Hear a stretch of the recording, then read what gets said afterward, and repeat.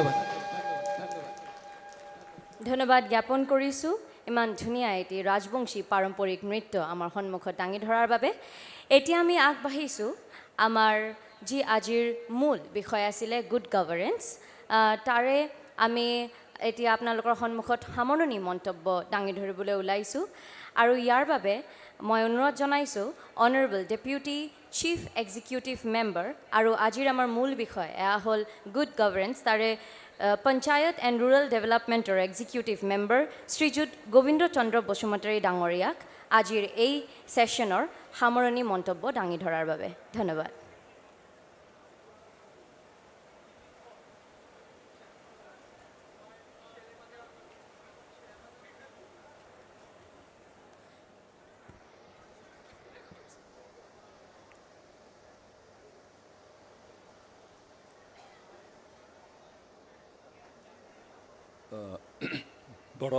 Bodoland international knowledge ফেষ্টিভেলৰ আজি দ্বিতীয় দিনৰ কাৰ্যসূচীত বিশেষকৈ good governance and rural development এই শিতানটোৰ কাৰ্যসূচীত উপস্থিত আমাৰ BTCৰ মাননীয় EMসকল ক্ৰমে মাননীয় শ্ৰী ৰঞ্জিত বসুমতাৰী, মাননীয় শ্ৰীযুত ৰেওৰেয়া নাৰ্জিনাৰী, মাননীয় শ্ৰীযুত ধনঞ্জয় বসুমতাৰী, মাননীয় ডক্টৰ নীলোৎ স্বৰ্গীয়াৰী, মাননীয়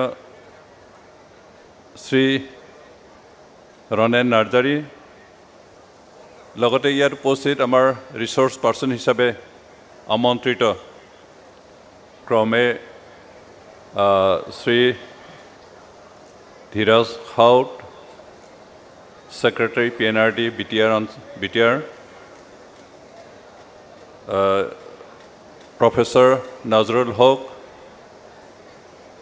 Azim Premji Universityৰ Professor, আমাৰ শ্ৰীযুত সোণোৱাল ডাঙৰীয়া, লগতে শ্ৰী সুজিত ৰয়, ৱেষ্ট বেংগলৰ BRLF-ৰ প্ৰাক্তন বৰ্তমান কাৰ্যকৰী আছে। আমাৰ লগত আছে ওদালগুৰি জিলাৰ প্ৰজেক্ট ডাইৰেক্টৰ শ্ৰী ভাস্কৰজ্যোতি বৰুৱা ডাঙৰীয়া। আমাৰ লগত আছে ৰিচোৰ্চ পাৰ্চন হিচাপে ডক্টৰ দিবেন্দু চৰকাৰ, তেখেত ৰিটায়াৰ্ড IAS অফিচাৰ। আৰু ইয়াৰ উপস্থিত আমাৰ BTR অঞ্চলৰে বিশিষ্ট ব্যক্তিসকল, বুদ্ধিজীৱীসকল, শিক্ষাগুৰুসকল, আমাৰ পঞ্চায়তৰ গ্ৰামীণ বিভাগত কৰ্মৰত বিষয়াসকল আৰু আমাৰ BCDCৰ চেয়াৰমেনসকল, মেম্বাৰসকল, লগতে মোৰ শ্ৰদ্ধেয় ৰাইজ, আপোনালোকক ধন্যবাদ দিছোঁ ইমান সময় আমাৰ লগত সহযোগ কৰি আমাৰ ৰিচোৰ্চ পাৰ্চন বিশেষজ্ঞসকলৰ কথা শুনিলে। গোটেই বিষয়খিনি খোলচাকৈ আলোচনা কৰা হ'ল। গ্ৰামোন্নয়ন বিভাগত বহু বছৰ ধৰি কাম কৰি থকা আমাৰ অভিজ্ঞ ব্যক্তিসকলে নিজৰ অভিজ্ঞতাৰ লগতে গাঁও অঞ্চল কেনেকৈ উন্নয়ন কৰিলে সেই বিষয়ে বক্তব্য ৰাখিলে। সেইকাৰণে মোৰ ক'বলগীয়া বিশেষ নাই, মোৰ এটা মাত্ৰ মুখনি মাৰা, বড়ো ভাষাত থাচলিপ নাই বুলি কয় আমাৰ বক্তাসকলে। যিনি বক্তাৰ পৰা বহুত কথা সোমাই বিনি চাই জাষ্ট থাচলিপ গুণ লৈছে গাঁও বা ঠঙা। আমাৰ বিশেষজ্ঞসকল, অভিজ্ঞ ব্যক্তিসকল বহুতো কথা কৈ গ'ল। তেখেতসকলৰ বক্তব্যৰ ওপৰত মোৰ ক'বলগা একো নাই। জাতিৰ পিতা মহাত্মা গান্ধীয়ে এটা সুন্দৰ গাঁৱৰ সপোন দেখিছিল, গ্ৰাম স্বৰাজ বুলি এটা শ্লোগানলৈ তেখেতে কাম কৰিবলৈ আৰম্ভ কৰিছিল। কিন্তু তেখেত এই সপোন বাস্তৱত ৰূপায়িত কৰিব নোৱাৰিলে, সময় নাপালে। পৰৱৰ্তী সময়ত আমাৰ ভাৰতৰ স্বাধীনোত্তৰ চৰকাৰে গাঁও অঞ্চলৰ কথা বিশেষ গুৰুত্ব দিয়া নাছিল। চৰকাৰৰ যিখিনি আঁচনি যিবোৰ কাম কাজ চহৰ ভিত্তিত আছিল center on the cities and towns তেনেকুৱা আছিল আৰু সেইকাৰণে গাঁও আৰু চহৰৰ মাজত ব্যৱধান বহুত বাঢ়ি গৈছিল কিন্তু ক্ৰমে বহু বছৰৰ পিছত অনুভৱ কৰিলে যে গাঁও আৰু চহৰৰ মাজত গাঁও আৰু চিটিৰ মাজত বহুত ডিফাৰেঞ্চ হ'ল উন্নয়নৰ ক্ষেত্ৰত সা সুবিধাৰ ক্ষেত্ৰত আৰু সেইকাৰণে ডিফাৰেঞ্চ সেইখিনি পাৰ্থক্যখিনি নাইকিয়া কৰিবৰ কাৰণে পৰৱৰ্তী সময়ত চৰকাৰে লাহেকৈ চিন্তা কৰিলে যে গাঁও অঞ্চল উন্নয়ন কৰাৰ প্ৰয়োজন আহি পৰিছে নহ'লে গাঁৱৰ সমাজ আৰু টাউন চহৰৰ জীৱন পদ্ধতিৰ ক্ষেত্ৰত বিভিন্ন ডিফাৰেঞ্চ হোৱাৰ কাৰণে বিকাশৰ ক্ষেত্ৰতো যথেষ্ট অন্তৰায় দেখা গৈছিল আৰু সেইকাৰণে চৰকাৰে তেওঁলোকৰ স্থিতি কিছু সলনি কৰিলে আৰু গাঁও অঞ্চলৰ উন্নয়নৰ কাৰণে বিভিন্ন আঁচনি কৰিছে ভাৰতত বিশেষকৈ গাঁও পঞ্চায়ত সফলতা কৰা ৰাজ্য হিচাপে আমি কৰ্ণাটকৰ কথা পাওঁ প্ৰায় 80তে 80 দশকতে কৰ্ণাটকত গাঁও পঞ্চায়ত খুব সফল হৈছিল তেতিয়াৰ মুখ্যমন্ত্ৰী ৰামকৃষ্ণ হেগড়ে তেখেতে গাঁও অঞ্চল উন্নয়ন কৰিবৰ কাৰণে পঞ্চায়তটো এনেকুৱা এটা সফল ভাৱে ৰূপায়িত কৰিছিল যাৰ ফলত গাঁও অঞ্চল যথেষ্ট উন্নত হৈছিল আৰু তেখেতৰ সেই আদৰ্শ তেখেতৰ সেই কামবোৰ অনুসৰণ কৰি বাকী ৰাজ্যবিলাকেও লাহেকৈ গাঁও অঞ্চলৰ উন্নয়নৰ কাৰণে কাম কৰিবলৈ সিদ্ধান্ত লয় আজিৰ যিটো শিতান আছিল গুড গভৰ্নেন্স লগতে গ্ৰাম্য বিকাশ গাঁও অঞ্চলৰ বিকাশ গাঁও অঞ্চলৰ উন্নয়ন মহাত্মা গান্ধীৰ যিটো সপোন আছিল গ্ৰাম স্বৰাজ স্থাপন কৰাৰ আৰু সেইটো গাঁও অঞ্চলক কেন্দ্ৰ কৰি আমাৰ আঁচনিসমূহ যদি লোৱা যায় তেতিয়াহে তেওঁৰ সপোনটো বাস্তৱিক ৰূপায়িত হ'ব আৰু এই কথা চিন্তা কৰি বৰ্তমান চৰকাৰে আমাৰ গাঁও অঞ্চলসমূহত বসবাস কৰা ৰাইজৰ উন্নতিৰ কাৰণে বিভিন্ন আঁচনি লৈছে বিশেষকৈ বৰ্তমান ভাৰত চৰকাৰে গাঁও পঞ্চায়তৰ জৰিয়তে গাঁও অঞ্চলত সৰু সৰু ৰাস্তা পদূলি বনোৱা যিহেতু যাতায়াত অকল চহৰতে নালাগে গাঁওবিলাকতে লাগে যাতায়াতৰ উন্নতিৰ কাৰণে সৰু সৰু গাঁওসমূহ 200 মিটাৰ 300 মিটাৰ তেনেকুৱা গাঁওবোৰ আমাৰ পঞ্চায়তৰ জগতে নিৰ্মাণ কৰাৰ ব্যৱস্থাখিনি লৈছে আৰু এই কাম বৰ্তমান আমাৰ বিটিআৰ অঞ্চলত PNRD ডিপাৰ্টমেণ্টে কৰি আছে তাৰপিছত আমাৰ সৰু সুৰা দলং কালভাৰ্টবিলাক হয়তো 12 ফুট 15 ফুট 20 ফুটলৈকে তেনেকুৱা যিখিনি দলং সেইখিনি আমি গাঁও পঞ্চায়তৰ জৰিয়তে কৰোঁ কাৰণ আমাৰ PWD আছে যদিও PWD ডিপাৰ্টমেণ্টে সৰু সৰু কামবিলাক নকৰে কিন্তু আমাক যাতায়াত লাগে সৰুৱে হওক ডাঙৰে হওক আমাৰ যাতায়াতৰ সুবিধা থাকিব লাগে সেইকাৰণে PWD ডিপাৰ্টমেণ্টে কৰিব নোৱাৰা PWD ডিপাৰ্টমেণ্টৰ জৰিয়তে ঢুকি নোপোৱা যিখিনি ৰাস্তা সৰু ৰাস্তা সৰু দলং কালভাৰ্ট সেইবিলাক আমি পঞ্চায়তৰ জৰিয়তে কৰোঁ অৰ্থাৎ আমাৰ PNRD ডিপাৰ্টমেণ্টৰ জৰিয়তে আমাৰ BCDC আমাৰ বিশেষকৈ বিটিআৰ অঞ্চলত আমাৰ কাউন্সিল থাকিল BCDC থাকিল ব্লক থাকিল আৰু এই ব্লকৰ জৰিয়তে আমি বনাই আছোঁ তাৰপিছত ডং আৰু বান আৰু ডং যেহেতু গাঁও অঞ্চল প্ৰায় 90% গাঁৱত বসবাস কৰা ৰাইজ খেতিয়ক হয় আৰু খেতি বাতি কৰিবৰ কাৰণে আমাক পানী লাগে জলসিঞ্চনৰ ব্যৱস্থা লাগে আৰু ইৰিগেশ্যন ডিপাৰ্টমেণ্টে সৰু ডং সৰু বান বান্ধিবৰ কাৰণে ঢুকি নাপায় তেওঁলোকৰ আঁচনি ঢুকি নাপায় তেওঁলোকে ডাঙৰ বান বান্ধে দীঘল কেনেল খান্দে কিন্তু সৰুবিলাক হয়তো 100 মিটাৰ 10 মিটাৰ 20 মিটাৰ এনেকুৱা কেনেলবিলাক ইৰিগেশ্যন ডিপাৰ্টমেণ্টে নকৰে সৰু কাম বুলি আৰু সেইকাৰণে এইবিলাক কাম আমি পঞ্চায়তৰ জৰিয়তে কৰা যায় বিশেষকৈ আমাৰ PNRD ডিপাৰ্টমেণ্টে কৰে পঞ্চায়ত আৰু গ্ৰামীণ বিভাগৰ জৰিয়তে কৰা হয় আৰু এইবিলাকৰ জৰিয়তে আমি গাঁৱত বসবাস কৰা জনসাধাৰণ বিশেষকৈ খেতিয়কসকলক আমি ডং আৰু বান সৰু বানবিলাক আমি বান্ধাৰ ব্যৱস্থা কৰোঁ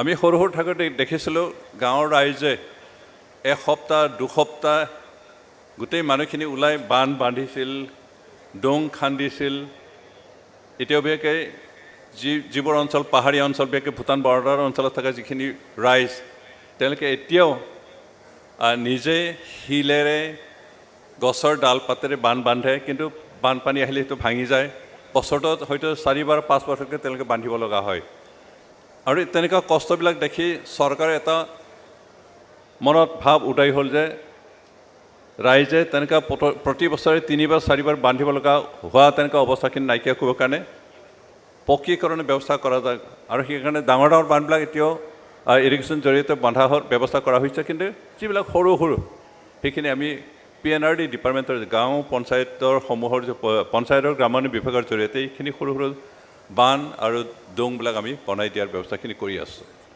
কাৰণ সেইবোৰ আমাক লাগিব খেতিয়কসকলৰ কাৰণে অতি প্ৰয়োজনীয় বস্তু সেই প্ৰয়োজনখিনি আমি সেই অভাৱখিনি আমি পূৰণ কৰাৰ ব্যৱস্থাখিনি কৰি আছোঁ তাৰপিছত গাঁও অঞ্চলত যিখিনি কৃষিজাত সামগ্ৰী তাক বেচা কিনা কৰিবৰ কাৰণে আমাক বজাৰ দৰকাৰ চৰকাৰে পকী বজাৰ তেনেকৈ বনাই নিতে বিশেষকৈ আমাৰ যিবিলাক কিবা কি কয় এইটো চিটিবিলাকৰ সেই বজাৰ টাউন কমিটি বা কিবাই বনায় কিন্তু গাঁও অঞ্চলৰ বজাৰ ঘৰবিলাক তেনেকৈ বনাই দিয়া নহয় সেইকাৰণে আমি গাঁও পঞ্চায়তৰ জৰিয়তে আমাৰ গাঁওবিলাকত থকা সৰু সৰু যিখিনি বজাৰ সাপ্তাহিক বজাৰ ইত্যাদিত আমি মাৰ্কেট শ্বেড বজাৰ ঘৰ টেম্পৰাৰী তেনেকৈ বনাই দিয়াৰ ব্যৱস্থাখিনি কৰিছোঁ যাতে আমাৰ গাঁৱৰ ৰাইজে গাঁৱৰ কৃষিজাত সামগ্ৰী যিখিনি উৎপাদন হয় তাক বেচা আৰু কিনাৰ কাৰণে যাতে ৰ'দ বৰষুণৰ হ'লেও তেনেকৈ মাৰ্কেট আমি ব্যৱহাৰ কৰিব বজাৰ আমি কৰিব পাৰোঁ তাৰ কাৰণে এই ব্যৱস্থাখিনি আমি গাঁও পঞ্চায়তৰ জৰিয়তে কৰোঁ আৰু সেইখিনি বৰ্তমান বিটিআৰ চৰকাৰেও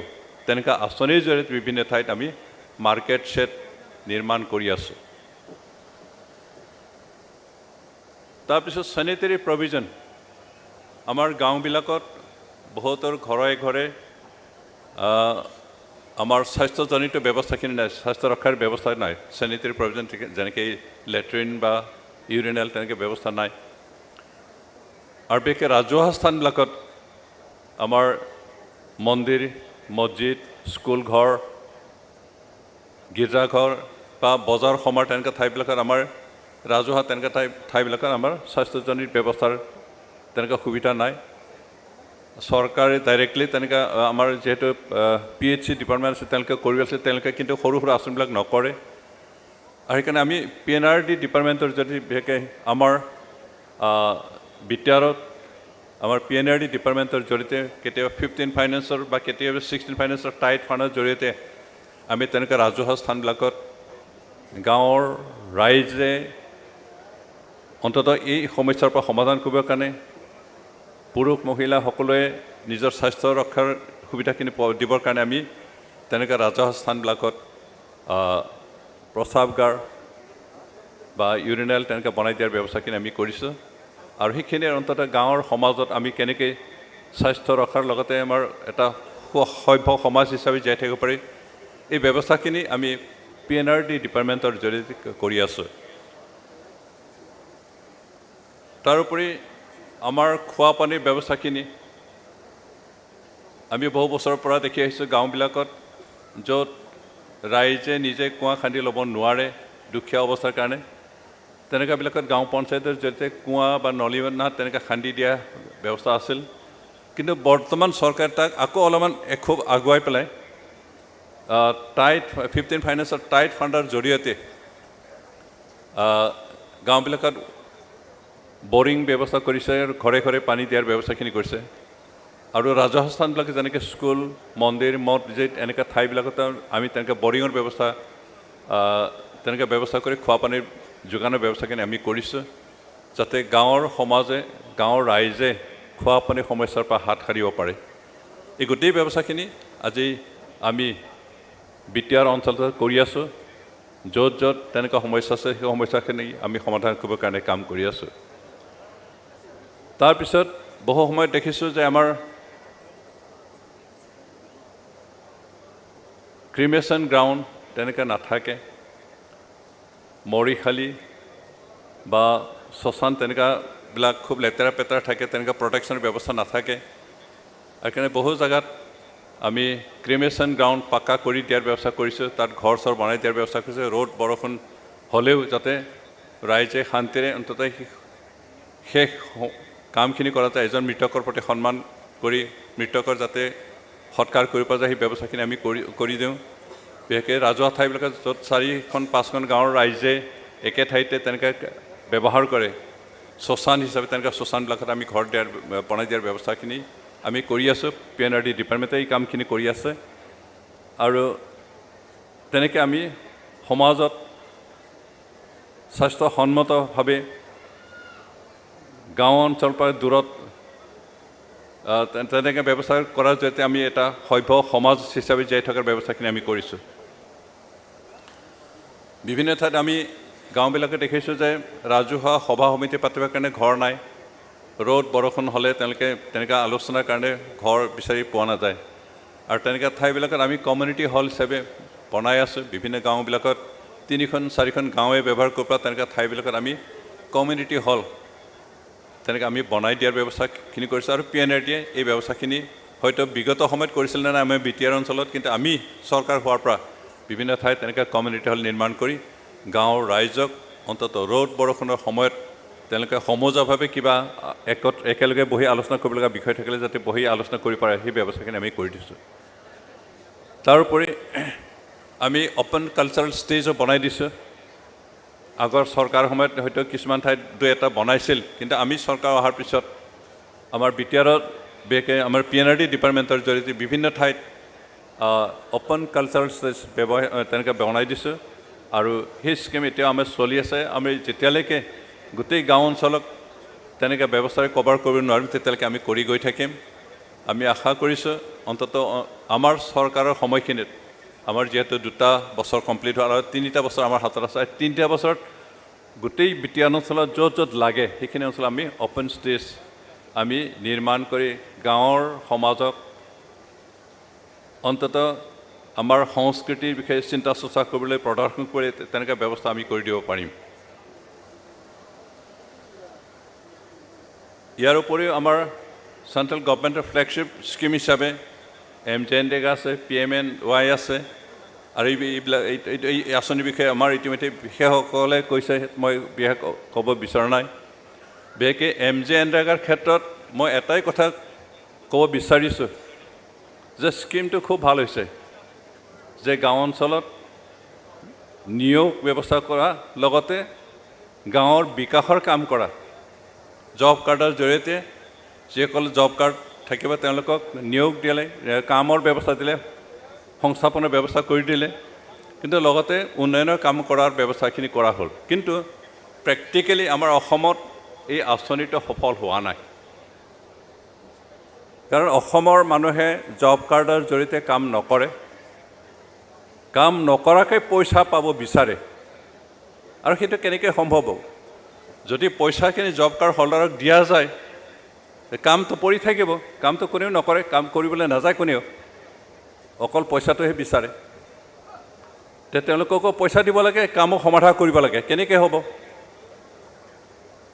এটা ৰাইজৰ জব কাৰ্ড হোল্ডাৰসকলে এটা আপত্তি আছে যে মাত্ৰ 229 টকাত কোনেও হাজিৰা নকৰে, সেইকাৰণে কাম নকৰোঁ বুলি কয়। তেতিয়াহ'লে যদি MJNREGAটো অসমত সফল লাভ কৰিব লগা হয়, তেতিয়াহ'লে হয় জব কাৰ্ড ব্যৱস্থাটো উঠাই দিব লাগে, নহ'লে দৈনিক হাজিৰা জব কাৰ্ড হোল্ডাৰক যিটো দিয়া হয় সেইটো বঢ়াব লাগে। আৰু সেইটো হ'লেহে এই MJNREGA স্কিমটো অসমত সফল হ'ব। নহ'লে তেনেকৈ ফাং ফুং আমাৰ ডিপাৰ্টমেণ্টৰ বিষয়াসকলে জানে কামবিলাক কেনেকৈ চলিছে, তেওঁলোকে ময়ো জানো। আজি 2টা বছৰ যিহেতু এই বিভাগৰ লগত জড়িত আছে, সেইকাৰণে MJNREGAৰ কামবিলাক আচলতে ফিল্ডত কেনেকৈ চলিছে সেইটো জানো। কিন্তু তথাপিও নিয়ম মাফিক চৰকাৰৰ ওপৰৰ পৰা চেণ্ট্ৰেল গভৰ্ণমেণ্টৰ পৰা ৰুল এটা বনাই দিছে, যি ৰুলটো হয়তো UP, বিহাৰ, ৱেষ্ট বেংগল বা কিবা উৰিষ্যাত সফল হৈছে, কিন্তু আমাৰ ইয়াত সফল হোৱা নাই। কাৰণ আমাৰ ইয়াত মানুহে কাম নকৰে। 219 টকাত কোনেও কাম কৰিলে সাজু নহয়। আৰু যিহেতু নিয়মৰ আছে, কাম নকৰিলে জব কাৰ্ড হোল্ডাৰসকলে পইচা পাব লাগে, আৰু তেওঁলোকক পইচা দিয়া হ'ল, কামটো কেনেকৈ কৰা যাব? সেইকাৰণে বিকাশো নহ'ল, গাঁৱৰ ৰাইজৰো উপকাৰ নহ'ল। কাৰণ কাম কৰিলেহে বিকাশ হ'ব। সেইকাৰণে আচলতে যদি বিকাশে কৰিব লগা হয়, চৰকাৰৰ উদ্দেশ্যটো যদি গাঁও অঞ্চলক উন্নয়ন কৰাৰ কাৰণে লোৱা হৈছে, তেতিয়াহ'লে জব কাৰ্ড ছিষ্টেমটো উঠাই ট্ৰেক্টৰ ব্যৱহাৰ কৰি বা তেনেকৈ মেচিন ব্যৱহাৰ কৰি সেইটো কাম কৰিব লাগে, যেতিয়া স্পীডত কাম সমাধা হ'ব। আৰু যদি নহয়, দুয়োটা উদ্দেশ্য সিদ্ধ কৰিব বিচাৰিছে, তেতিয়াহ'লে জব কাৰ্ডৰ বিনিময়ত যিটো ৱেজ দিয়া যায় সেইটো বঢ়াব লাগে, আৰু তেতিয়াহে সমাধা হ'ব। আৰু এই বিষয়টো মই এছেম্বলিত দুবাৰ উত্থাপন কৰিলোঁ, কিন্তু চৰকাৰৰ হেল্পলেছ, কাৰণ চেণ্ট্ৰেল গভৰ্ণমেণ্টৰ ডিচিশ্যন, ষ্টেট গভৰ্ণমেণ্টে একো কৰিব নোৱাৰে।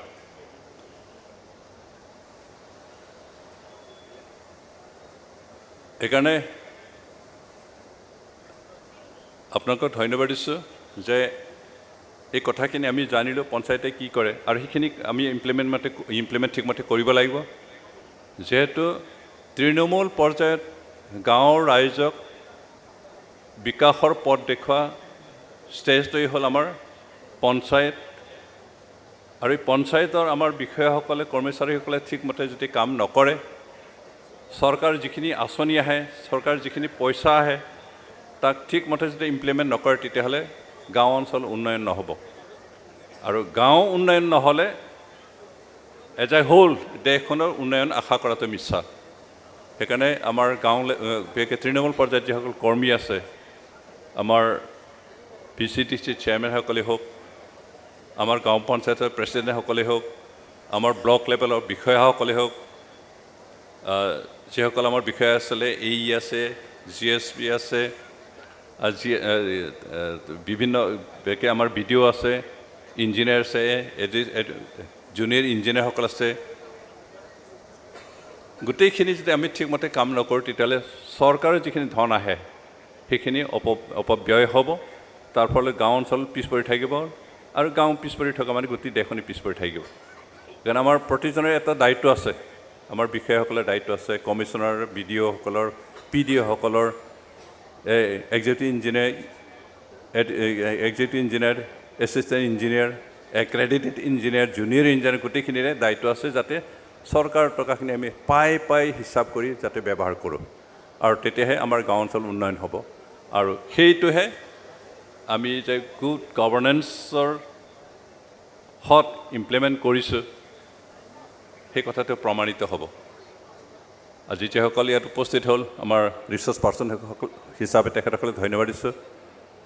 আমাৰ BTRত পঞ্চায়ত বিভাগত ছেক্ৰেটাৰী হিচাপে হাউদ ডাঙৰী আছে, তেখেতে সফলভাৱে কামবিলাক ৰূপায়িত কৰি আছে। আমাৰ BDOসকল ঠিকমতে কাম কৰি আছে, মোৰ বিশ্বাস। আৰু আমাৰ ডিৰেক্টৰ হিচাপে ৰাজবংশী ডাঙৰী আমাৰ মাজত নাই, কিন্তু তেখেতে যথেষ্ট কাম কৰি আছে। আৰু তেনেকৈ আমি বিভাগীয় আমাৰ বিষয়াসকল ঠিকমতে কাম কৰিলে নিশ্চয় যি উদ্দেশ্যলৈ চৰকাৰে MGNREGAই হওক, PMAYৰ ঘৰ নিৰ্মাণৰ কথাই হওক, গাঁও পঞ্চায়তসমূহৰ জৰিয়তে গাঁও অঞ্চল উন্নয়ন কৰাৰ কাৰণে যিখিনি উদ্দেশ্যলৈ কাম কৰিছে, গোটেইখিনি আমি সফল হ'ব পাৰিম। মোৰ বিশ্বাস আমাৰ বিষয়াসকল ঠিকমতে কাম কৰি আছে। আমাৰ পঞ্চায়ত লেভেলৰ যিসকল ইলেক্টেড মেম্বাৰ আছে, তেওঁলোকে ঠিকমতে সহযোগ কৰি আছে।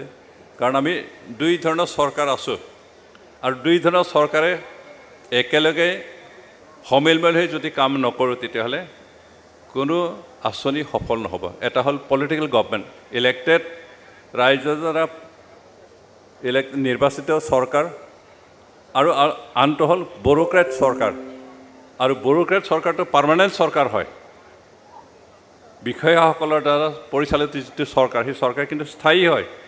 ইলেক্টেড গভৰ্ণমেণ্ট ফৰ 5 years মাত্ৰ 5 বছৰ কাৰণে ইলেক্টেড চৰকাৰ, 5 বছৰ পিছত সলনি হৈ যায়, কিন্তু ব্যুৰ'ক্ৰেট চৰকাৰ সদায় থাকে। সেইকাৰণে এই দুয়োটা চৰকাৰ যদি আমি ভালকৈ মিলি কাম নকৰোঁ, তেতিয়াহ'লে আমি গুড গভৰ্নেন্সৰ সপোন দেখাও মিছা, গাঁও অঞ্চলৰ উন্নয়ন লগতে গোটেই দেশখনৰ উন্নয়নৰ সপোন দেখাও মিছা হ'ব। মই আশা কৰোঁ আমাৰ কৰ্মীসকলে বিশেষকৈ দুয়োটা চৰকাৰ লগ লাগি আমি আমাৰ সমাজখন, আমাৰ দেশখন আগুৱাই নিবৰ কাৰণে কাম কৰিম। সকলোকে শুভেচ্ছা জনাই আৰু ইয়াত উপস্থিত আমাৰ ৰিচৰ্চ পাৰ্চনসকলক ধন্যবাদ জনাই মই মোৰ বক্তব্য সামৰিছোঁ। ধন্যবাদ।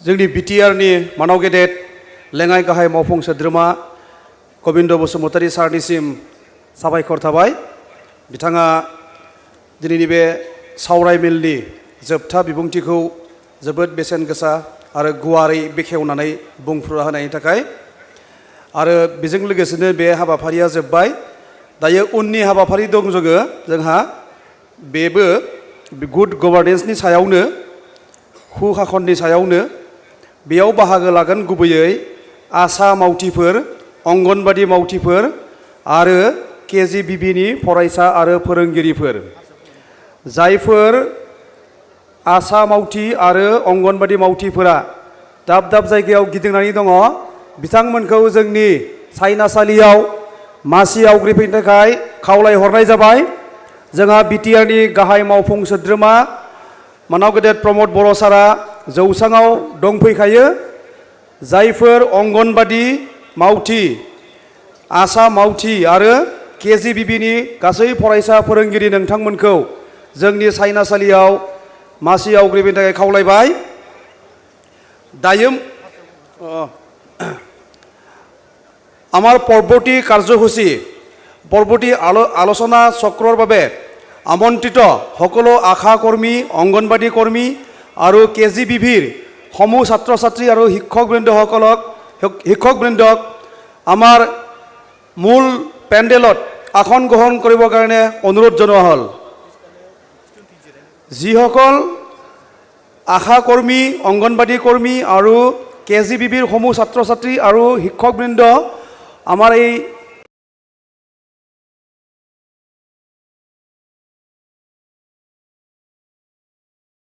গ্ৰহণ কৰিবৰ কাৰণে অনুৰোধ জনোৱা হ'ল যায়ফোৰ উনथिं जिरायनानै दङ बिथांमोनखौ सिगांथिं फैनो खावलायनाय जाबाय जायफोर उनथिंजाय आलाय सिलाय जिरायनानै दङ बिथांमोनखौ सिगांथिं फैनानै सिरिबाङै जिरायफैनो थाखाय खावलायनाय जाबाय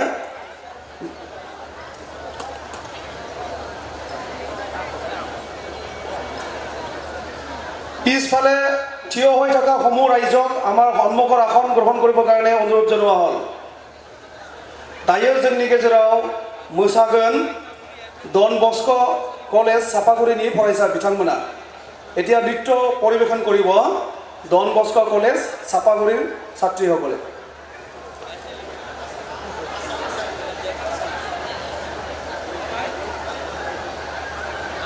আমাৰ আমন্ত্ৰিত সমূহ আশা কৰ্মী আৰু অংগনবাদী কৰ্মীৰ সকলক আমাৰ মূল পেণ্ডেলত আসন গ্ৰহণ কৰিবৰ কাৰণে বাৰে বাৰে অনুৰোধ জনোৱা হ'ল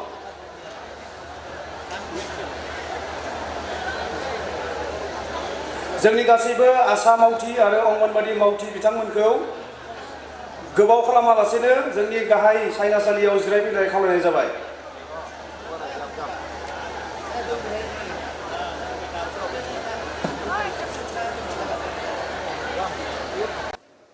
যিসকল ব্যক্তি আশা কৰ্মী আৰু অংগনবাদী কৰ্মীসকলে পিছফালে বহি আছে তেখেতসকলক আগফালে বহি আজিৰ সভাখনত অংশগ্ৰহণ কৰিবৰ কাৰণে অনুৰোধ জনোৱা হৈছে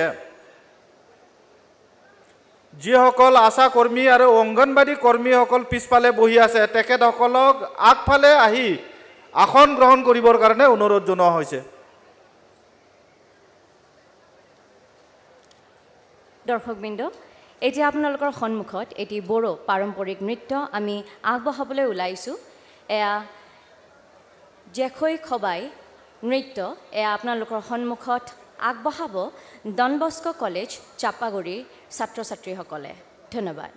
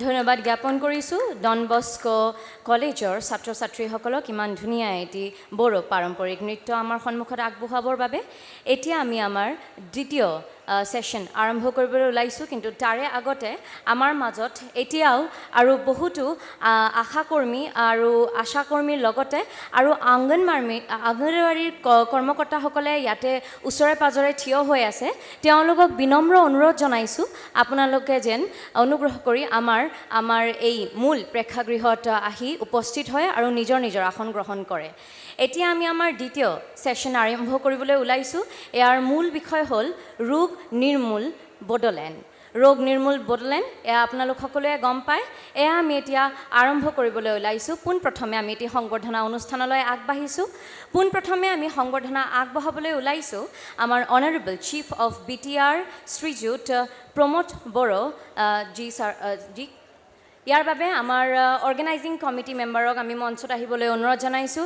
আমাৰ মাজত উপস্থিত হৈছেহি honourable chief of BTR Srijut Pramod Boro sir. ছাৰক আমি ধন্যবাদ জ্ঞাপন কৰিছোঁ ইয়ালৈ অহাৰ বাবে আৰু নিজৰ মূল্যৱান সময় দিয়াৰ বাবে। এতিয়া আমি সংবৰ্ধনা আগবঢ়াবলৈ ওলাইছোঁ শ্ৰীযুত গৌতম দাস ডাঙৰীয়াক, EM অফ ছ'চিয়েল ৱেলফেয়াৰ।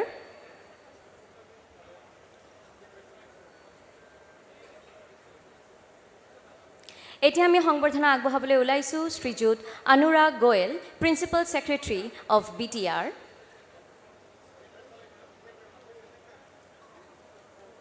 এতিয়া আমি সংবৰ্ধনা আগবঢ়াবলৈ ওলাইছোঁ অৰূপ দে, শ্ৰীযুত অৰূপ দে ডাঙৰীয়াক, EM অফ হেল্থ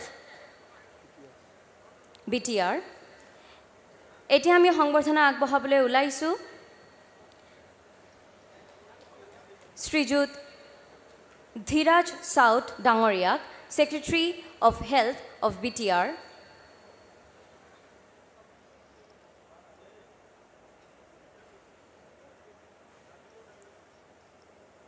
শ্ৰীযুত ধীৰাজ সাউথ ডাঙৰীয়া, secretary of health of BTR।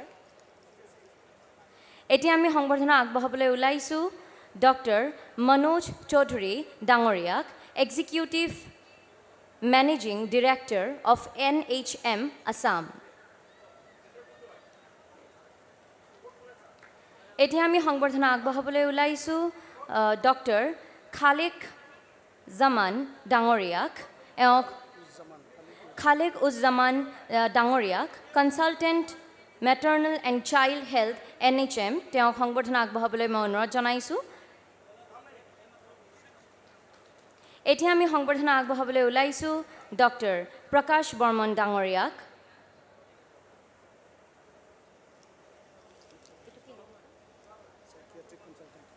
সাইকিয়াট্ৰিক consultant NHM।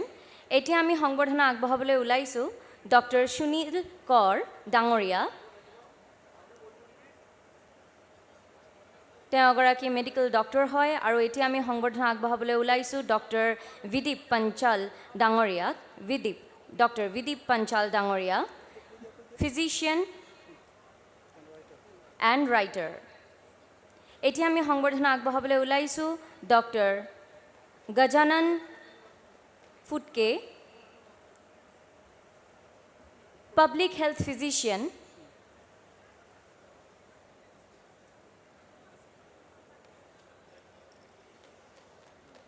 এতিয়া আমি সংবৰ্ধনা আগবঢ়াবলৈ ওলাইছোঁ শ্ৰীযুত S.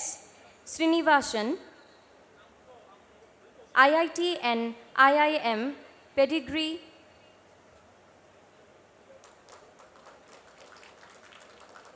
আমাৰ মাজত উপস্থিত আছে ডক্টৰ মিণ্টুমণি শৰ্মা ডাঙৰীয়া, মেডিকেল ডক্টৰ।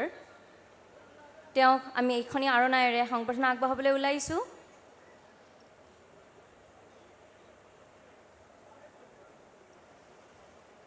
এতিয়া আমি সংবৰ্ধনা আগবঢ়াবলৈ ওলাইছোঁ ডক্টৰ চিৰঞ্জীৱ মহন্ত ডাঙৰীয়া,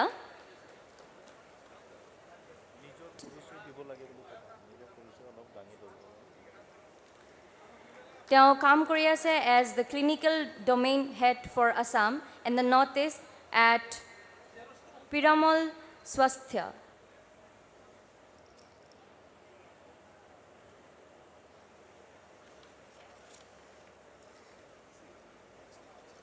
এতিয়া আমি সংবৰ্ধনা আগবঢ়াবলৈ ওলাইছোঁ ডক্টৰ শ্ৰীধৰ চিৰখান্তিয়া ডাঙৰীয়া, তেওঁ কাম কৰি আছে as technical director Bihar TSU care India.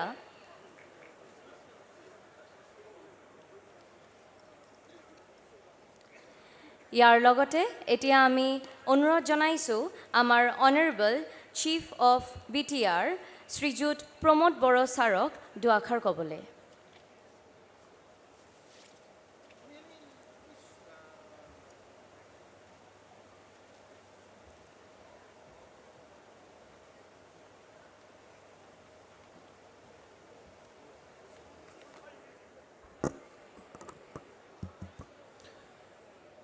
আজি আমাৰ এটা ইম্পৰ্টেণ্ট ছেশ্যন, যিটো নেকি ৰোগ নিৰ্মূল BTR বুলি বড়োলেণ্ডত যোৱা বছৰৰ পৰা আমাৰ চৰকাৰে এটা মিছন বড়োলেণ্ডবাসী ৰাইজৰ কাৰণে আগবঢ়াইছে। তাত বিশেষভাৱে আজি এই নলেজ ফেষ্টিভেলৰ লগত সংগতি ৰাখি আমাৰ বিটিআৰ অঞ্চলত বসবাস কৰা বিভিন্ন জাতি জনগোষ্ঠীৰ মাজত আমাৰ জনসংখ্যা যিমান আছে সকলোৰে মাজত হেল্থৰ ওপৰত এটা এৱাৰনেছ আনিবৰ কাৰণে সজাগতা আনিবৰ কাৰণে এই আলোচনা চক্ৰটো লোৱা হৈছে। ইয়াত উপস্থিত আছে আমাৰ হেল্থ বিভাগৰ EM অৰূপ দে ডাঙৰীয়া। ইয়াত উপস্থিত আছে আমাৰ ছ'চিয়েল ৱেলফেয়াৰৰ EM গৌতম দাস ডাঙৰীয়া। ইয়াত উপস্থিত আছে আমাৰ প্ৰিন্সিপাল ছেক্ৰেটাৰী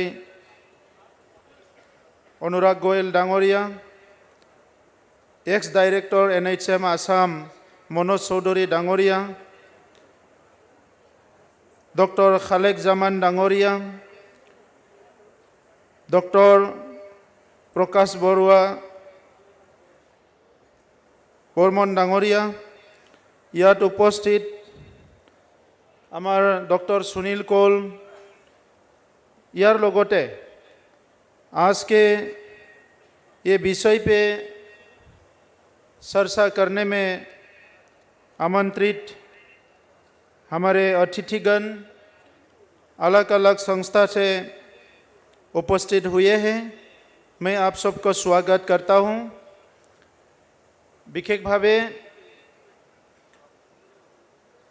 বহুতখিনি চেষ্টা আমাৰ চৰকাৰৰ পৰা হাতত লোৱা হৈছে কেনেকৈ আমাৰ বড়োলেণ্ড অঞ্চলত বসবাস কৰা সকলো ৰাইজক ৰোগ নিৰ্মূল কৰি এটা সুস্থ আৰু শক্তিশালী সমাজ গঢ়িব পাৰে, এই উদ্দেশ্য হাতত লৈ বিভিন্ন প্ৰচেষ্টা হাতত লোৱা হৈছে।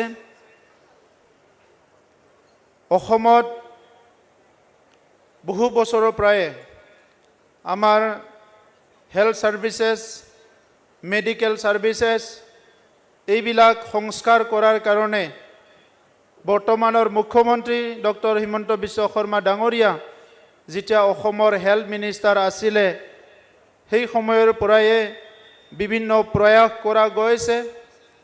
আৰু ভাৰত চৰকাৰৰ যিটো ফ্লেগশ্বিপ প্ৰগ্ৰাম, যিটো NRHM বুলি কৈছিলে এতিয়া NHM বুলি কোৱা হয়, এই NHMৰ দ্বাৰা আমাৰ চহৰৰ পৰা গাঁৱলৈকে বসবাস কৰা বিভিন্ন আমাৰ নাগৰিকসকলক বিভিন্ন সুবিধা দিয়াৰ ব্যৱস্থা কৰিছে।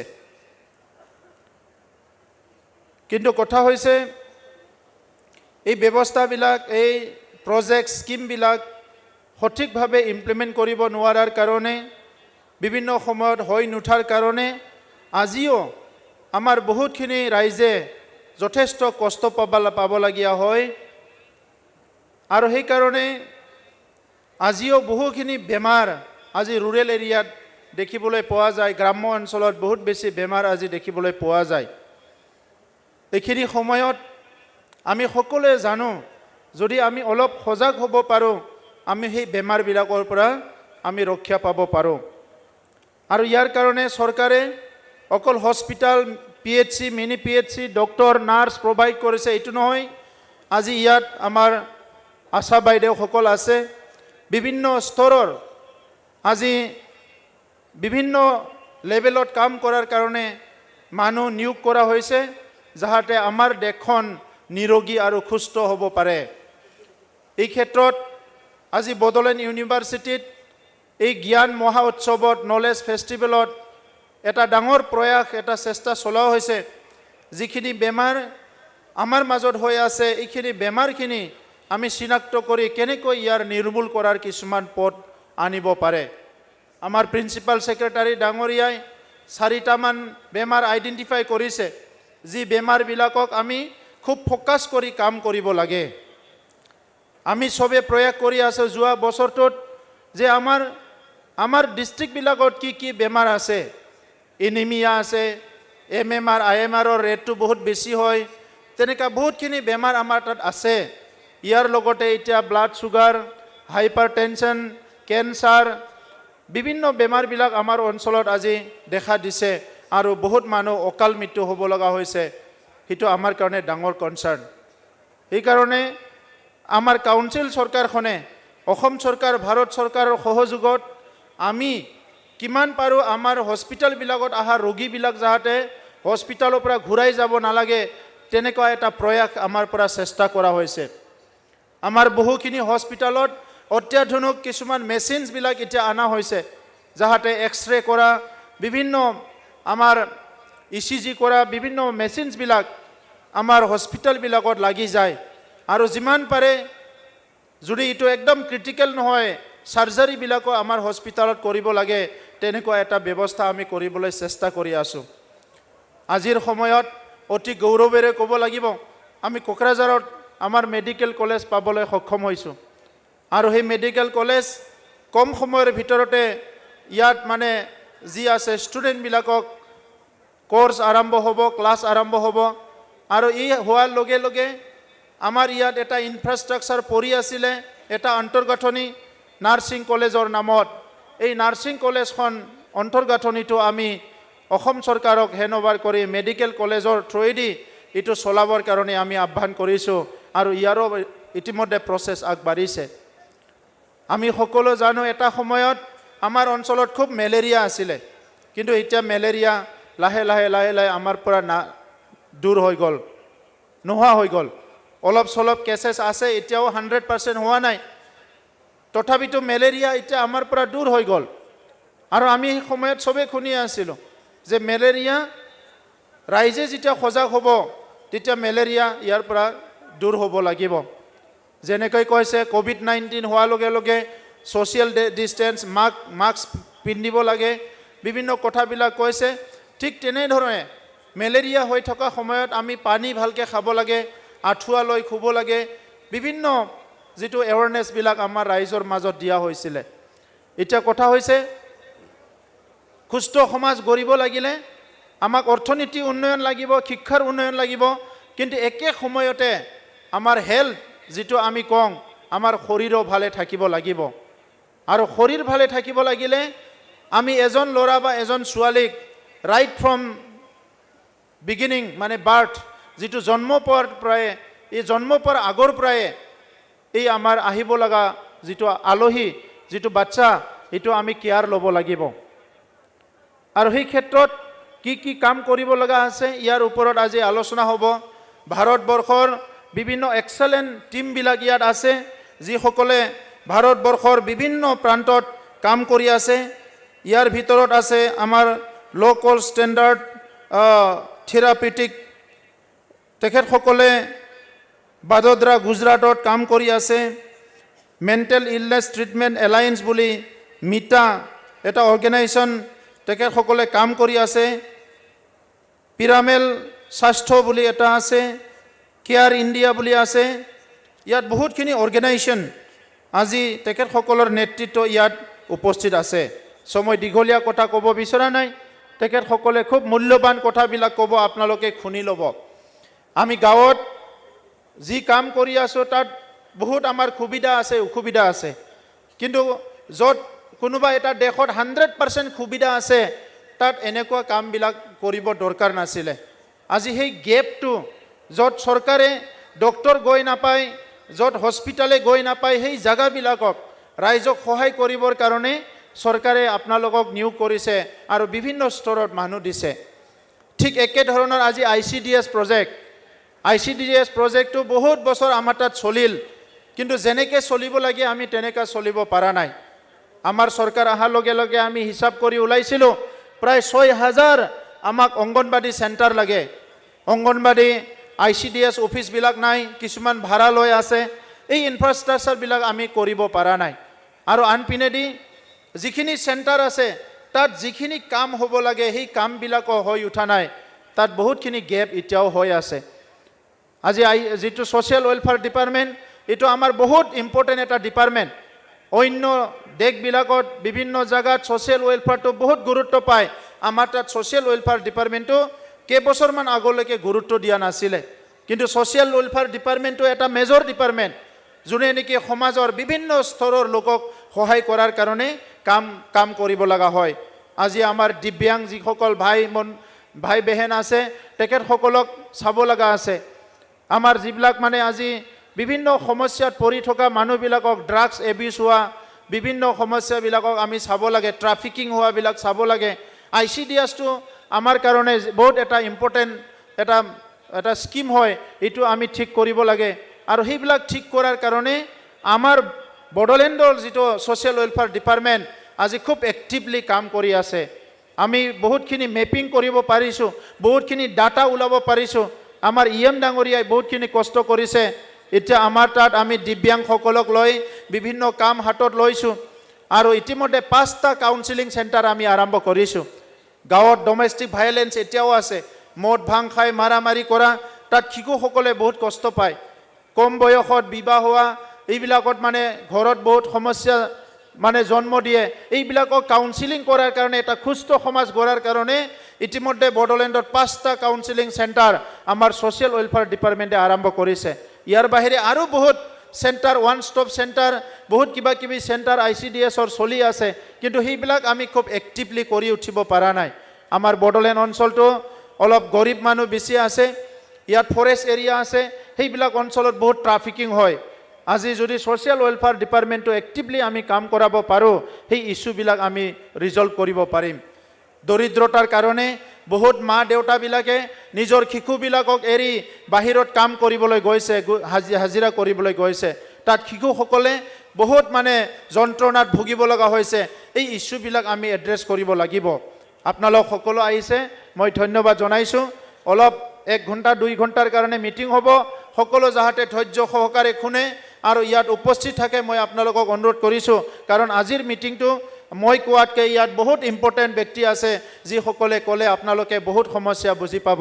মই সকলোলৈ ধন্যবাদ জনালোঁ আৰু সকলোলৈ শুভেচ্ছা জনাই লগতে আজি ইমান সুন্দৰ এটা এই মানে আলোচনা চক্ৰ আয়োজন কৰাৰ কাৰণে হেল্থ ডিপাৰ্টমেণ্ট আৰু ছ'চিয়েল ৱেলফেয়াৰ ডিপাৰ্টমেণ্ট দুইটা ডিপাৰ্টমেণ্টকে ধন্যবাদ জনাই আৰু বড়োলেণ্ড ইউনিভাৰ্চিটিৰ কৰ্তৃপক্ষ যিসকলে ইয়াত উদ্যোগ লৈছে তেখেতসকলক ধন্যবাদ জনাই মোৰ বক্তব্য সামৰিছোঁ। ধন্যবাদ।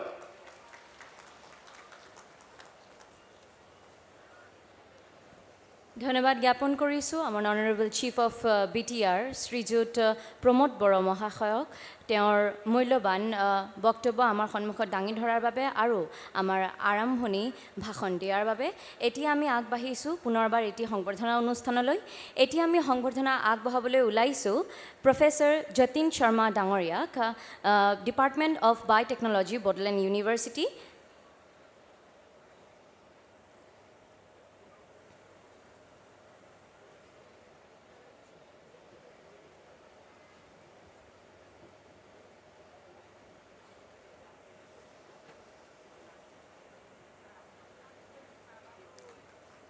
আৰু এতিয়া আমি সংবৰ্ধনা আগবঢ়াবলৈ ওলাইছোঁ Shriyuta Mira Das Boro, CHD health BTR।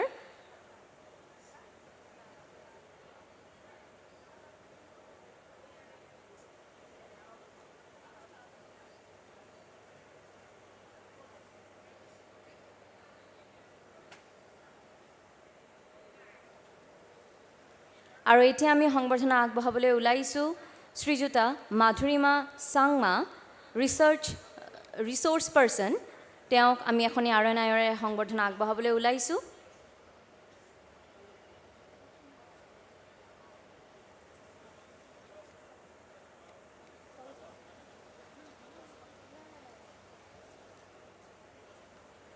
দৰ্শকবৃন্দ, এতিয়া আপোনালোকৰ সন্মুখত আমি এটি নৃত্য আগবঢ়াবলৈ ওলাইছোঁ।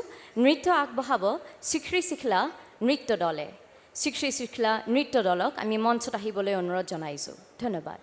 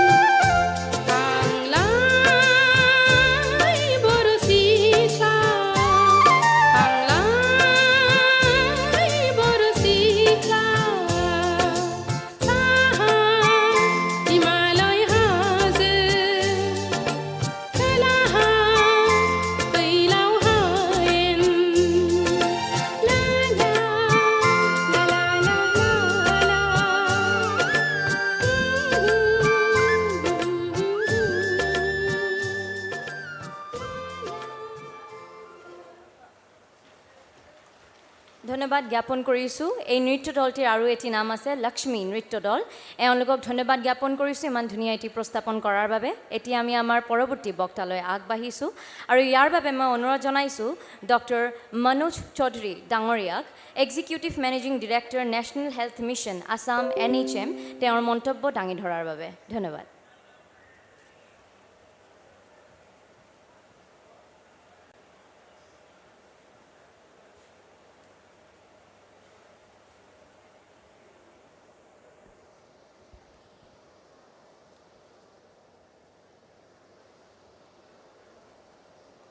বড়োলেণ্ড ইণ্টাৰনেশ্যনেল নলেজ ফেষ্টিভেলৰ আজিৰ এই সভাত উপস্থিত BTRৰ CEM প্ৰমোদ বড়ো ডাঙৰীয়া তেখেত অকণমান ওলাই গৈছে কিন্তু তেখেতৰ যথেষ্ট বহুমূলীয়া ভাষণ আমাক দি আমাক উৎসাহিত কৰি গৈছে BTRৰ ছ'চিয়েল ৱেলফেয়াৰ ডিপাৰ্টমেণ্টৰ EM শ্ৰীযুত গৌতম দাস ডাঙৰীয়া স্বাস্থ্য বিভাগৰ EM মিষ্টাৰ অৰূপ দে ডাঙৰীয়া প্ৰিন্সিপাল ছেক্ৰেটাৰী শ্ৰীযুত অনুৰাগ গোৱেল ডাঙৰীয়া প্ৰফেচাৰ যতীন শৰ্মা বড়োলেণ্ড ইউনিভাৰ্চিটিৰ আৰু মোৰ লগত NHMৰ পৰা অহা ডক্টৰ জামান আৰু ডক্টৰ বৰ্মন লগতে ইয়াত আজি মঞ্চত উপবিষ্ট বিভিন্ন স্বাস্থ্যৰ লগত জড়িত আৰু সমাজৰ অন্য দিশৰ লগত জড়িত সংস্থা সংগঠনসমূহ আৰু লগত ডক্টৰ সুনীল কৰকে আদি কৰি মঞ্চত উপবিষ্ট বিশিষ্ট গণ্যমান্য ব্যক্তিসকল আৰু আজিৰ সভাত উপস্থিত বিশেষকৈ আশা কৰ্মীসকল যিসকলক উদ্দেশ্যি এটা কথা ক'বলৈ আমি ইয়াত উপস্থিত হৈছোঁ অংগনবাদী ৱৰ্কাৰখিনিও ইয়াত আছে তেখেতসকলৰো কাম কাজ স্বাস্থ্যৰ লগতো জড়িত মই আশা ৰাখিছোঁ যে মই যি দুই এটা কথা ক'ম সেয়া এনেকুৱা উদ্দেশ্যেৰে মই ক'বলৈ খুজিছোঁ যে সমাজৰ ভিতৰুৱা অঞ্চলবিলাকত যিখিনি আমাৰ মানুহ আছে যাক চিকিৎসাৰ প্ৰয়োজন যাক স্বাস্থ্য উপদেশৰ প্ৰয়োজন সেইখিনি মানুহৰ মাজত আমি কেনেদৰে সোমাব পাৰিছোঁ সেইখিনি মানুহক তেওঁলোকৰ স্বাস্থ্য বিধিৰ বিষয়ে আমি কেনেদৰে ক'ব পাৰিছোঁ আৰু কেনেদৰে আমি নিৰাময়ৰ ব্যৱস্থা কৰিব পাৰিছোঁ অংগনবাদীখিনিৰ লগতো একে কথা আমাৰ অন্য বক্তাসকলেও সেই বিষয়ে ক'ব কিন্তু মই এটা কথা মোৰ বহুত বছৰৰ স্বাস্থ্য বিভাগৰ লগত থকা অভিজ্ঞতাৰ পৰা এটা কথা মই ক'ব খুজিছোঁ যে যেতিয়ালৈকে স্বাস্থ্য শিক্ষা সাধাৰণ শিক্ষাৰ এটা অংগ হৈ নপৰে তেতিয়ালৈকে আমি কিন্তু সম্পূৰ্ণভাৱে আমি স্বাস্থ্যৰ লগত আমি স্বাস্থ্যৰ ক্ষেত্ৰত আমি উত্তৰণ কৰিব নোৱাৰোঁ অৰ্থাৎ আমি যে এই স্বাস্থ্যৰ যিবিলাক সাধাৰণ বিধি দাঁত ভাল কৰি ৰাখিব লাগে নখ কাটি ৰাখিব লাগে ভাল কথা ভাবিব লাগে ভাল খাদ্য খাব লাগে লেতেৰা হাতেৰে মুখ চকু কাণ নাক চুব নালাগে এইবিলাক হৈছে অতি সাধাৰণ উপদেশ এইবিলাক আমাৰ প্ৰাইমাৰী স্কুলৰ কিতাপ পত্ৰতো লিখা থাকে আৰু আমি চবৰে পৰা শুনিবলৈ পাওঁ কিন্তু আপোনালোকে জানি আচৰিত হ'ব যে আমাৰ সংক্ৰমিত হোৱা বেছিভাগ অসুখ বেছিভাগ বেমাৰেই এই সাধাৰণ কথাবিলাক আমি মানি নচলাৰ কাৰণে হয় আৰু এইখিনি কথাকে যদি আমি মানি চলিব পাৰোঁ তেতিয়াহ'লে ইনফেকচিয়াছ ডিজিজ বুলি যিবিলাকক আমি কওঁ সেই তেনেকুৱা ধৰণৰ বহুতো ইনফেকচিয়াছ ডিজিজৰ পৰা আমি মুক্ত হৈ থাকিব পাৰোঁ আপোনালোকে দেখিছে যোৱা 2-3টা বছৰ আমাৰ কোভিডৰ নামত গ'ল কেৱল কোভিড মানুহে মানুহক ভয় কৰা হ'ল উশাহ নিশাহ ল'বলৈ ভয় কৰা হ'ল কাহ এটা মাৰিলেও অন্য মানুহবিলাক ওচৰৰ পৰা পলাই যোৱা হ'ল সেই পৰিস্থিতিৰ পৰা অসম যথেষ্ট গৌৰৱেৰে কিন্তু ওলাই আহিছে ভাৰতবৰ্ষৰ বা পৃথিৱীৰ অন্যান্য ঠাইসমূহত যিমান ধৰণে মানুহৰ মৃত্যু হৈছিলে যি ধৰণে মানুহৰ চিকিৎসালয়ত ভৰ্তি হ'বলগীয়া অৱস্থা হৈছিলে, যি ধৰণে চিকিৎসালয়ৰ বাহিৰত বিচনাৰ অভাৱত পৰি থাকিবলগীয়া হৈছিলে, তেনেকুৱা ধৰণৰ অৱস্থা অসমত নহ'ল। আৰু অসমৰ স্বাস্থ্য বিভাগ, অসম চৰকাৰৰ স্বাস্থ্য বিভাগ আৰু তেতিয়া স্বাস্থ্য বিভাগৰ দায়িত্বত থকা আৰু এতিয়াৰ মুখ্যমন্ত্ৰী মাননীয় ডক্টৰ হিমন্ত বিশ্ব শৰ্মাৰ ডাঙৰীয়াৰ উদ্যোগত এই গোটেইখিনি কথা তেতিয়া সম্ভৱ হ'ল। আৰু আমি সেই ক'ভিড চিটুৱেশ্যনত দেখিলোঁ যে ক'ভিড এনেকুৱা এটা ৰোগ আছিল যিটো ইজনৰ পৰা সিজনলৈ, এজনৰ পৰা 10জনলৈ, 100জনলৈ, 1000জনলৈ অতি সহজে সংক্ৰমিত হয়। তেনেধৰণে এই সংক্ৰমিত যিবিলাক অসুখ আছে, সেই সংক্ৰমিত অসুখবিলাক আমি কি ধৰণে সেইবিলাকৰ পৰা আঁতৰি থাকিব পাৰোঁ তাৰ সবিশেষ কথা আমি গাঁৱৰ মানুহবিলাকৰ ওচৰলৈ আমাৰ আশা কৰ্মীসকলৰ যোগেদি লৈ যাব লাগিব। তাৰমানে আমাৰ আশা কৰ্মীসকলে এটা কথা কিন্তু দেখুৱাই দিছে যে যোৱাবাৰ এই ক'ভিডৰ সময়ত আশা কৰ্মীসকলে যিমান কাম কৰিছে তেওঁলোকে সকলোৰে, অসমৰ সকলো ৰাইজৰ আৰু চৰকাৰৰ তেওঁলোকে প্ৰশংসা পাইছে।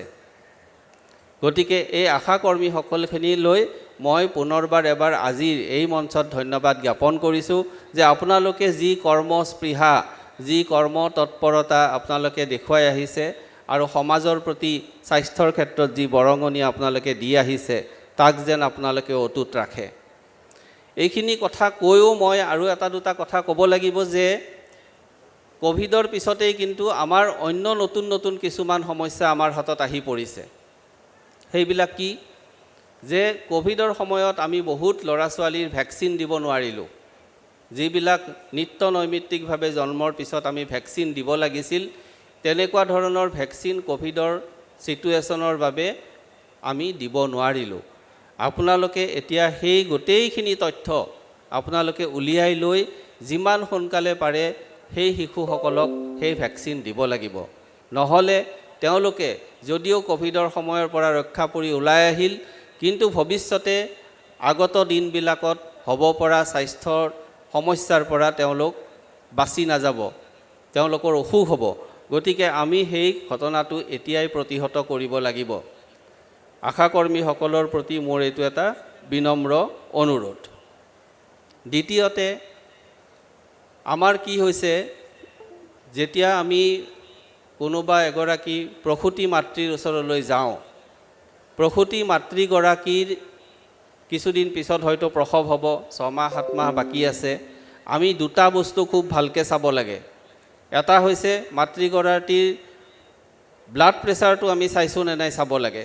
যোৱা কিছুদিনৰ সমীক্ষাত আমি এইটো কথা দেখা পাইছোঁ যে মানুহগৰাকীৰ প্ৰেছাৰটো নৰ্মেল আছে বুলি লিখি থকা হয়, কিন্তু প্ৰসৱৰ আগে আগে আমি দেখোঁ যে মানুহগৰাকীৰ বহুত বেছি ব্লাড প্ৰেছাৰ আৰু ব্লাড প্ৰেছাৰজনিত কথাৰ কাৰণে তেওঁৰ কমপ্লিকেশ্যনছ হৈছে। শিশুটিও সদ্য জন্মপ্ৰাপ্ত শিশুটি মৃত্যুমুখত পৰিব পাৰে বা মাতৃগৰাকীও মৃত্যুমুখত পৰিব পাৰে।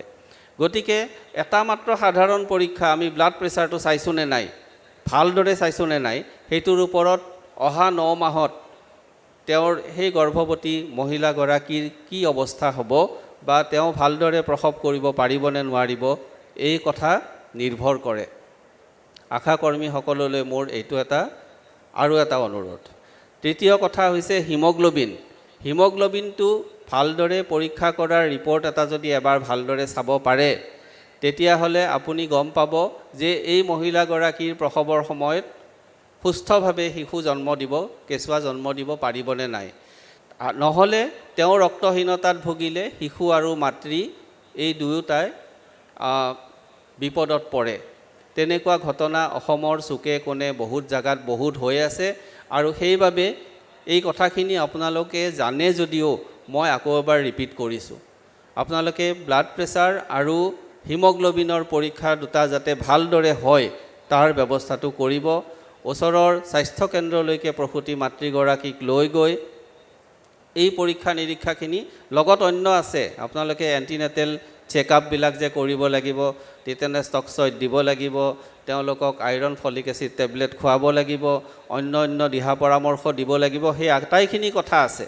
কিন্তু যি দুটা কথাৰ কাৰণে অহা 9 মাহত মানুহগৰাকী অতি বেছি ভয়ংকৰ বিপদত পৰিব পাৰে, সেইকেইটা কথা দুটা সাধাৰণ পৰীক্ষা ব্লাড প্ৰেছাৰ আৰু হিমোগ্লোবিন পৰীক্ষা কৰিয়ে কৰিব পাৰি। মোৰ এই কথাখিনিৰ অৰ্থটো এইটো, যেনেদৰে অলপ আগতে কৈছোঁ যে নখ কটা, দাঁত চাফা কৰি ৰাখা, ভালদৰে গা ধুই থকা, সাধাৰণ কথাবিলাকৰ পৰা যেনেদৰে আমি বহুত বেছি ইনফেকচিয়াছ ডিজিজক কণ্ট্ৰল কৰি ৰাখিব পাৰোঁ, তেনেদৰে আমি অন্যান্য কিছুমান কথা সাধাৰণ কথাৰ ওপৰত যত্ন লৈও আমি এই প্ৰসূতি মাতৃসকলক ভালদৰে আমি কেঁচুৱা জন্ম দিয়াত সহায় কৰিব পাৰোঁ। সমাজত এই যিবিলাক ইনফেকচিয়াছ ডিজিজৰ কথা ক'লোঁ, তাৰ বাহিৰে এতিয়া আৰু এটা কথাই আমাৰ গোটেই সমাজক চানি ধৰিছে, যিটোক আমি নন কমিউনিকেবল ডিজিজ বুলি কওঁ। নন কমিউনিকেবল ডিজিজৰ অৰ্থ হ'ল ই এজন মানুহৰ পৰা আন এজনলৈ বিয়পি নাযায়। অলপ আগতে মই উদাহৰণ দিছিলোঁ যে ক'ভিড এজনৰ পৰা আন এজনলৈ বিয়পি যায়। তেনেদৰে যক্ষ্মা ৰোগ, যদি কাৰোবাৰ টিবি আছে, তেওঁ যদি তাত কাঢ়িছে, ওচৰত থকা মানুহটোলৈ যাব পাৰে, সেইটোক আমি কমিউনিকেবল ডিজিজ বুলি কওঁ। তেনেদৰে টাইফইড হওক, পেলু হওক, এইবিলাকো কমিউনিকেবল ডিজিজ, এজনৰ পৰা আন এজনলৈ যাব পাৰে। কিন্তু ইয়াৰ বাহিৰেও এতিয়া প্ৰায় 50% মানুহৰ ক্ষেত্ৰতে 50% ডিজিজেছ আমাৰ নন কমিউনিকেবল ডিজিজেছত গৈছে। আৰম্ভণিতে আদৰণি ভাষণ দিওঁতে আমাৰ BTRৰ CEM প্ৰমোদ বড়ো ডাঙৰীয়াই এই কথাখিনি স্পষ্টভাৱে কেইটামান অসুখৰ নাম কৈ গৈছে, আৰু কথাখিনি শুনি মই আপ্লুত হৈছোঁ যে তেখেতে ইয়াত তাৰমানে সেই গোটেইখিনি কথাৰ ওপৰত আপোনালোকক এটা পৰিচয় দিবলৈ চেষ্টা কৰিছে। মই কথা সেইখিনিকে ক'ম, অকণমান স্বাস্থ্যৰ সন্মত লাইনত কৈছোঁ। এতিয়া ধৰক কেঞ্চাৰ, আমি যদি ব্লাড প্ৰেছাৰ, তাৰপিছত ডায়েবেটিছ, এনেকুৱা ধৰণৰ অসুখবিলাক যদি আমি হাৰ্ট ডিজিজেছবিলাক এতিয়া বহুত বেছিকৈ সমাজত চানি ধৰিছে। তাৰ উপৰিও অন্য এটা কথাই লগ দিছে, সেইটো হৈছে মানুহৰ মানসিক স্বাস্থ্যৰ সমস্যা। মানসিক স্বাস্থ্যৰ সমস্যাটো আমি ক'ভিডৰ সময়ত এটা নতুন উত্তৰণ আমি দেখা পালোঁ। মানুহ ঘৰত সোমাই আপোনালোকে যদি নিজেই পৰিয়ালবিলাকৰ কথা চিন্তা কৰে, মানুহ বাহিৰলৈ ওলাব নোৱাৰে, এটা কোঠাৰ পৰা আনটো কোঠাত থকা ল'ৰাজনক চাব নোৱাৰে। আমি এতিয়া লাহে লাহে পাহৰিবলৈ ধৰিছোঁ, পাহৰাটো ভালো, তেনেকুৱা বেয়া মেমৰিজ আমি বেছি ৰাখি নথওঁ, কিন্তু আমি এই কথাখিনি এইকাৰণে চৰ্চা কৰিব লাগে যে ই আমাক যিখিনি শিক্ষা দি থৈ গ'ল, মানুহৰ একাকিত্বই, অকলশৰীয়াকৈ থকা অৱস্থাই মানুহৰ মানসিক দিশটোক একেবাৰে ধ্বংস কৰি পেলালে। ল'ৰা ছোৱালী স্কুল যাব নোৱাৰা হ'ল, ঘৰৰ ভিতৰত মোবাইল ফোন টিপি টিভি চাই ল'ৰা ছোৱালী ডাঙৰ হ'বলগীয়া হৈছিল। গতিকে সেই সময়ত কি হ'ল, মানুহৰ যিটো সাধাৰণ সুস্থ মানসিক স্বাস্থ্যৰ কথা, সেই স্বাস্থ্যৰ ওপৰত যথেষ্টখিনি আঘাত পৰিলে। গতিকে ইয়াত আমি যথেষ্ট তেনেকুৱা মানুহৰ ফোন কল পাওঁ, আমাৰ কল চেণ্টাৰলৈকে বহুতখিনি টেলিফোন আহে, মানুহৰ বিভিন্ন সমস্যা, তেওঁলোকৰ সেই মানসিক সমস্যাখিনিৰ লগতো আমি NHMৰ ফালৰ পৰা, ৰাষ্ট্ৰীয় স্বাস্থ্য অভিযান অসমৰ ফালৰ পৰা আমি মোকাবিলা কৰি আছোঁ। আশাকৰ্মীসকলে যদিহে তেনেকুৱা ধৰণৰ ঘটনা দেখা পাইছে বা তেওঁলোকৰ এলেকাত যদি তেনেকুৱা ধৰণৰ ৰোগী যাৰ ডিপ্ৰেশ্যন হৈছে, যোনে ভালদৰে কাম কাজ নাই কৰা, স্কুললৈ যোৱা বাদ দিছে বা গৈছে যদিও ভাল কৰা নাই, বা তেনেকুৱা ধৰণৰ যদি আপোনালোকে দেখে, তেতিয়াহ'লে আপোনালোকে স্বাস্থ্যকেন্দ্ৰত খবৰ দিব আৰু NHMৰ ফালৰ পৰা চৰকাৰীভাৱে আমি তাৰ ওপৰত উপযুক্ত ব্যৱস্থা ল'ম। অন্যকেইটা নন কমিউনিকেবল ডিজিজৰ কথা যে মই কৈ আছিলোঁ, তাৰ প্ৰধানত হৈছে হাৰ্ট ডিজিজ, ডায়েবেটিছ আৰু ব্লাড প্ৰেছাৰ। মই জানো আজি এই সভাত বহি থকা বহুত মানুহেই, মই যদি কওঁ যে আপুনি এই যোৱা এটা বছৰত ব্লাড প্ৰেছাৰ 3বাৰ চোৱা মানুহ কোনোবা কিমানজন আছে, হাত দাঙিব পাৰেনে? যে যোৱা এটা বছৰত মই 3বাৰ নিজৰ ব্লাড প্ৰেছাৰ জুখিছোঁ। মই জাষ্ট এনেই এবাৰ কৈছোঁ, হাত দাঙকচোন, স্বাস্থ্যকৰ্মীয়ে হওক বা আমাৰ সাধাৰণ নাগৰিকে হওক। যোৱা এটা বছৰত 3বাৰ যিয়ে ব্লাড প্ৰেছাৰ চাইছে, নিজৰ ব্লাড প্ৰেছাৰ, স্বাস্থ্যকেন্দ্ৰলৈ গৈ হওক, ঘৰত থকা যন্ত্ৰৰে হওক, দাঙিছে, যথেষ্ট সংখ্যকে দাঙিছে, কিন্তু আৰু আছেনে? নাই। এইটো আমাৰ মঞ্চত উপবিষ্ট আমাৰ অতিথিসকলেও তেখেতসকলেও ন'টিছ কৰিছে যে বহুত কম মানুহেই যোৱা এটা বছৰত 3 বাৰ ব্লাড প্ৰেছাৰ চাইছে। তাৰ মানে আমি নিজৰ স্বাস্থ্য লৈ পেলাই আমি যিখিনি বেছিক কাম কৰিব লাগে সেইখিনি কাম আমি নকৰোঁ, আমি সেইখিনি কাম কৰা নাই।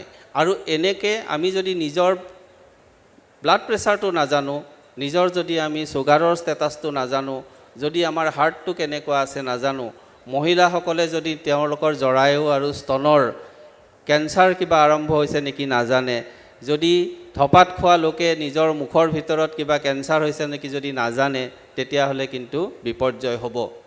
গতিকে আমি এইখিনি নন কমিউনিকেবল ডিজিজৰ যিকেইটা কথা মই উল্লেখ কৰিলোঁ, এইকেইটা কথাৰ ওপৰত আপোনালোকে গুৰুত্ব দিব আৰু আপোনালোকৰ এলেকাৰ প্ৰতিজন নাগৰিকক সচেতন কৰিবলৈ চেষ্টা কৰিব।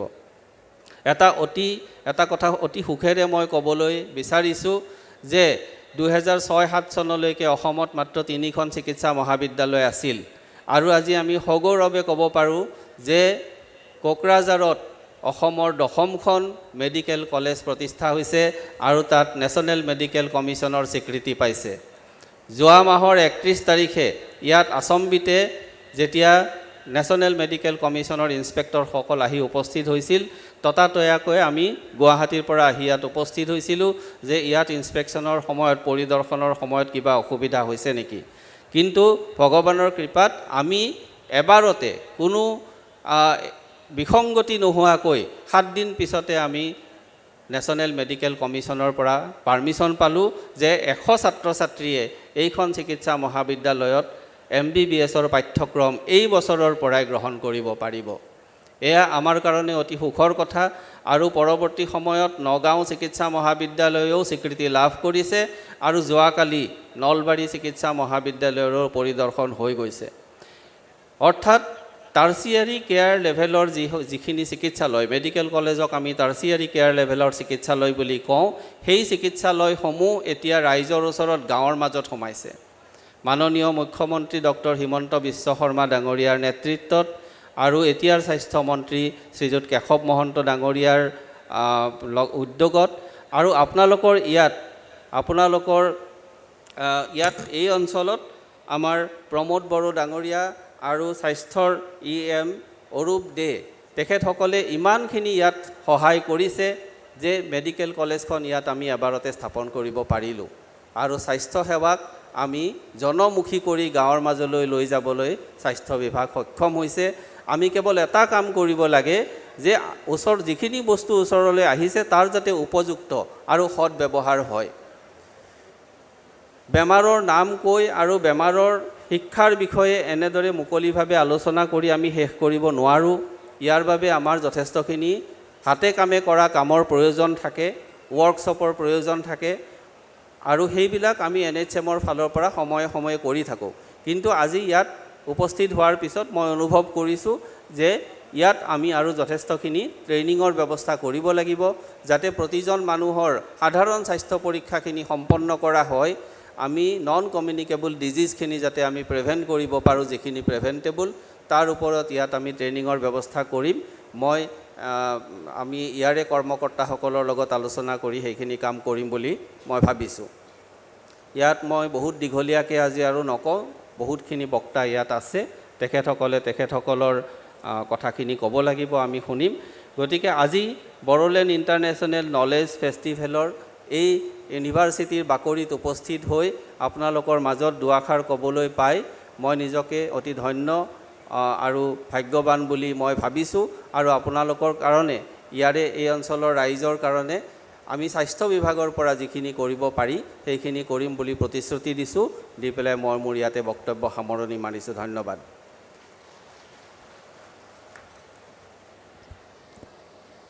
ধন্যবাদ জ্ঞাপন কৰিছোঁ ডক্টৰ মনোজ চৌধুৰী ডাঙৰীয়াক নিজৰ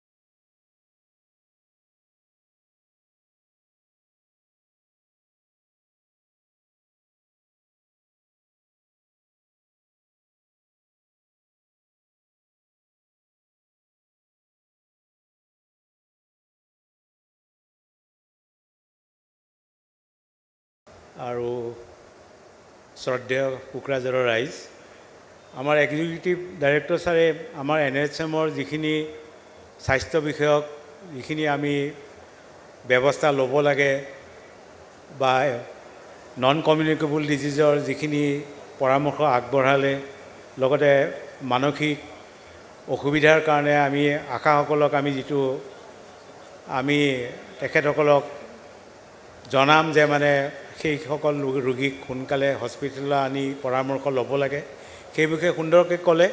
তথাপিতো মোৰ নামটো যিহেতু ক'লে, জাষ্ট কোৱাৰ কাৰণে মই দুআষাৰ ক'ব ওলাইছোঁ। মই NHMৰ যিটো বিভাগত চাওঁ, প্ৰসূতি, সন্তান সম্ভৱা মাতৃ, গতিকে এইটো এটা এনেকুৱা বিভাগ, এনেকুৱা য'ত মানে ইমান সংবেদনশীল যে অন্য বেমাৰবিলাকত যেনেকৈ NCDৰ কথা ক'লে, ডায়েবেটিছ, হাইপাৰটেনশ্যন, কেঞ্চাৰ, এইবিলাক ৰোগত সকলোৱে মানসিকভাৱে কেতিয়াবা প্ৰস্তুতো হয় যে কাৰোবাৰ কেঞ্চাৰ হৈছে, এটা সময়ত মই নাবাচিম বা পৰিয়ালৰ মানুহে একচেপ্ট কৰে। কিন্তু মহিলা এগৰাকী যেতিয়া প্ৰেগনেঞ্চি হ'ব, গৰ্ভৱতী হ'ব, তেখেত 9 মাহ 7 দিন পিছত যেতিয়া আমি তেখেতক সুসন্মত স্বাস্থ্য সুফলে আমি ডেলিভাৰী যদি আমি কৰাব নোৱাৰোঁ, সুস্থ সবল শিশু এটা যদি মাতৃৰ কোলাত আমি দিব নোৱাৰোঁ, তেতিয়া মই ভাবিম যে আমাৰ স্বাস্থ্য বিভাগৰ আমাৰ বহুত কৰণীয় আছে। বিশেষকৈ আমাৰ ভিতৰুৱা যিবিলাক ঠাই, মেইন ডিষ্ট্ৰিক্ট হস্পিটেল বা গুৱাহাটী বা অন্য ঠাইবিলাকৰ কথাটো বেলেগ। আমি যেনেকুৱা কোকৰাঝাৰ বা ভিতৰৰ আমাৰ যিবিলাক ইয়াত দতমা আছে বা গোসাইগাঁও, সেই ঠাইবিলাকত আমি যিখিনি প্ৰসূতি আছে, সেইখিনিক আমি কেনেকৈ আমি সুস্থ স্বাস্থ্যৰে আমি ডেলিভাৰী কৰাব পাৰোঁ আৰু শিশুটিক আমি বচাব পাৰোঁ, তাৰ কাৰণে আমাৰ NHMৰ ফালৰ পৰা বহুত ব্যৱস্থা লোৱা হৈছে। খুব ইন ডিটেইলছ ক'লে আমাৰ বহুত সময় লাগিব আৰু আমাৰ সমল ব্যক্তি বহুত আছে, ইয়াত উপস্থিত আছে, তেখেতসকলে ক'ব। যিহেতু আমি আজি আশাকৰ্মী আৰু আশা ছুপাৰভাইজাৰসকল আছে, জাষ্ট মই দুষাৰমান কথা ক'ব খুজিছোঁ আপোনালোকৰ জ্ঞাতাৰ্থে, যে আমি যেতিয়া মহিলা এগৰাকী সন্তান সম্ভৱ হৈ হস্পিটেললৈ আহে, তেতিয়া অন্ততঃ 4 বাৰ যে চেকআপ কৰাব লাগে, তাৰপিছত তেওঁক যে হস্পিটেলত ডেলিভাৰী কৰাব লাগে, এই মেছেজটো আশাসকলে আমাৰ যিসকল গৰ্ভৱতী মহিলা থাকে তেখেতসকলৰ অভিভাৱকক জনাব লাগে। মই এতিয়া দেখিছোঁ যে আমাৰ কোকৰাঝাৰ ডিষ্ট্ৰিক্টত আমাৰ 86% মহিলাই এতিয়া আমাৰ এণ্টিনেটেল আমি যিটো চেকআপ 4টা চেকআপ কৰাব লাগে কৰে, বা প্ৰথম ৰেজিষ্ট্ৰেশ্যন কৰিব লাগে কৰে, ডেলিভাৰী হয় 80%। গতিকে তাৰে আকৌ 6% মহিলাই হয়তো ঘৰত ডেলিভাৰী হয়।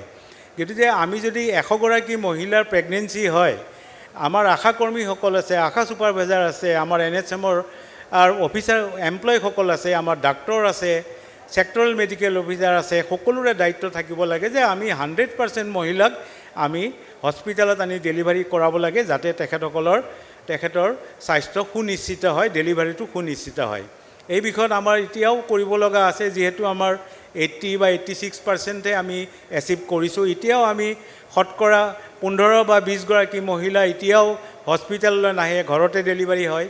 সেই মহিলাখিনিক আনাৰ কাৰণে আমাৰ আশাসকলৰ দায়িত্ব আছে, আশাকৰ্মী আমাৰ আশা ছুপাৰভাইজাৰৰ দায়িত্ব আছে, লগতে আমাৰ হস্পিটেলত আমাৰ যিখিনি ডক্টৰ বা আমাৰ NHMৰ যিখিনি এমপ্লয়ী আছে, তেখেতসকলৰ দায়িত্ব আছে, যাতে আমি সেই মহিলাসকলক আমি 100% আমি এচিভ কৰিব পাৰোঁ, তেখেতসকলক আমি হস্পিটেলত ডেলিভাৰী কৰাবৰ কাৰণে। গতিকে ইয়াত মই জাষ্ট আৰু দুটামান কথা ক'ব খুজিছোঁ, উনুকিয়াব খুজিছোঁ যে আমাৰ PMSME বুলি এটা প্ৰগ্ৰেম আছে। 4 বাৰ চেকআপ কৰাৰ পিছত তাৰ ভিতৰত অন্ততঃ এবাৰ আমাৰ হস্পিটেলত, বিশেষকৈ যে গোসাইগাঁও, দতমা CHC বা আমাৰ চিভিল হস্পিটেল আছে, এতিয়া মেডিকেল কলেজো হ'ব, তাত অন্ততঃ 4 বাৰৰ এবাৰ চেকআপটো আশাসকলক মই অনুৰোধ কৰিম, অন্ততঃ সেই মহিলাগৰাকীক গাঁৱৰ পৰা আনি পেলাই চেকআপটো কৰাব লাগে, যাতে তেখেতৰ কিবা হাই ৰিস্ক যদি কিবা কণ্ডিশ্যন থাকে, হাই ব্লাড প্ৰেছাৰ, এনিমিয়া বা আগৰ কেইবাটাও সন্তান নষ্ট হোৱা বা উচ্চতাটো কম বা তেখেতলোকৰ পেটত পানী বেছি জমা থকা ডেলিভাৰীৰ সময়ত তেনেকুৱা যদি কিছুমান কাৰণ থাকে বা টিনেজ প্ৰেগনেঞ্চি যিটো 18 বছৰতকৈ আগতে যদি কোনোবা সন্তান সম্ভৱ হয় সেই মহিলাখিনিক যাতে আমি ছেফ ডেলিভাৰী কৰাব পাৰোঁ সেইটোৰ কাৰণে সেই PMSMA ছাইটবিলাকক 9 তাৰিখে আৰু 19 তাৰিখে আনিব লাগে। গতিকে মই আজি যিহেতু মই আজি এই মঞ্চত সুবিধা পাইছোঁ, আশাকৰ্মীসকল আছে বিশেষকৈ কোকৰাঝাৰৰ আৰু অন্য ডিষ্ট্ৰিক্টৰ আছে মই নাজানো, আৰু আশা ছুপাৰভাইজাৰ সকলো আছে। আপোনালোকলৈ মই বিনম্ৰ অনুৰোধ, তেখেতসকলক অন্ততঃ 4 বাৰৰ এবাৰ চেকআপ আমাৰ হস্পিটেলত যিকোনো এজন MBBS ডাক্তৰৰ সৈতে চেকআপ কৰক। হাই ৰিস্ক প্ৰেগনেণ্ট মহিলাখিনিক আপোনালোকে আইডেণ্টিফাই কৰক আৰু তেখেতসকলক সময়তকৈ আগতে আনি পেলাই ইনষ্টিটিউচনেল ডেলিভাৰী কৰক।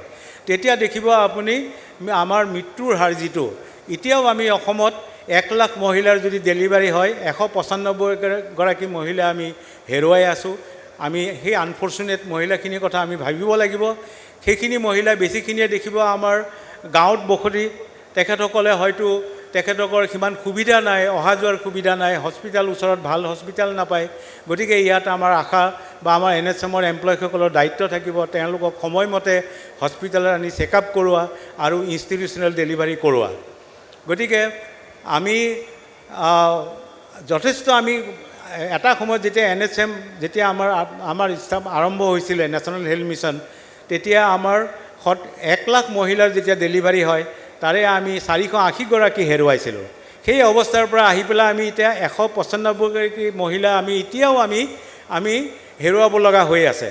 এতিয়া আমি চিন্তা কৰিব লাগিব যে সেই মহিলা যিটো পৰিয়ালত মহিলাগৰাকী 9 মাহ 7 দিন পেটত সন্তানটো ৰখাৰ পিছত হেৰুৱায়, সেইটো বেমাৰ বুলিও আমি নকওঁ। সুস্থ মহিলাগৰাকী যেতিয়া হস্পিটেলত আহি আমি ক'ম যে আপোনাক বচাব নোৱাৰিলোঁ, মহিলাগৰাকীক বচাব নোৱাৰিলোঁ, সেই পৰিয়ালটোৰ কথা আমি সকলোৱে ভাবিব লাগে।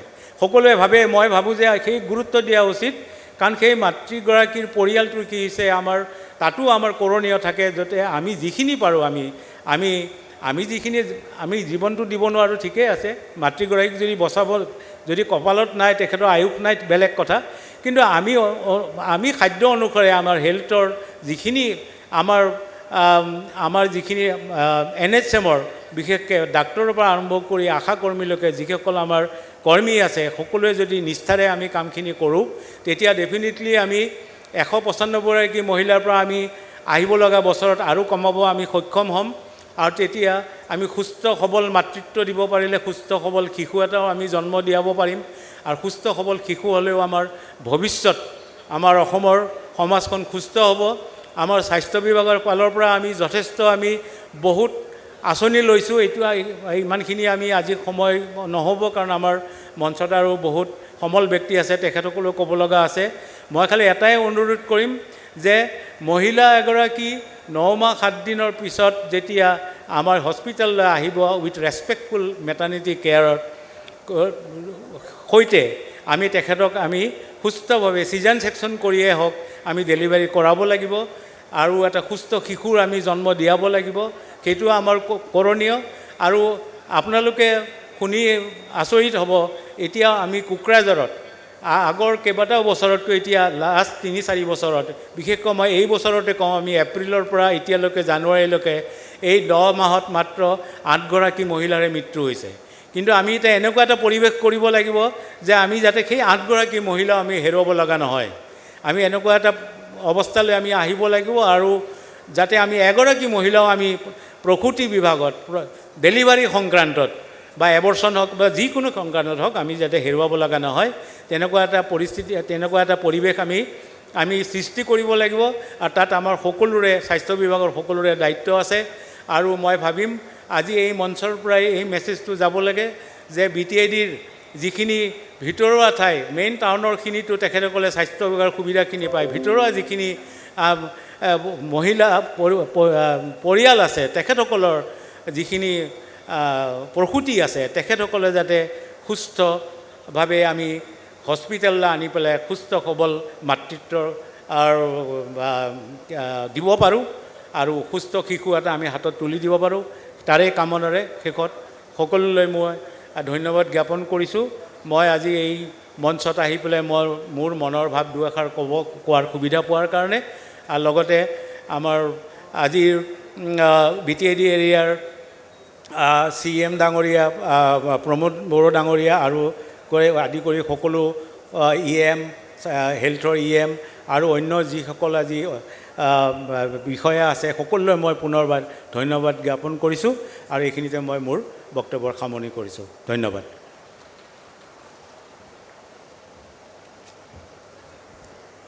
ধন্যবাদ জ্ঞাপন কৰিছোঁ ডক্টৰ খালিকুজ্জামান ডাঙৰীয়াক তেওঁৰ মূল্যৱান বক্তব্য আমাৰ সন্মুখত দাঙি ধৰাৰ বাবে। এতিয়া আমি আমন্ত্ৰণ কৰিবলৈ ওলাইছোঁ ডক্টৰ সুনীল কল ডাঙৰীয়া, তেওঁৰ মূল্যৱান মন্তব্য আমাৰ সন্মুখত দাঙি ধৰাৰ বাবে। ডক্টৰ সুনীল কল তেওঁ এজন ডক্টৰ হয়, লগতে তেওঁ চিৰাঙত দি এণ্ড NGO লৈ কাম কৰি আছে। তেওঁক আমি নিজৰ মূল্যৱান মন্তব্য দাঙি ধৰাৰ বাবে অনুৰোধ জনালোঁ। ধন্যবাদ।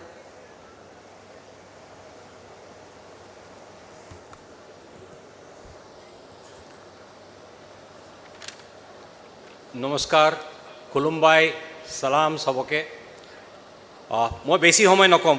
আজি মোৰ বিষয় যে আছে এইটো আছে কি বাকী আমি যে 4টা NGO যে আছে ইয়াতে আনিছোঁ, 4টা 5টা NGO আনিছোঁ, তাৰ যে আছে অলপ তাৰ পাৰ্শ্বত কি আছে এইটো অলপ বুজাবলৈ চেষ্টা কৰিছোঁ। আংকল চিপছটো দেখিছে, এই যে পেকেটত আমাৰ আলু আহে, আলু আৰু চিপছ যে আছে মাত্ৰ 17 গ্ৰাম 17 গ্ৰাম যে আছে এইটো 10 টকাত পায়। মানে যদি আমি 1 কিলো এইটো খাবলৈ যাওঁ মোটামুটি 500 টকা পৰিব নেকি। তো আলু কিলো যে আছে যেতিয়া পেকেটত ভৰাই দিওঁ আৰু এনেকুৱা অলপ টেষ্টি বনাই দিওঁ তো 5,000 টকাত পৰি যায়, 500 টকাত পৰি যায়। কিন্তু ঔষধ যে আছে আমি ভাবোঁ মেডিকেল কেয়াৰ যে আছে ইয়াতে যে আছে ইমান প্ৰফিট বা ইমান মাৰ্জিন কৰা কোনো অচিন্তা নাই, কোনো যে আছে প্ৰয়োজন নাই। আৰু যে আছে আমি কিবা কিবি কৰি যাতে আমি জানো কি দৰৱৰ কোৱালিটি কি আছে, মানুহৰ কোৱালিটি কি আছে, কেনেকুৱা আমি কম দামত যে আছে এইটো বিয়পাব পাৰোঁ।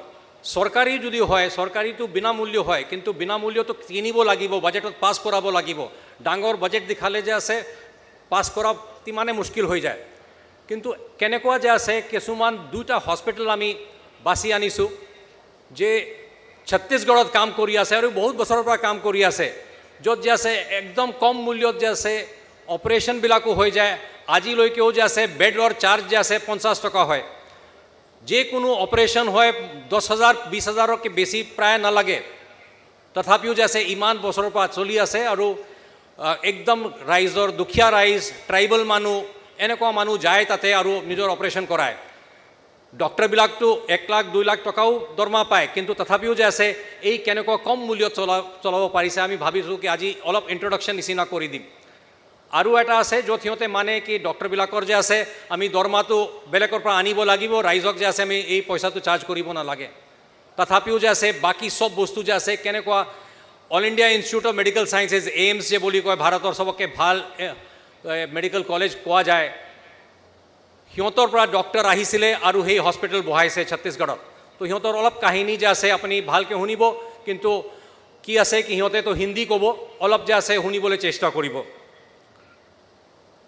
তৃতীয় যে আছে এটা কোম্পানী আছে IIT আৰু IIM এজন যে আছে এইটো চিন্তা কৰিছে কি ঔষধৰ দাম ইমান বেছি কিয় হয়। য'ত যে আছে কোম্পানীত যেতিয়া দৰৱ যে আছে মোটামুটি 1 টকা বনি ওলায় আৰু তাতে 20% প্ৰফিটো পায়। ভাল কোম্পানীবিলাক যেতিয়া বিক্ৰী কৰে প্ৰায় যে আছে সেই 1 টকীয়া যে ঔষধ আছে এইটো 20 বা 40 টকাত বিক্ৰী কৰে। তো ইমান দাম যে আছে কিয় হ'ব লাগে। চৰকাৰে কিনিলে 1 টকাত 2 টকাত কিনিব পাৰে, কিন্তু যদি প্ৰাইভেটত আমি যাওঁ তেতিয়া যে আছে এই 20 টকা 40 টকাত বিক্ৰী হয়। সেই আংকল চিপছ নিচিনা আছে নেকি ঔষধৰ বস্তুটো।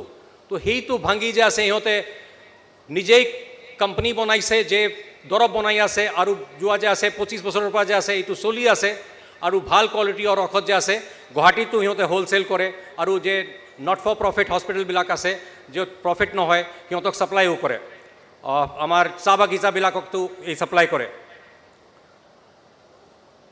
ইয়াৰ পিছত যে আছে এনা যে আমি আচল ক'ব নালাগে সেই শব্দটো, কিন্তু পাগল বুলি আমি যে কওঁ, প্ৰায় যে মানুহ এনেকুৱা যে নিজৰ লগত কথা পাতি থাকে, নিজে হাঁহি থাকে, কান্দি থাকে, কেতিয়াবা এনেকুৱা পেচেণ্ট, সিহঁতৰ কাৰণে বহুত ভাল ব্যৱস্থা ক'তো নাই। কিন্তু এই ঔষধ লৈ এই চিষ্টেম লৈ যে আছে কেম্প হিচাপে যে আছে এটা প্ৰগ্ৰাম যে আছে এতিয়া মাত্ৰ 300 টকা পেচেণ্টে যে আছে মাত্ৰ 300 টকা দিয়ে আৰু সেই 300 বা 350 টকাত যে আছে 15টা জিলাত যে আছে এই 3000 পেচেণ্ট যে আছে এতিয়া প্ৰায় প্ৰতি মাহে যে আছে ট্ৰিটমেণ্ট পায় এই কেনেকুৱা হৈছে এইটো কাহিনী অলপ শুনিব পাৰে কেনেকুৱা সিহঁতে ভাল কোৱালিটি ঔষধ কিনি এনেকুৱা ইমান পেচেণ্ট যে আছে ইমান ভিৰ থাকে কিয় যে আছে বাকী জায়গাত যে আছে ইমান বেছি দাম কিয় লাগে আৰু সিহঁতৰ যে আছে কিয় ইমান কম দামত যে আছে ইমান পেচেণ্ট ভিৰ লগাই দিয়ে লাষ্টত যে আছে দুইটা NGO এনেকুৱা আছে যে ডাঙৰকৈ চৰকাৰক যে সহায় লাগে এই সহায়ত যে আছে নামি আহে আৰু বিনামূল্যৰ যে আছে এটা নিজৰ সেৱা যে আছে চৰকাৰক দিয়ে কেতিয়াবা চৰকাৰৰ কণ্ট্ৰেক্টটো হয় কিন্তু কেয়াৰ ইণ্ডিয়া যেনেকুৱা বিহাৰত আছে সেইটো যে আছে বহুত ডাঙৰকৈ প্ৰতি জিলা প্ৰতি ব্লক চবতে যে আছে যিমান নাৰ্ছ যিমান আশা অংগনবাড়ী চবৰে লগত কাম কৰিছে আৰু বিহাৰ চৰকাৰৰ যে বহুত 15-20 বছৰ যে আছে একদম বেয়া অৱস্থা আছিলে তাৰ পৰা এতিয়া যে আছে প্ৰতিটো হস্পিটেলত যে আছে যিমান ডিস্পেন্সাৰী আছে যিমান এইটো আছে কমে কম 300 পেচেণ্ট প্ৰতিদিন যে আছে সেৱা লয় কেনেকুৱা হৈছে অলপ কাহিনী যে আছে সিহঁতে ক'ব লাষ্টত পেৰামল স্বাস্থ্য যে আছে যে চিৰাঙতো কাম কৰে আন চিৰাং বাক্সা ওদালগুৰি সব জায়গাতে কাম কৰে এনেকুৱা যে আছে এটা NGO আছে যে MMU চলায় আপোনাৰ 104 বিলাক যে আছে আপুনি মাত যে শুনা পায় এইটো পেৰামল স্বাস্থ্য আছে তো সিহঁতৰ কাহিনী মাত্ৰ ইয়াৰ কাৰণে কিয় মই কওঁ কি স্বাস্থ্যৰ কাৰণে বহুত পইচা নালাগে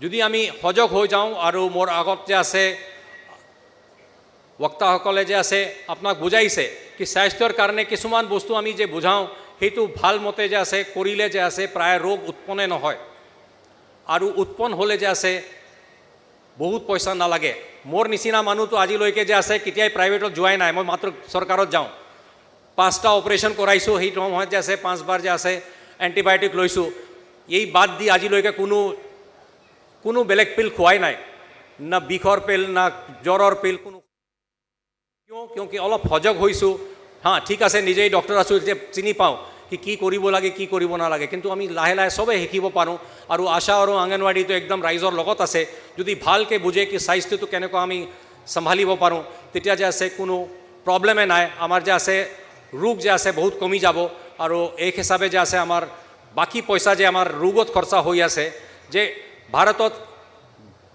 ধাৰৰ চবতকৈ ডাঙৰ কাৰণটো আছে আমাৰ মেডিকেল খৰচা আমাৰ নৰ্থ ইষ্ট বাকী জায়গাত হ'ব পাৰে কি বিয়া টাইমত যে আছে অলপ খৰচা হৈ যায় আমাৰ ইয়াতো প্ৰায় ৰোগৰ কাৰণে যে আছে চবকে ধাৰ লোৱা যায় এই চবৰ পৰা আমি বাচিব পাৰোঁ যদি আমি অলপ আজি শুনিব পাৰোঁ কি কেনেকুৱা কম দামত যে আছে ৰোগটো ঠিক কৰিব পাৰে ৰোগ নোহোৱাটো বহুত কম দাম লাগে ইমানে কৈ মই ধন্যবাদ যাচিছোঁ থেংক ইউ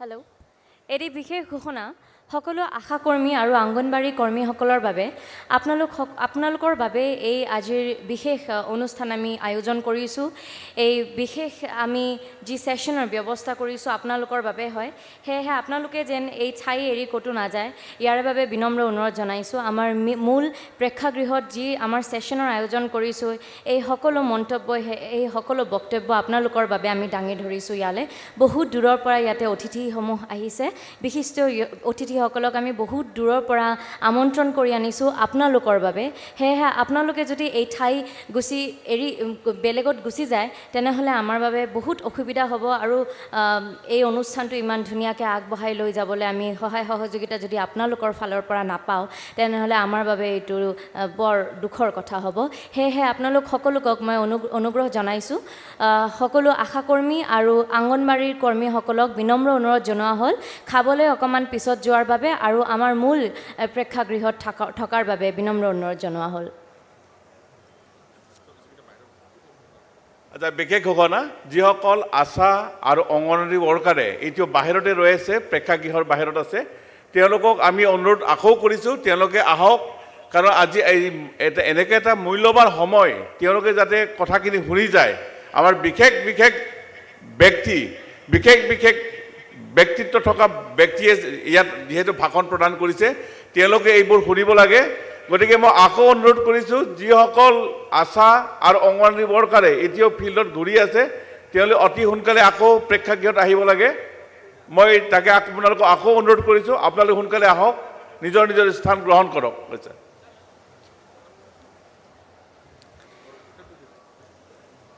এতিয়া আমি অনুৰোধ জনাইছোঁ শ্ৰীযুত অনুৰাগ গোয়েল ডাঙৰীয়াক প্ৰিন্সিপাল ছেক্ৰেটাৰী অফ BTC তেওঁৰ মন্তব্য দাঙি ধৰাৰ বাবে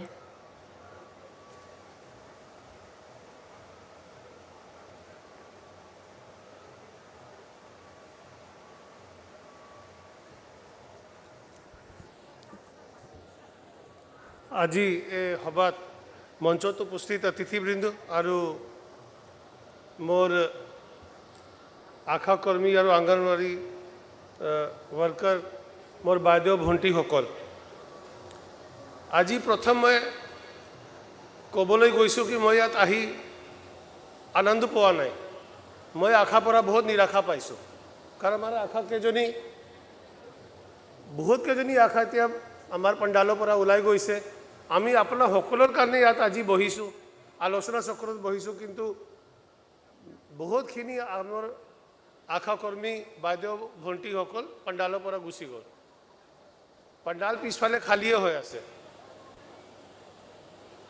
তথাপিও মই অলপ কেইটা মন্তব্য অলপ ক'ব লাগিব মই অলপ কেইটা প্ৰেক্টিকেল বস্তু ক'বলৈ যাম যি মানে মোৰ অংগনবাড়ী ৱৰ্কাৰ মোৰ বাইদেউসকল আৰু স্বাস্থ্য বিভাগৰ কৰ্মীসকলে নোট কৰিব কাইণ্ডলি আমাৰ আপুনি জানে হেল্থ আৰু নিউট্ৰিশ্যন এটা পৰিয়ালৰ দুচক্কা নিচিনা এই দুচক্কাটো আমি মিলাই চলিব লাগিব তো আমি এই ফিল্ড লেভেলত এটা কৰ্পৰেশ্যন যে আছে বহাব লাগিব কেনেকৈ বহাব পাৰোঁ আমি আপোনালোকে জানে ফিল্ডত আপোনাৰ অংগনবাড়ী ছুপাৰভাইজাৰ থাকে এটা ঠিক তেনেকৈ আশা ছুপাৰভাইজাৰো থাকে এই ফিল্ডত অংগনবাড়ী ছুপাৰভাইজাৰ আৰু আশা ছুপাৰভাইজাৰৰ মেল আছে কি নাই তেওঁলোকে সপ্তাহে সপ্তাহে লগ পায় কি নাপায় কি তেওঁলোকৰ অংগনবাড়ী চেণ্টাৰত মেলনাৰিছ চাইল্ড বা মাদাৰ আছে নেকি তেনেকুৱা ঠিক তেনেকুৱা আশা ছুপাৰভাইজাৰটো লগ পায় কি নাপায় এই ছিষ্টেমটো হেল্থ ডিপাৰ্টমেণ্ট আৰু ছ'চিয়েল ৱেলফেয়াৰ ডিপাৰ্টমেণ্ট বনাব লাগিব ঠিক তেনেকুৱা আজিকালি আপুনি জানে প্ৰধানমন্ত্ৰী ডাঙৰীয়া আমাৰ হেল্থ এণ্ড ৱেলনেছ চেণ্টাৰ এতিয়া কৰি আছে আমাৰ হেল্থ এণ্ড ৱেলনেছ চেণ্টাৰত আমি এটা CHO পাইছোঁ কমিউনিটি হেল্থ অফিচাৰ আধা ডক্টৰ বুলিয়ে ক'ব পাৰোঁ আমি তেওঁৰ আণ্ডাৰত মানে 6টা পৰা 8টা অংগনবাড়ী চেণ্টাৰ আহে ৱেডাৰ এই CHO নিজৰ প্ৰগ্ৰামত মাহত এবাৰ এই 7টা 8টা অংগনবাড়ী চেণ্টাৰ ভিজিট কৰে কি নকৰে ৱেডাৰ সেই বস্তুটো তেওঁ যে আমি যে পাৰফৰ্মেঞ্চ বেছ ইনচেণ্টিভ দিওঁ হেল্থৰ পৰা আমাৰ চৌধুৰী চাহাবৰ স্পেচিয়েলি মানে যে PBI দিওঁ সেই এটা পেৰামিটাৰ হ'ব লাগিব কি CHO তেওঁৰ আণ্ডাৰত যে 7টা 8টা অংগনবাড়ী চেণ্টাৰ আছে ভিজিট কৰিছে কি নাই ভিজিট কৰি পেলাই তেওঁ তাত চবৰ পেৰামিটাৰ কেঁচুৱা কেইজনৰ বা প্ৰেগনেণ্ট মাদাৰ্ছ বা লেক্টেটিং মাদাৰৰ পেৰামিটাৰ চাইছে কি নাই ঠিক তেনেকুৱা এটা অঞ্চলৰ অংগনবাড়ী ৱৰ্কাৰ আৰু আশা কৰ্মীৰো মেল থাকিব লাগিব সেইকেইটা বস্তু হ'ল ফিল্ড লেভেলৰ বস্তু মই NCD ক্ষেত্ৰত থিয়ৰী নকওঁ অলৰেডি গোটেই আমাৰ চৌধুৰী চাহাব গোটেই বস্তু কৈছে মই এটা বস্তুৱে ক'বলৈ যাওঁ মই এটা মডেল পাইছোঁ আমি মহাৰাষ্ট্ৰ গৈছোঁ ইয়াৰ BTC পৰা তাতে এটা মডেল বনাইছে তেওঁলোকে তেওঁ কৈছে কি তেওঁলোকে প্ৰাইম মিনিষ্টাৰ যে Ayushman Bharat health infrastructure mission যে প্ৰগ্ৰাম আছে তাৰ আণ্ডাৰত তেওঁলোকে এটা কিট কৰিছে এই কিট ইউজ কৰি পেলাই তেওঁলোকৰ ANM আৰু আশা কৰ্মীক তেওঁলোকে গাঁও গাঁও হিচাপে কেম্প কৰিব দিছে কি বছৰত এটা গাঁও এবাৰ কভাৰ হ'ব লাগে আৰু তাতে যায় মানুহৰ ব্লাড প্ৰেছাৰ চেক কৰে সুগাৰ টেষ্ট কৰে আৰু কেঞ্চাৰ কাৰণে ইনিচিয়েল স্ক্ৰিনিং মানে যে ভিজুৱেল স্ক্ৰিনিং যাৰ লগত যদি ডাউট হয় তেতিয়া মানে নেক্সট লেভেললৈ পঠায় সেই কামটো কৰা আৰম্ভ কৰিছে আৰু তেওঁলোকে অলৰেডি মানে আমাক দেখুৱাইছে এক মাহত তেওঁলোকে মহাৰাষ্ট্ৰৰ 500 বা 600 গাঁও কভাৰ অলৰেডি কৰিছে তেওঁলোকে চ' মানে এই বস্তুটো যদি আমি কৰোঁ আমি অতি সোনকালে আমাৰ জনসংখ্যাৰ মাজত কিমান মানুহ ব্লাড প্ৰেছাৰ বা ডায়েবেটিছ ৰোগেদি আক্ৰান্ত হৈ আছে আমি গম পাই যাম, পাৰিলে আমি তেওঁলোকক ইমিডিয়েটলি ট্ৰিটমেণ্ট কাৰণে লিংক কৰিব পাৰোঁ। আৰু যে আমাৰ ইয়াত এই যে হাৰ্ট এটেক ষ্ট্ৰোক কাৰণে যে মৃত্যু হয়, সেই মৃত্যু হাৰটো তেতিয়া কমিব। চ' সেই বস্তুটো আমাৰ যদি হেল্থ মিছন PM অভিম আণ্ডাৰত গোটেই অসমত আৰু আমাৰ BTC অঞ্চলতো যদি লয়, নিশ্চয় ৰাইজৰ উপকাৰ হ'ব। এনাদাৰ ইম্পৰ্টেণ্ট থিং মই এটা বস্তু ক'বলৈ বিচাৰিছোঁ, কাইণ্ডলি বেয়া নাপাব। মই ইউনিচেফৰ এটা মিটিং এটেণ্ড কৰিছিলোঁ, ইউনিচেফৰ এটা ৰিপৰ্ট চাইছোঁ। তাতে মই পালোঁ কি আমাৰ 3টামান সাব চেণ্টাৰৰ ডাটা চালোঁ, এই যে যাত গৰ্ভৱতী মহিলাৰ কাৰ্ড থাকে, সেই কাৰ্ডত চালোঁ এজনী গৰ্ভৱতী মহিলাৰো ব্লাড প্ৰেছাৰটো বেছি নাই, চবৰ ব্লাড প্ৰেছাৰ 120/80। বাইদেউ কওকচোন সম্ভৱ আছে নেকি? আমি ইয়াতে 10জনী যেতিয়া ব্লাড প্ৰেছাৰ লওঁ, ব্লাড প্ৰেছাৰটো বেলেগ আহিব, চবৰে 120/80। মানে বা তো ANM ব্লাড প্ৰেছাৰ ল'বলৈ নাজানে, বা যদি জানে তো ল'বলৈ চিন্তা কৰা নাই, এনে হাতেদি লিখি দিছে। লিখি দিলে কি হ'ব? এই গৰ্ভৱতী মহিলাটো যদি ব্লাড প্ৰেছাৰটো বেছি থাকে, তো কালি তেওঁ মৃত্যুমুখত যাব, নহ'লে কেঁচুৱা মৃত্যুমুখত যাব। এইটো হ'ল এটা আৰু কাৰণ আমাৰ মৃত্যু হাৰ আৰু কেঁচুৱা মৃত্যু হাৰটো বেছি থকা। So' we need to have a strategy Zaman sahab for a retraining of ANMs for measuring of blood pressure, and অলপ কমিটমেণ্ট লাগিব তাতে। এনাদাৰ ইম্পৰ্টেণ্ট থিং ইজ যি আমি পাইছোঁ কি ছুইচাইডৰ ৰেট খুব বাঢ়ি আছে, মানে specially among younger generation.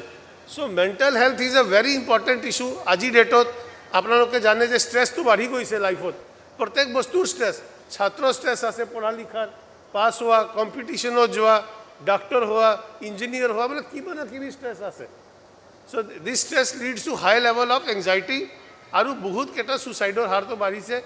So' mental health program also' আমি অলপ ষ্ট্ৰেংথেন কৰিব লাগে বিভিন্ন জিলাত। অকলে মেডিকেল কলেজ লৈ ৰাখিলে নহ'ব, এইটো তলৰ লেভেললৈ লৈ যাব লাগিব।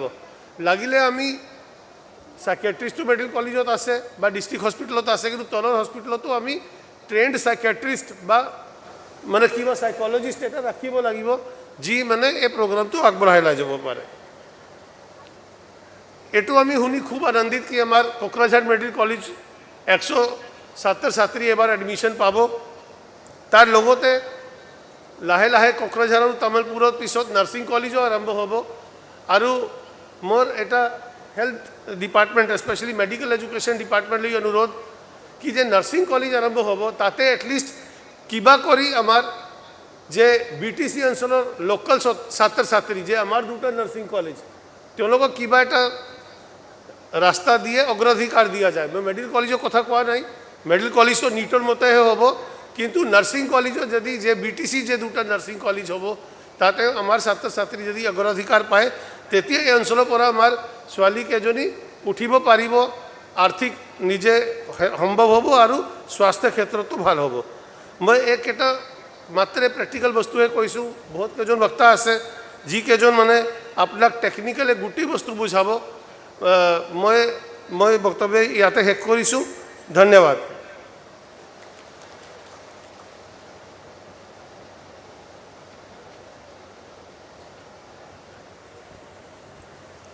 ধন্যবাদ জ্ঞাপন কৰিছোঁ শ্ৰীযুত অনুৰাগ গোয়েল ডাঙৰীয়াক তেওঁৰ মূল্যৱান বক্তব্য আমাৰ সন্মুখত দাঙি ধৰাৰ বাবে।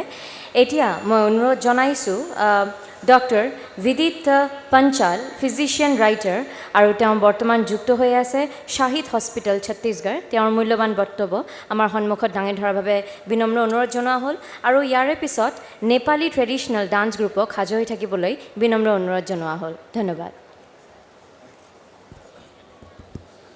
आशा बायद' आरो अंगनबादि बायद'मोनखौ खावलायहरोदि नोंथांमोनहा जाहाथे बे स्टेज सिङाव हाबनानै जिरायनानै थाफैयो, मानोना गोबां सोलोंनांगौ दङ। गोबां गोजान गोजान जायगानिफ्राय फैनाय जोंहा गोरों गोरों एक्सपार्टफोर सफैनानै दङ। बिथांमोना नोंथांमोननो गोबां गियान होलांगोन। बेनिखायनो नोंथांमोनखौ ओरैनो गिदिंलाबाय थायाबालानो सिङाव फैनानै हाबफैयो, खोनासंफैयो। नोंथांमोनखौ आं गुरैयै खावलायहरबाय जाहाथे सिङाव हाबफैनानै थायो, खोनासङो। गोजोन्थों।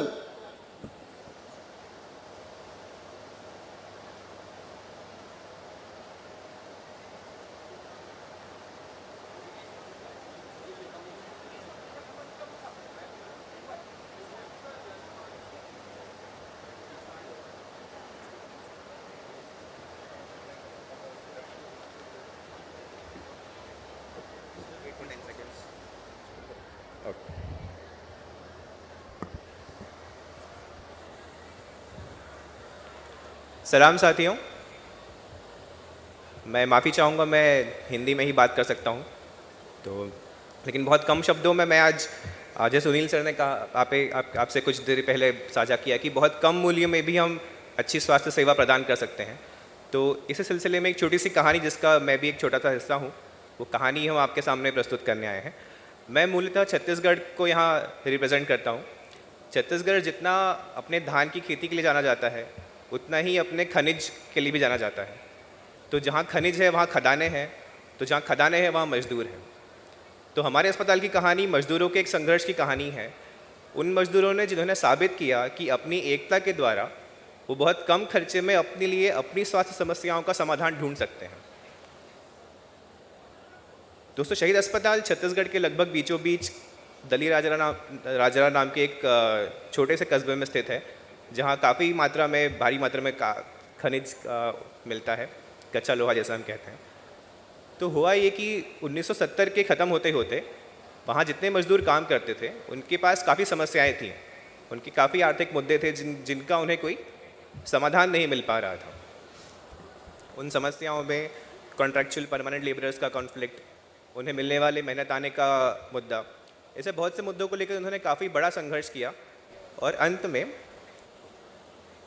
शंकर गुहा नियोगी के नेतृत्व में उन्होंने अपने आप को संगठित किया और इस तरह छत्तीसगढ़ माइन श्रमिक संघ जो है वो अस्तित्व में आया। इस संघर्ष में जो काफ़ी दिन चला, काफ़ी मजदूरों ने अपनी जान भी गंवाई। उन मजदूरों के बलिदान की याद में हम अपने अस्पताल को शहीद अस्पताल कहते हैं। दोस्तों, उन मजदूरों ने वो किया जो शायद उनसे पहले किसी मजदूर आंदोलन में इस देश में शायद लोगों ने नहीं किया होगा। वो ये कि मजदूरों की जो यूनियन है, जो छत्तीसगढ़ माइन श्रमिक संघ है, और जो मजदूर हज़ारों की संख्या में साथ में आए हैं, वो सिर्फ अपने 8-10 घंटे के काम से जुड़े हुए आर्थिक मुद्दों का हल ही नहीं ढूंढेंगे। उसके बाद के 16 घंटे वो लोग क्या करते हैं, वो उनके बच्चों की शिक्षा से लेकर हो, पानी से लेकर हो, खेती से लेकर हो, स्वास्थ्य से लेकर हो, इन सभी समस्याओं का समाधान भी खुद ढूंढेंगे।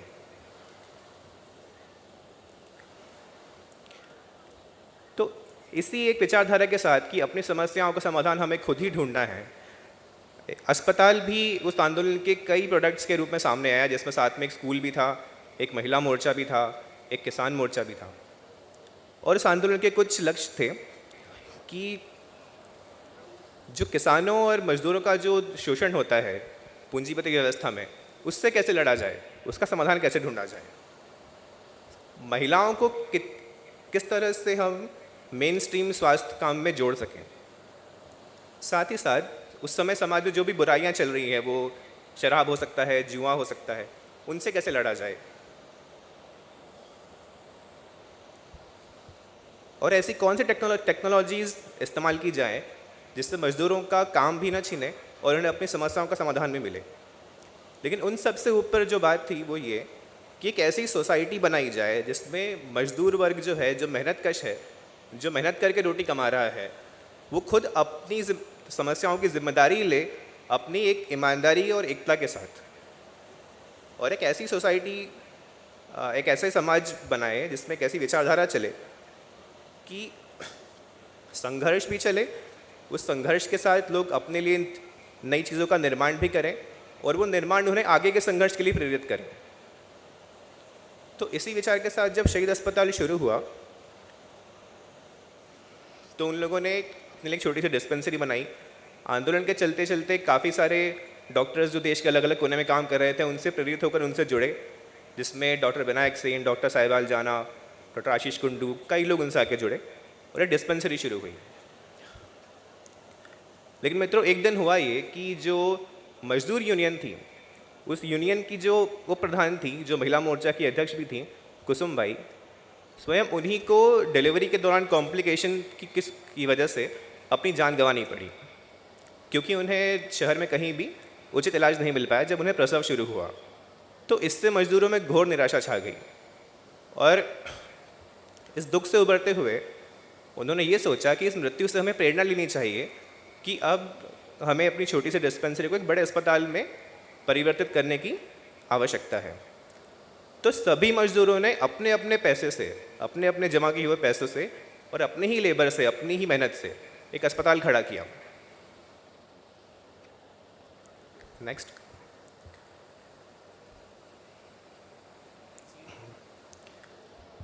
ओके दोस्तों, तो ये एक छोटी सी टीम है जो जिससे पहले वो अस्पताल शुरू किया था। इसमें उस समय के जो मजदूर काम कर रहे थे वो भी हैं, कुछ डॉक्टर्स भी हैं, कुछ मरीज़ भी हैं, और इनको लेकर एक 15 बेड का छोटा सा अस्पताल शुरू हुआ।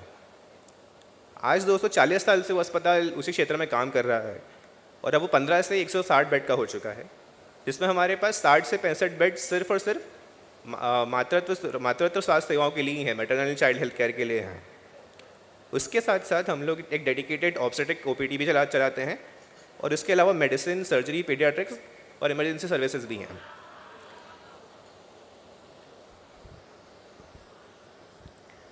दोस्तों, जो चीज़ शहीद को खास बनाती है वो ये नहीं कि बस एक अस्पताल खड़ा हो गया, बात यह है कि अस्पताल चलता कैसे है। तो छत्तीसगढ़ माइन श्रमिक संघ से जुड़े हुए कुछ मजदूरों ने अस्पताल चलाने के लिए एक ट्रस्ट बनाया। सीधे शब्दों में कहूँ तो अस्पताल को जो लोग मैनेज करते हैं वो अभी मजदूरी हैं, या तो वो रिटायर्ड मजदूर हैं या अभी भी मजदूरी या खदानों से किसी न किसी रूप में जुड़े हुए हैं। और आसान शब्दों में कहूँ तो मैं उस अस्पताल का एक कर्मचारी हूँ, मैं एक डॉक्टर हूँ, परंतु मेरी तनख्वाह जो है वो एक मजदूर के अप्रूवल के बाद मिलती है। मेरा बॉस जो है, मेरा मालिक जो है वो एक मजदूर है। दूसरी इंपॉर्टेंट बात यह है कि अस्पताल ने 40 सालों में कभी भी किसी भी एक्सटर्नल एजेंसी से फंडिंग नहीं ली। पूरी तरह अस्पताल अपने ही कमाए हुए खर्च पैसों से चलता है और किसी कंपनी या किसी CSR फंडिंग की हमें कभी ज़रूरत नहीं पड़ी। साथ ही साथ अस्पताल के चलाने में जो भागीदारी है वो सभी की होती है। आज जितने लोग इस हॉल में मौजूद हैं, इतने ही लोग हमारी मीटिंग्स में होते हैं, क्योंकि हमारी कोई मीटिंग पूरी ही नहीं होती जब तक हर व्यक्ति अपनी बात रख न दे। तो शहीद में ये इंश्योर किया गया है कि जो भी निर्णय लिए जाएँ वो लोकतांत्रिक तरीके से लिए जाएँ। नेक्स्ट।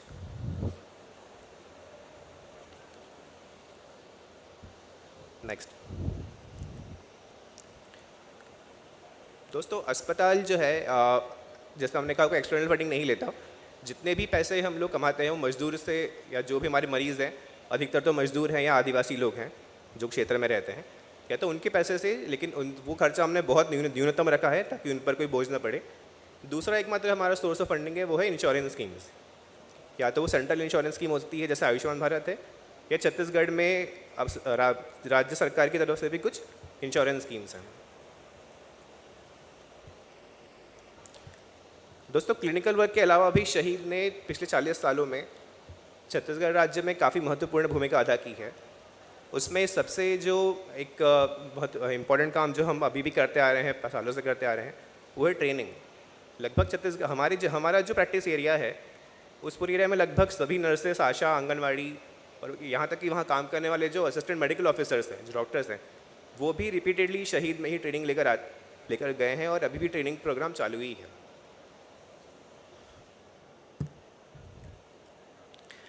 उस प्रोग्राम के अलावा राज्य के मलेरिया प्रिवेंशन प्रोग्राम में भी अस्पताल ने काफ़ी बड़ी भूमिका निभाई, और उस सहयोग का एक नतीजा है कि पिछले 3 साल में छत्तीसगढ़ में मलेरिया डिटेक्शन भी बहुत बड़ा है, मलेरिया से मृत्यु बहुत कम हुई है। उसका असर काफ़ी लोगों ने साफ साफ रिपोर्ट किया है। साथ ही साथ शहीद अस्पताल एक ट्यूबरकुलोसिस प्रिवेंशन प्रोग्राम भी चलाता है। अपने ब्लॉक में वैक्सीनेशन की सुविधाएं हैं। साथ ही साथ जो रिसर्च इंस्टीट्यूट्स हैं जैसे all India institute of medical sciences या रायपुर गवर्नमेंट मेडिकल कॉलेज या दूसरे जो रिसर्च बॉडीज़ इस कंट्री में ICMR हुआ या NIMR हुआ, उनके साथ मिलकर काफ़ी कोलैबोरेटिव रिसर्च वर्क भी अस्पताल में चलता है। साथ ही साथ अस्पताल के सीनियर डॉक्टर जो है वो राज्य की जो सलाहकारी समिति है उसके सदस्य भी हैं।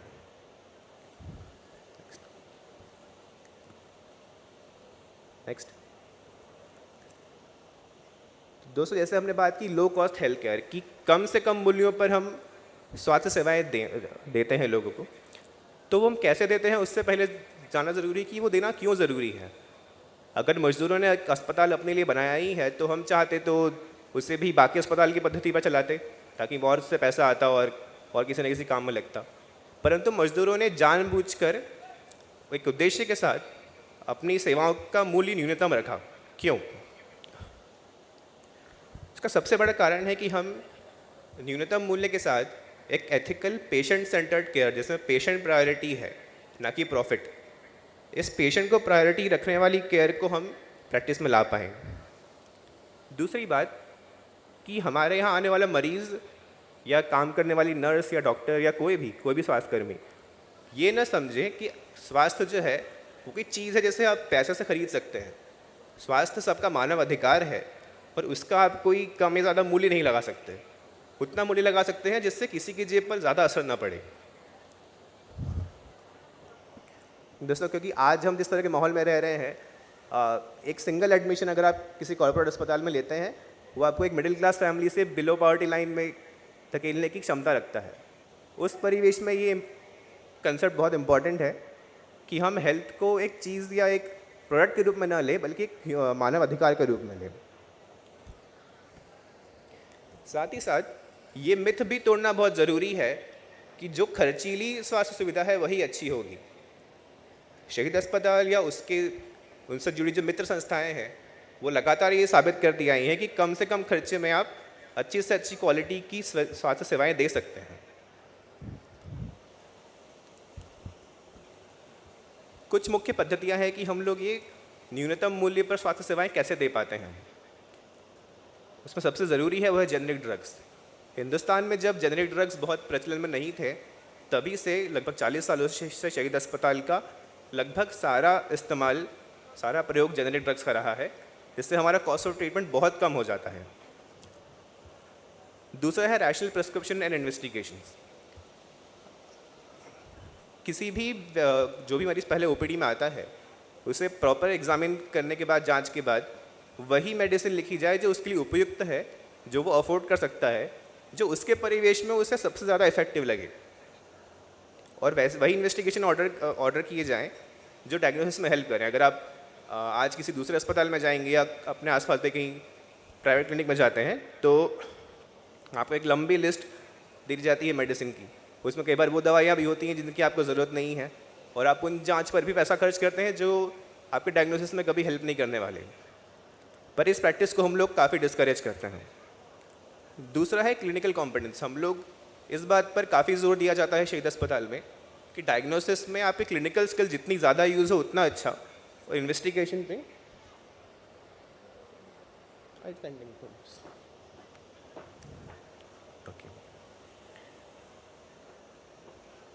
इसका एक उदाहरण मैं आपको कोरोना की दूसरी वेव के साथ जो घटनाएं हुई उसको देना चाहूँगा कि कोरोना में जहाँ पर बहुत से अस्पताल हर पेशेंट पर बहुत ज़्यादा खर्चा कर रहे थे और पीपीई किट्स या दवाइयों पर खर्चा जो है वो बेहिसाब हो रहा था, वहाँ शहीद अस्पताल में हम लोग अपनी रैशनल प्रैक्टिसेस की वजह से उस खर्च को काफ़ी कम कर पाए। हमारा सीवियर पेशेंट पर भी जो पर डे खर्चा है वो किसी भी दूसरे हेल्थ केयर सेटअप से काफ़ी कम था।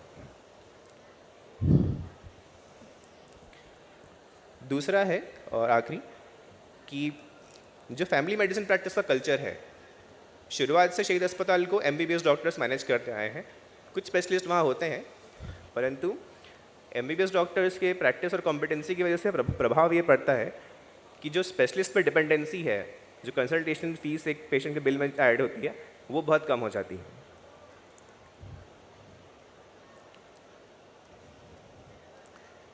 इतने सालों में जितने सालों से शहीद अस्पताल छत्तीसगढ़ में प्रैक्टिस करता आ रहा है और उसकी मित्र संस्थाएं भी उन्हीं सिद्धांतों पर काम कर रही हैं, उसमें बात सिर्फ ये नहीं है कि हम कुछ पद्धतियाँ इस्तेमाल करके एक लो कॉस्ट केयर प्रोवाइड कर पाए।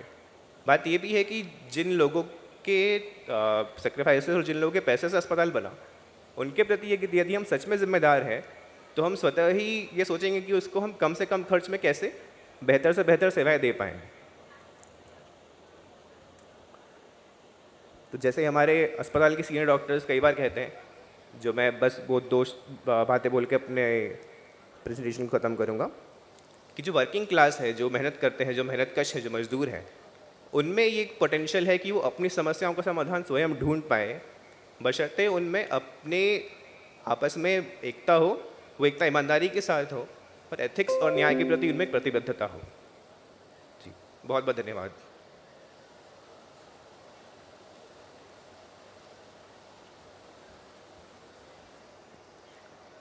ধন্যবাদ জ্ঞাপন কৰিছোঁ। এতিয়া আমি আগবাঢ়িছোঁ এটি সংবৰ্ধনা অনুষ্ঠানলৈ আৰু পোনপ্ৰথমে আমি সংবৰ্ধনা আগবঢ়াবলৈ ওলাইছোঁ ডক্টৰ উমেশ পাঞ্চু ডাঙৰীয়াক, director health and family welfare.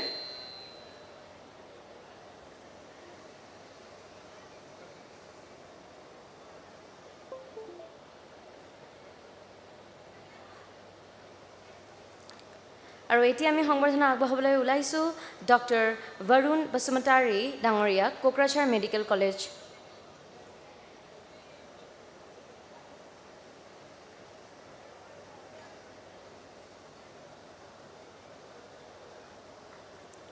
আৰু এতিয়া আমি সংবৰ্ধনা আগবঢ়াবলৈ ওলাইছোঁ doctor Akher Ali, pediatrician, Kokrajhar medical college.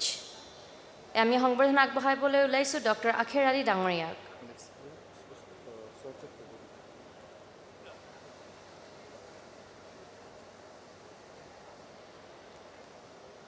এতিয়া আমি অনুৰোধ জনাইছোঁ EM of health and family welfare BTC government Srijut Arup Kumar De ডাঙৰীয়াক নিজৰ মন্তব্য দাঙি ধৰাৰ বাবে। ধন্যবাদ।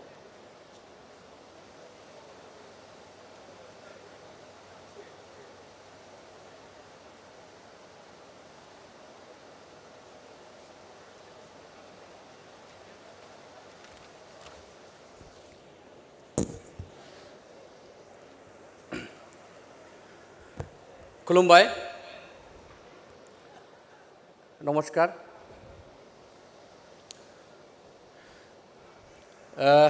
BTC-नि EM नालाय आं माबा बुंनो नागिरदों, जाय जाय आसाफोरा उदालगुरि ओमफ्राय बाक्सानिफ्राय फैदों बेसोरा बाहेराव थानाङा, मानोना जों गिदिर सिन्था लानानै नैबे हाबाफारि ओमफ्राय बे नलेज फेस्टिभेलनि माबा प्रग्राम एरेन्ज खालामदों। ओंखायनो गुरुत्वपूर्ण सेसन बियो। जाय जाय आसाफोर आरो अंगनाबादिफोर बाहेराव दं बिथांमोना सिङाव फैदो जिराय, मानोना नैबे बे नलेज फेस्टिभेला फार्स्ट टाइम नर्थ इस्टआव जागासिनो दङ। अलरेडि जोंनि BTC सरकारनि प्रिन्सिपाल सेक्रेटारि बुंखाबाय लाजिनो खोथा, सियारा ओरैनो दं, खालि दं, बेबायदि थानाङा। ओंखायनो आं खावलायदों जाय जाय बाहेरायाव दङ नोंथांमोना अन्नानै नैबे पेन्डेलाव फैनानै जिरायदो। আজিৰ এই সভাত উপস্থিত BTC চৰকাৰৰ মোৰ সতীৰ্থ গৌতম দাস ডাঙৰীয়া, উকিল মুছাহাৰী ডাঙৰীয়া, আমাৰ মাননীয় চিফ তেখেত এই মঞ্চত আছিল, কিন্তু তেখেত বেলেগ এটা প্ৰগ্ৰামত যাব লগা হ'ল, সেইকাৰণে মঞ্চত এতিয়া নাই। আৰু বহু মান্যগণ্য ব্যক্তিসকল ইয়াতে আছিলে, তো কিছুমান ব্যক্তিসকল ওলাই গ'ল, মেডিকেল কলেজ চাবলৈ গ'ল, আমাৰ প্ৰিন্সিপাল ছেক্ৰেটাৰী মনোজ চৌধুৰী ডাঙৰীয়াসকল। তো ইয়াতে উপস্থিত BTC গভৰ্ণমেণ্টৰ হেল্থ এণ্ড ফেমিলি ৱেলফেয়াৰৰ ছেক্ৰেটাৰী ধীৰাজ সাউ ডাঙৰীয়া, হেল্থ ফেমিলি ৱেলফেয়াৰৰ ডাইৰেক্টৰ BTC গভৰ্ণমেণ্টৰ উমেশ পাঞ্চু ডাঙৰীয়া, বিভিন্ন ঠাইৰ পৰা অহা সন্মানীয় ব্যক্তিসকল, ইয়াতে উপস্থিত স্বাস্থ্য বিভাগৰ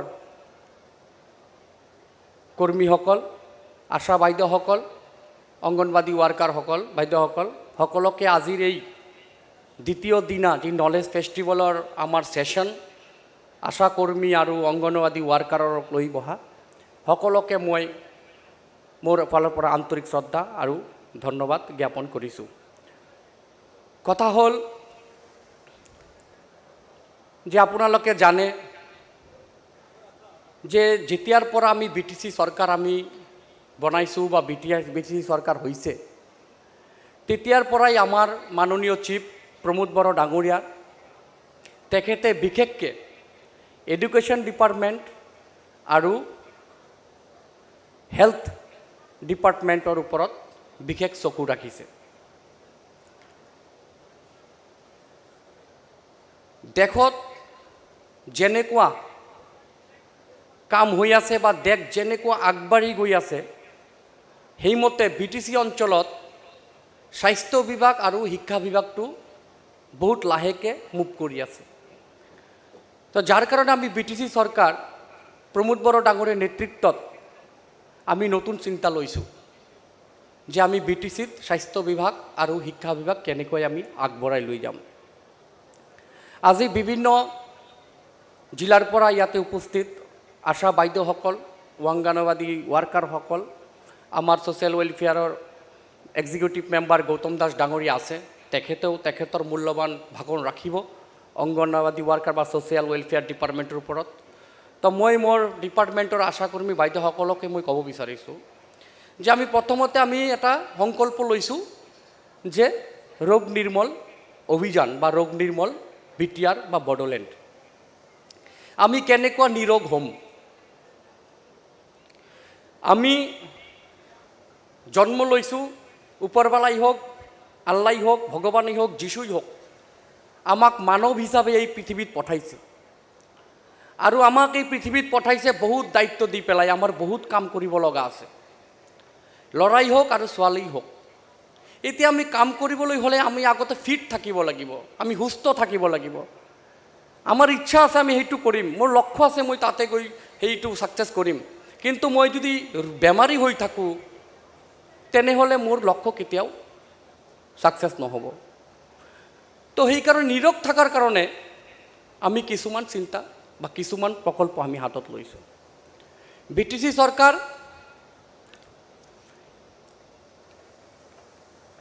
আপোনালোকে জানে যে আগত যেতিয়া চৰকাৰ আছিলে তেতিয়া বহুত সাব চেণ্টাৰ, বহুত ষ্টেট ডিছপেঞ্চাৰী, বহুত কমিউনিটি হেল্থ চেণ্টাৰ, বহুত মিনি PHC এনেই পৰি আছিল। কোনো ষ্টাফ, ডক্টৰছ, নাৰ্ছ বা CHO এইবিলাক কোনেও নাছিলে। কিন্তু আজিৰ দিনত আপোনালোকে গৈ চাব প্ৰত্যেকটা ষ্টেট ডিছপেঞ্চাৰী স্মুথ ফাংচনিং হৈ আছে, প্ৰত্যেকটা সাব চেণ্টাৰত কাম চলি আছে। ANMই হওক বা GNMই হওক ৰেগুলাৰলি ডিউটি কৰি আছে। স্পেচিয়েলি আমি প্ৰায়ৰিটি দিছোঁ কি ৰিমোট এৰিয়া। আমি ৰিমোট এৰিয়া মানে আমাৰ BTCৰ মেক্সিমাম আমাৰ আণ্ডাৰ ডেভেলপ উত্তৰাঞ্চল যিটো আমাৰ হাইৱেৰ সেইফালে হয়। এতিয়া আমাৰ BTR ফেলোশ্বিপ কাম কৰি আছে, ডাটা দি আছে, ভূটান ৰিলেটেড যিবিলাক ঠাই আছে এইবিলাক এতিয়ালৈকে উন্নয়ন হোৱা নাই। এতিয়া আমি লাহে লাহে আমি সেইবিলাক হাতত লৈছোঁ। আজি যে এই যে বিষয় ইয়াতে মনোজ চৌধুৰী ডাঙৰীয়া আৰু বিভিন্ন ব্যক্তিসকল যে ভাষণ দি গ'লে, আশাকৰ্মী বাইদেউসকল, আজিকালি চাইল্ড ডেথৰ পাৰ্চেণ্টেজটো বহুত বাঢ়িছে, কিন্তু লাহে লাহে আমি এইটো মিনিমাইজ কৰি আহি আছোঁ, আমি লাহে লাহে কমাই আনি আছোঁ এই চাইল্ড ডেথটো। তো এই চাইল্ড যে ডেথ হৈ আছে, এই চাইল্ড ডেথটো কিয় হৈ আছে? কাৰণ দুখীয়া ব্যক্তিসকল সেই সেনেকুৱা পিছপৰা ঠাইত CHC কওক, PHC কওক, ডিছপেঞ্চাৰী কওক এইবিলাক এক্টিভ নাই, স্বাস্থ্য কেন্দ্ৰবিলাক এক্টিভ নাই, নচলা হৈছে। তো এই আশা বাইদেউসকল এই যে প্ৰেগনেণ্ট মাদাৰৰ যে লুক আফটাৰ কৰি আছে, কেয়াৰ লৈ আছে, এতিয়া কেয়াৰ লোৱাৰ পিছত যদি সেই মায়ে গম নাপায় যে মোৰ গৰ্ভত, মোৰ পেটত যি 3 মাহীয়া বা 4 মাহীয়া মান্থলি যে বাচ্চাটো আছে তাৰ ডেভেলপটো কেনেকুৱা গমেই নাপায়। কাৰণ উত্তৰাঞ্চলৰ পৰা এই আপোনাৰ ৰণিখাতা, চামটাই, উল্টাপানী, সৰলপাৰাৰ পৰা এই কোকৰাঝাৰ অহালৈকে বহুত কষ্ট হৈ যায়, ছ'নোগ্ৰাফি কৰিব নোৱাৰে, আল্ট্ৰাছাউণ্ড মেচিন নাই। তো সেইকাৰণে ষ্টেটাছটো গম নাপায় যে মোৰ গৰ্ভত যি বাচ্চাটো আছে এই বাচ্চাটো কি, নিউট্ৰিশ্যন বস্তুটো গম নাপায়। খালি আশা বাইদেউসকল যাব, পেটটো ঠিকি আছে, অমুক তমুক এনেকুৱা কৰি আহিব, কিন্তু যি ট্ৰিটমেণ্ট পাব লাগে এই ট্ৰিটমেণ্টটো নাপায়। যাৰ কাৰণে কি হয়, কিছুমান বাচ্চা মানে ডেটটো মানে প্ৰসৱ হোৱাৰ লগে লগে মৰে বা পেটতে মৰে। তো আমি BTC চৰকাৰ হাতত লৈছোঁ যে আমি বহুত ক্ৰয় কৰি আছোঁ। এতিয়া আমাৰ চৰকাৰ হোৱাৰ পিছত আমি বিভিন্ন স্বাস্থ্য কেন্দ্ৰত আমি যেনেকুৱা মেচিন আমি প্ৰকিউৰ কৰি পেলাই আমি পেৰিফেৰিক ৱাইজ আমি যে ডিষ্ট্ৰিবিউট কৰি আছোঁ, এতিয়া আমাৰ ভিটা ফেলোশ্বিপ যিটো কাম কৰি আছে ডাটা আমাক দিব দুদিনৰ ভিতৰত। তো প্ৰত্যেক গাঁৱে ভূঞে অঞ্চলত ছ'নোগ্ৰাফি মেচিন থাকিব লাগিব, PHC হওক বা CHC হওক, যাতে সেই মাদাৰবিলাক প্ৰেগনেণ্ট মাদাৰবিলাক নিজৰ পেটৰ বাচ্চা যাতে ষ্টেটাছটো দেখা পায়। নহ'লে কি হয়, সৰলপাৰাৰ পৰা কোকৰাঝাৰ অহা দুখীয়া মানুহ আহিব নোৱাৰে, ইমান কষ্ট, ভাড়াই কৰিব নোৱাৰে গাড়ী। তো আমি BTC চৰকাৰে এনেকুৱা আমি ইনিচিয়েটিভ লৈছোঁ হাতত যে আমি গাঁৱে ভূঞে প্ৰত্যেকটা জিলাৰ CHC, PHC, ডিছপেঞ্চাৰী, সাব চেণ্টাৰ আমি ফুল স্মুথ ফাংচনিং কৰি দিম। আৰু আপুনি জানে যে আমাৰ প্ৰমোদ বড়ো ডাঙৰীয়া তেওঁ এজন কামৰ মানুহ, তেওঁ এজন দক্ষ BTC চৰকাৰৰ এজন চিফ, যাৰ কাৰণে প্ৰথমবাৰৰ কাৰণে নৰ্থ ইষ্টত এই নলেজ ফেষ্টিভেল হৈ আছে। বিভিন্ন দেশৰ পৰা বিভিন্ন পদবী লাভ কৰা ব্যক্তিসকল ইয়াতে আহি আগভাগ লৈছে। প্ৰথমবাৰৰ কাৰণে BTCত আমাৰ এই চৰকাৰে বড়োলেণ্ড লিটাৰেট ফেষ্টিভেল পাতিছে। প্ৰথমবাৰ নৰ্থ ইষ্টত আমাৰ এই BTC চৰকাৰে ISBL খেলা পাতিছে। এনেকুৱা লাহে লাহে আমি BTCটো বা আমি BTC চৰকাৰ BTRটো কেনেকুৱা আমি দেশৰ বেলেগ ৰাজ্যৰ লগত আমি কম্পেয়াৰ কৰিব পাৰোঁ, সেই চিন্তা ইতিমধ্যে আমাৰ প্ৰমোদ বড়ো ডাঙৰীয়া হাতত লৈছে। আমি যিটো নিৰোগৰ কথা কৈ আছিলোঁ, প্ৰথমতে মানুহ সজাগ হ'ব লাগিব। মই যিটো কৈছোঁ যে আল্লাই জন্ম দিছে, ভগৱান জন্ম দিছে, কিয় দিছে? এনেই খাই দাই শুই থাকি টোপনিৰ পৰা উঠিলোঁ, খালোঁ দালোঁ, চাকৰি কৰিলোঁ, আহিলোঁ, ফেমিলিৰ লগত চিনেমা চাব গ'লোঁ, ৰাতি ল'ৰা ছোৱালীৰ লগত খেলিলোঁ, টোপনি মাৰি দিলোঁ, এইটোৱেই লাইফ নহয়। আমি কিবা কামৰ কাৰণে আমাক ভগৱানে জন্ম দিছে, আমাৰ বহুত দায়িত্ব আছে, সমাজৰ কাম কৰিব লাগিব, দেশটো আগবঢ়াই লৈ যাব লাগিব। সেইকাৰণে নীৰৱ থাকিব লাগিব। আৰু নীৰৱ থাকিবলৈ কি হ'ব? অলপ শৰীৰ চৰ্চাও কৰিব লাগিব, নিজৰ প্ৰতি কনচিয়াছ থাকিব। খালি মেডিকেলৰ ওপৰত ডিপেণ্ড কৰিলে নহ'ব যে মোৰ বেমাৰ হৈছে, মই ঔষধ খাম, ব্লাড প্ৰেছাৰ জুখিম, হিমোগ্ল'বিন দেখিম, তাৰপিছত ঔষধ খাই মই ঠিক হৈ যাম, সেইটোও নহয়। হেল্থ ডিপাৰ্টমেণ্ট কমপ্লিটলি আপোনাৰ লাইফৰ ৰেছপনচিবল নহয়। আপুনি যেতিয়া বেমাৰত পৰিব তেতিয়া ডক্টৰে চাব, কিন্তু আপুনি কিয় মেডিকেল ইনষ্টিটিউটত যাব, কিয় আপুনি ডক্টৰক দেখাব? আমাক ভগৱানে জ্ঞান দিছে, বুদ্ধি দিছে, আমি অলপ শৰীৰ চৰ্চা, ফিজিকেল এক্সাৰচাইজ, যোগা, প্ৰাণায়াম, ধ্যান, মেডিটেশ্যন এইবিলাক কৰিলে আমাৰ ৰোগী নাথাকে। তো যিটো আমি চিন্তা লৈছোঁ ৰোগ নিৰ্মূল BTR, এই ৰোগ নিৰ্মূল BTRত আমাৰ বহুত কিবা আমি যিটো এৱাৰনেছ প্ৰগ্ৰাম কৰিম অহা মানে মাৰ্চৰ পৰা, আজি 28 তাৰিখ লাষ্ট ডেট ফেব্ৰুৱাৰী, এই মাৰ্চৰ পৰা আমি আমাৰ BTC অঞ্চলত 40টা সমষ্টিত আমি হেল্থ এৱাৰনেছ কেম্প আৰু চেকআপ, হেল্থ চেকআপ আৰু এৱাৰনেছ কেম্প আমি ডাঙৰকৈ আমি সমষ্টি ভিত্তিত আমি পাতিম বুলি আমি অলৰেডি প্ৰগ্ৰাম হাতত লৈছোঁ।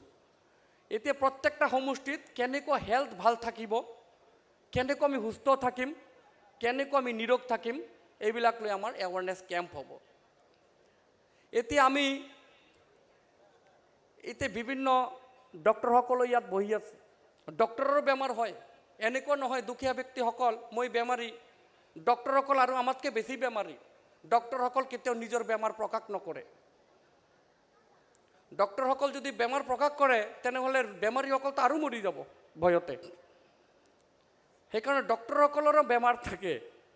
তো সেইটো খালি কেৱল ডক্টৰ বুলি নহয়, আশাকৰ্মী বাইদেউসকল নহয়, প্ৰত্যেক ৰাইজৰ কাৰণে মই এইটো ক'ব বিচাৰিছোঁ, প্ৰত্যেক মানুহৰ নিজৰ প্ৰতি যত্ন ল'ব লাগিব, ৰুটিনত আনিব লাগিব যে কেনেকৈ আমি নিৰোগ থাকিব পাৰিম। আজি যিটো অলপ আগত কোৱা হৈছিলে ব্লাড প্ৰেছাৰৰ কথা, প্ৰেছাৰ মানে কি বস্তু আগতে সেইটো জানিব লাগিব, শিকিব লাগিব যে প্ৰেছাৰ কি বস্তু। সেই প্ৰেছাৰ যেতিয়া আমি ছাবজেক্টটো ভালকৈ বুজিব পাৰিম তেতিয়া আপোনাৰ কেতিয়াও প্ৰেছাৰ নহ'ব আৰু কেতিয়াও আপোনাৰ আনচাৰ্টেন ডেথ নহ'ব। আজিকালি যিমান আনচাৰ্টেন ডেথ হৈ আছে, স্পেচিয়েলি 40ৰ পৰা 50 বছৰৰ ভিতৰত যেনেকুৱা মানুহ মৰি আছে, খাই দাই শুলে ৰাতি বোলে ষ্ট্ৰক হৈ মৰি গ'লে, পিছদিনা মৰ্ণিঙত সকলোৱে গাঁৱত চৰ্চা, কি হ'ল মানুহটো একদম কোনো ৰোগ বেমাৰ একো নাই, মানুহটো মৰি গ'ল। তাৰমানে কি কনচিয়াছ নহয়, যিমান খাদ্য খাব লাগে তাতকৈ সি ডাবল খাই দিছে, যিমান টোপনি মাৰিব লাগে তাতকৈ তেওঁ কম টোপনি মাৰিছে, যিমানখিনি অক্সিজেন ল'ব লাগে, যিমানখিনি প্ৰাণায়াম কৰিব লাগে, যোগা কৰিব লাগে, এইবিলাক একোৱেই কৰা নাই। আৰু ভিতৰত ট্ৰাইগ্লিচাৰাইডছ, SGOT, PT এইবিলাক চব বাঢ়ি আছে, ষ্ট্ৰকটো হ'বই। তো সেইকাৰণে নিৰোগ থাকিবৰ কাৰণে আগতে নিজে সজাগ হ'ব লাগিব যে মই ডক্টৰৰ তাত নাযাম, কেৱল ডক্টৰৰ ওপৰতে ডিপেণ্ডেণ্ট নহ'ম। মই হস্পিটেলত যাম, ভৰ্তি হৈ থাকিম, ভাল হৈ আহিম, চেন্নাই যাম, মোৰ টকা আছে, পেটত ষ্ট'ন হ'লে 2 লাখ টকা দি অপাৰেশ্যন কৰি আহিম, সেইটো নহয়। সেইকাৰণে মই ক'ব বিচাৰিছোঁ जाय आशा कर्मीफोर बाहिरनिफ्राय फैदों, आं इएम नालाय बुंदों गोबां बुरजा पेशेन्ट दङ, गामि गामियाव बुरजा पेशेन्ट दं। आरो जाय प्रेगनेन्ट मादार दं बिथांमोननि खाथियाव थांनानै जास्ट खालि भेक्सिनल' कथा नङा,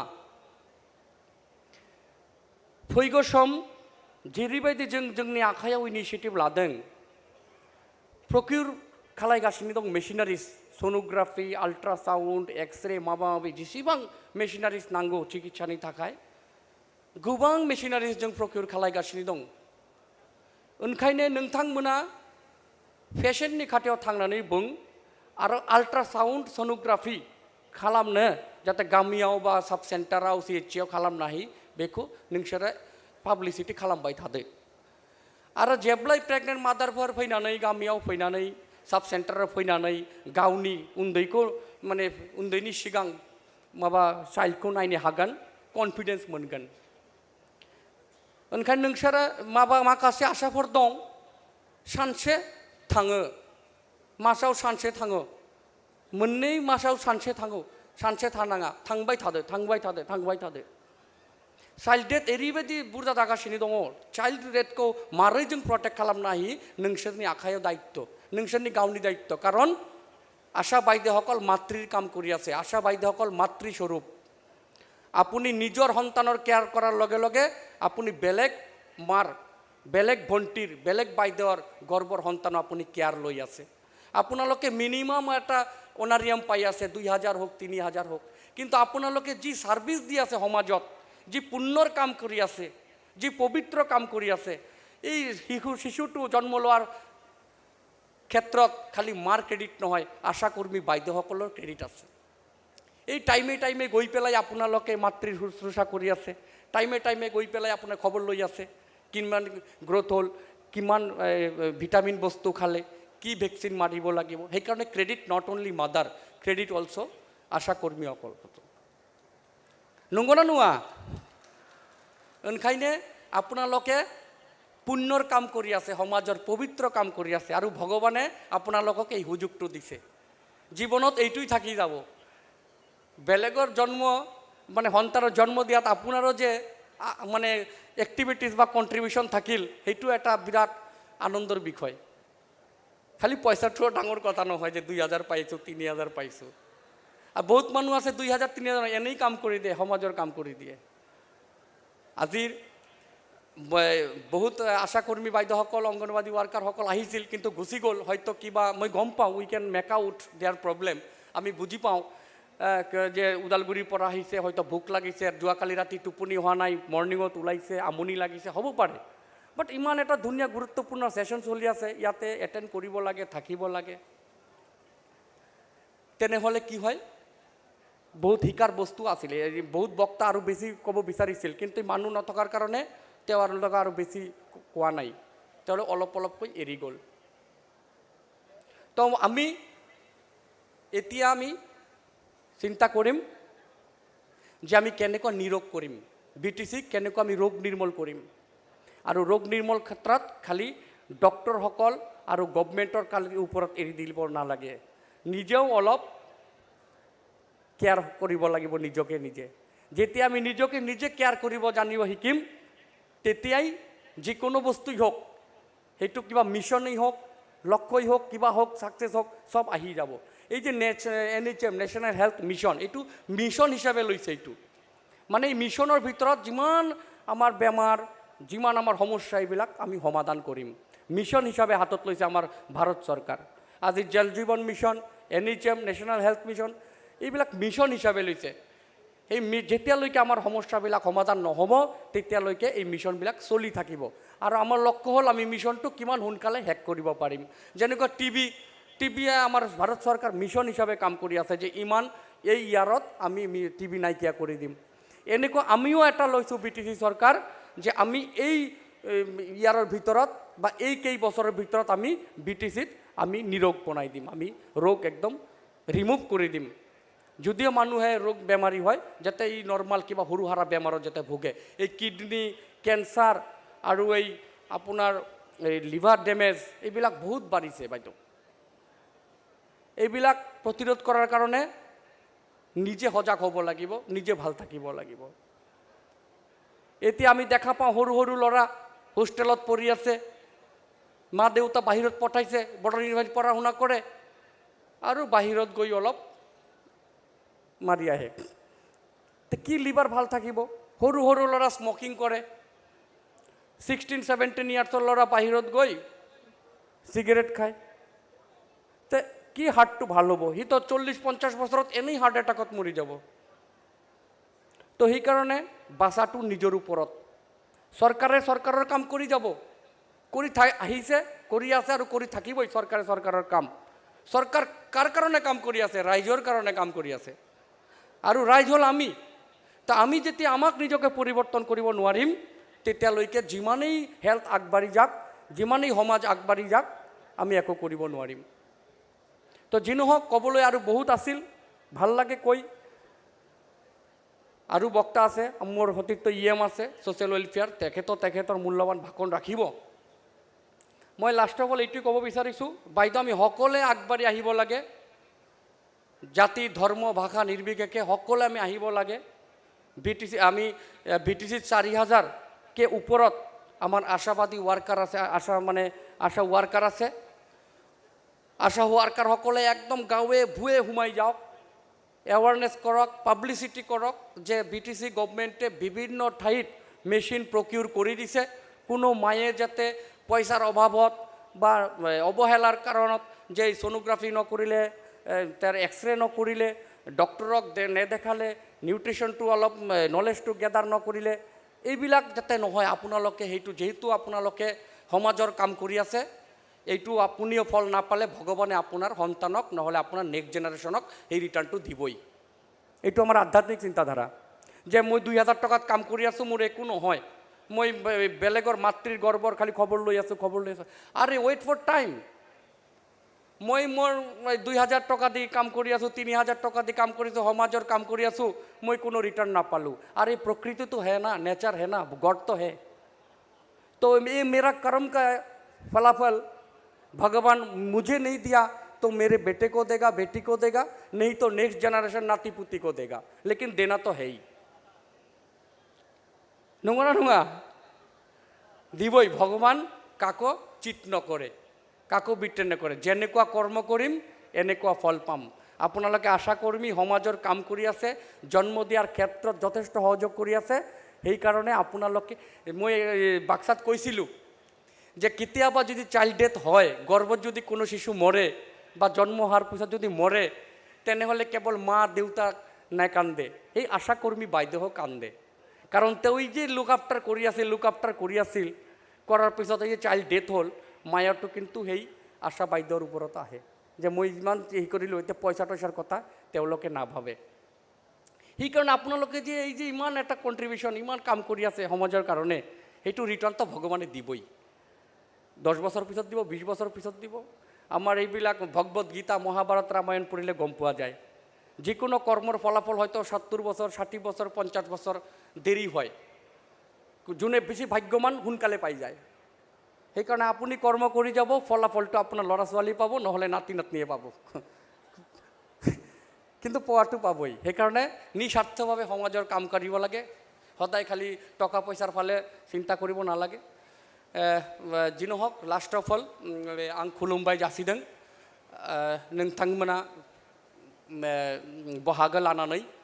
आरो आं आसा खालामो फैगौ सम BTC गभर्नमेन्ट आरो मानगोनां चिफ प्रमोद बर' बिथांनि दैदेननायाव गोदान माबा मेप माबा गिदिर मानचित्र बे education health department social welfare प्रत्येकटा डिपार्टमेंटाव गोदान मानचित्र माबा जागोन फैगौ सम आं आसा खालायो आरो नोंथांमोननिफ्राय कपारेसन नागिरो जे नोंथांमोनाबो फैनानै जों गभर्नमेन्टखौ कपारेट खालाय जाहाथे जों बिटिसि गभर्नमेन्ट इन्डियानि गेजेराव गिदिर काउन्सिल जाहाथे माबा प्लेस खालामनो हायो बेबायदि बुंथि लाखिनानै मैं आजिर এই বক্তব্য সামৰিছোঁ नमस्कार गोजोन्थों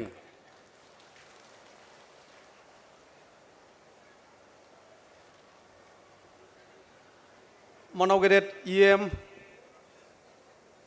अरूप कुमार दे बिथांनिसिम रोजा रोजा साबायखर थाबाय बिथाङा गावनि बिफाननि गोबां बाथ्राखौनो खेंफोरनानै फोरमायथिबाय जोंहा समा जोबबोबायानोसै आधा घन्टानि गेजेराव जोङो हाबाफारिखौ फोजोबनो नाजागोन আমি আধা ঘণ্টাৰ ভিতৰত আজিৰ এই আলোচনা চক্ৰ আমি সামৰিব চেষ্টা কৰিম এতিয়া নৃত্য পৰিৱেশন কৰিব নেপালী সাংস্কৃতিক দল তেওঁলোকক নৃত্য পৰিৱেশন কৰিবলৈ অনুৰোধ জনাইছোঁ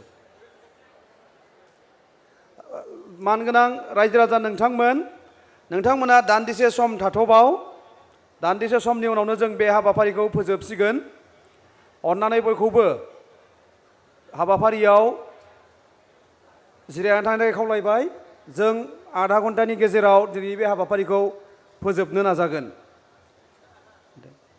नै दायो दङ नेपाली हारिमुवारि हान्जानि मोसानाय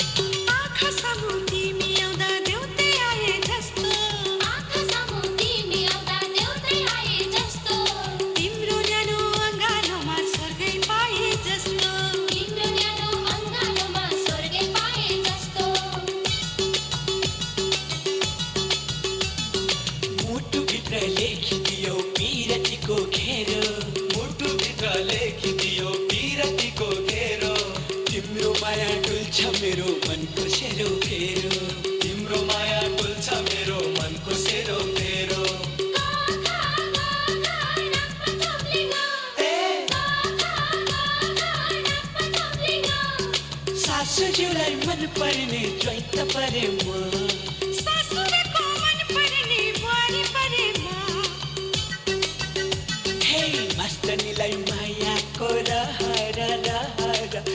खुला काठमांडू सारा मास्टर साहेब शिकाई देऊ तीराती आज भोलि मन बोल्छ भात भाती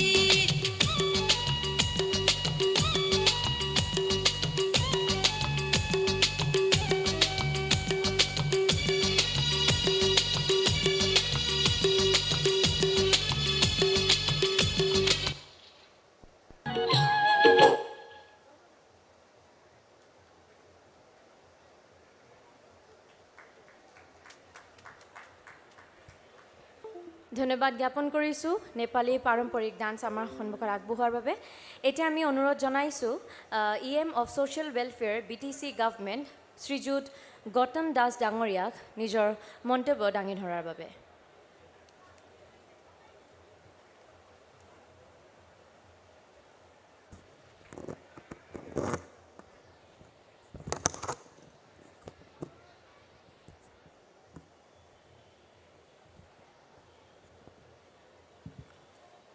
নমস্কাৰ BTR চৰকাৰৰ উদ্যোগত তথা বড়োলেণ্ড ইউনিভাৰ্চিটিৰ সহযোগত উত্তৰ পূৰ্বাঞ্চলৰ বাবে প্ৰথম আয়োজিত ইণ্টাৰনেশ্যনেল নলেজ ফেষ্টিভেলৰ লগত সংগতি ৰাখি আজি আমাৰ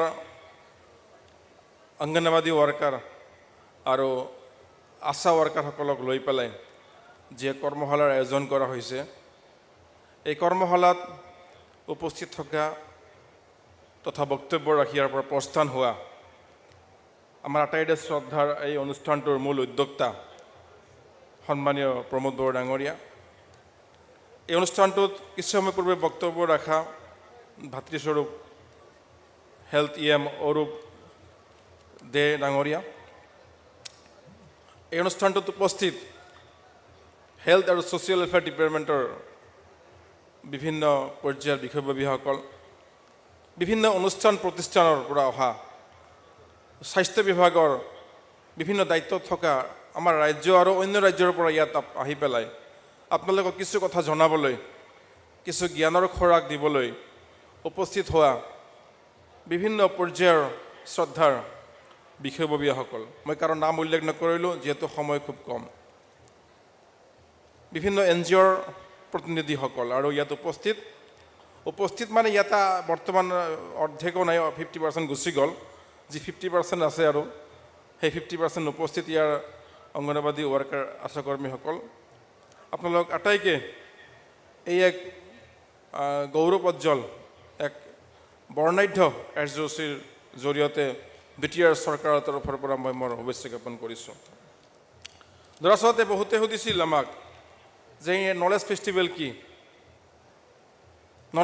কি আয়োজন কৰা হৈছে মই চমুকৈ কম বিশেষ দীঘলীয়া নকৰোঁ কাৰণ সময় বহুত হৈছে আপোনালোক বহুত দূৰৰ পৰা আহিছে কাৰো এতিয়া ভাষণ শুনাৰ ধৈৰ্য নাই তথাপিও নকলেও নহ'ব নলেজ ফেষ্টিভেল কি উদযাপন কৰা হৈছে কিয় পালন কৰা হৈছে এয়া একেবাৰে চমুকৈ কোৱা কথা নাই তথাপিও মই ক'ব বিচাৰিছোঁ যে আমাৰ সন্মানীয় প্ৰমোদ বড়ো ডাঙৰীয়াৰ এক অন্যতম পদক্ষেপ ৰাজনীতিৰ ঊৰ্ধত এক বিশাল চিন্তাধাৰা মানুহৰ মানসিক চিন্তাধাৰাৰ পৰিৱৰ্তন মানসিক বিকাশ অহা ভৱিষ্যতত যি নৱপ্ৰজন্ম শিক্ষাৰ্থী বা সকলো পৰ্যায়ৰ বিভিন্ন দায়িত্বত থকা এই BTRৰ নাগৰিকসকলক লৈ যুৱ প্ৰজন্মক লৈ মহিলাসকলক লৈ পেলাই BTRখন অসম তথা ভাৰতবৰ্ষৰ ভিতৰত এখন সুস্থ সবল এখন শক্তিশালী BTR গঢ়াৰ কাৰণে বিভিন্ন পদক্ষেপৰ ভিতৰত এটি এটা অন্যতম পদক্ষেপ আমি দেখিছোঁ যে বিভিন্ন সময়ত চৰকাৰে বিভিন্ন আঁচনি লয় বিভিন্ন মন্ত্ৰী বিধায়কে কাম কৰি আছে চৰকাৰী বিষয়াসকলেও কাম কৰি আছে স্কিম ধৰিছে স্কিম হৈ আছে ৰাস্তা পদূলিৰ উন্নয়ন হৈছে চৰকাৰী আঁচনি ৰূপায়ণ হৈছে তথাপিও মানুহৰ মাজত সদায় এটা আক্ষেপ আমি একো পোৱা নাই চৰকাৰ আৰু মানুহৰ মাজত সদায় দূৰত্ব প্ৰশাসন আৰু সাধাৰণ ৰাইজৰ মাজত সদায় দূৰত্ব সাধাৰণ ৰাইজে প্ৰশাসন বা আমাৰ ৰাজনীতিৰ কৰা যিসকল ঊৰ্ধ্বতম কৰ্তৃপক্ষ আছে, বিষয়া আছে, মন্ত্ৰী হওক, বিধায়ক হওক, MLA হওক, তেওঁলোকৰ লগত এটা সুসম্পৰ্ক এইবোৰৰ যেন ক'ৰবাত এটা তাৰতম্য পাৰ্থক্য দেখা যায় সদায়। সেইকাৰণে আমি যদি চাব যাওঁ যে আমি ইমান কাম কৰাৰ পিছতো আমাৰ মূল যিবোৰ ইছ্যু আছে সেইবোৰ ইছ্যুবোৰ বা মূল সমস্যাবোৰ সমাধান কৰাৰ ক্ষেত্ৰত আমি যেন পিছুৱাই আছোঁ। শিক্ষাৰ ক্ষেত্ৰতে হওক, স্বাস্থ্যৰ ক্ষেত্ৰতে হওক, কৃষি উৎপাদনৰ ক্ষেত্ৰতে হওক, শিশু মহিলাসকলৰ মৃত্যুৰ হাৰেই হওক বা ৰোগৰ পৰা পৰিত্ৰাণৰ উপায়ে হওক, বিভিন্ন ক্ষেত্ৰত আমি আগবাঢ়ি যাব পৰা নাই। তাৰ কাৰণে বিভিন্ন কাৰণ আছে।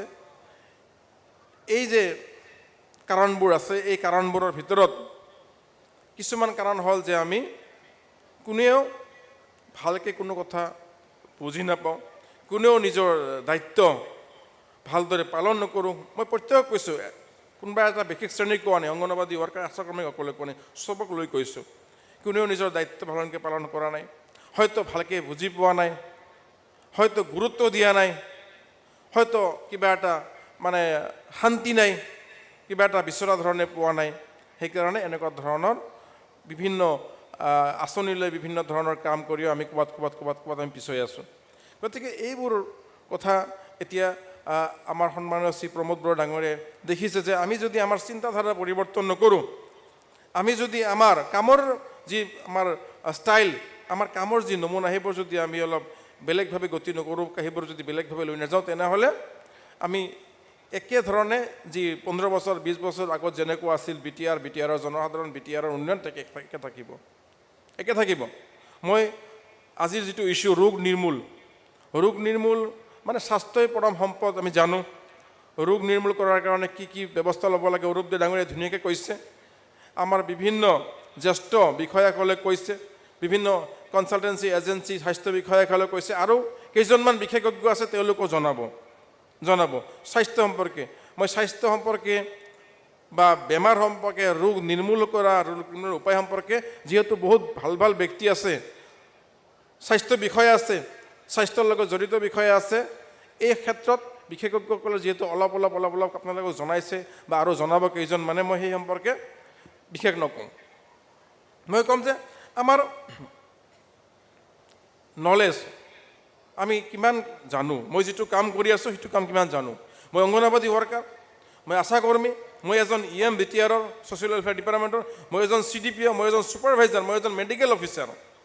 মোৰ কিমান দায়িত্ব আছে, মই কিমান সময় কাম কৰি আছোঁ, মই কিমানখিনি কৰিব লাগে, সেই সম্পৰ্কে কিন্তু আমি সজাগ হোৱাৰ প্ৰয়োজন আহি পৰিছে। কাৰণ আমি পিছপৰা অঞ্চলৰ লোক, আমি বহুত পিছপৰা অঞ্চলৰ লোক। এনেই আমাৰ এই অঞ্চলত বিভিন্ন আন্দোলনৰ কাৰণে আমি 30 বছৰ 35 বছৰ পিছুৱাই গৈছোঁ। এনেই আমাৰ শিক্ষা, স্বাস্থ্য সকলো ক্ষেত্ৰতে আমি এটা গেপ হৈ আছে, গেপ অন্য ৰাজ্যৰ লগত। কাৰণ বিগত প্ৰায় 2-3 দশক এই অঞ্চলত বিভিন্ন আন্দোলন চলিছিল, বিভিন্ন ধৰণৰ অধিকাৰ ৰক্ষাৰ কাৰণে।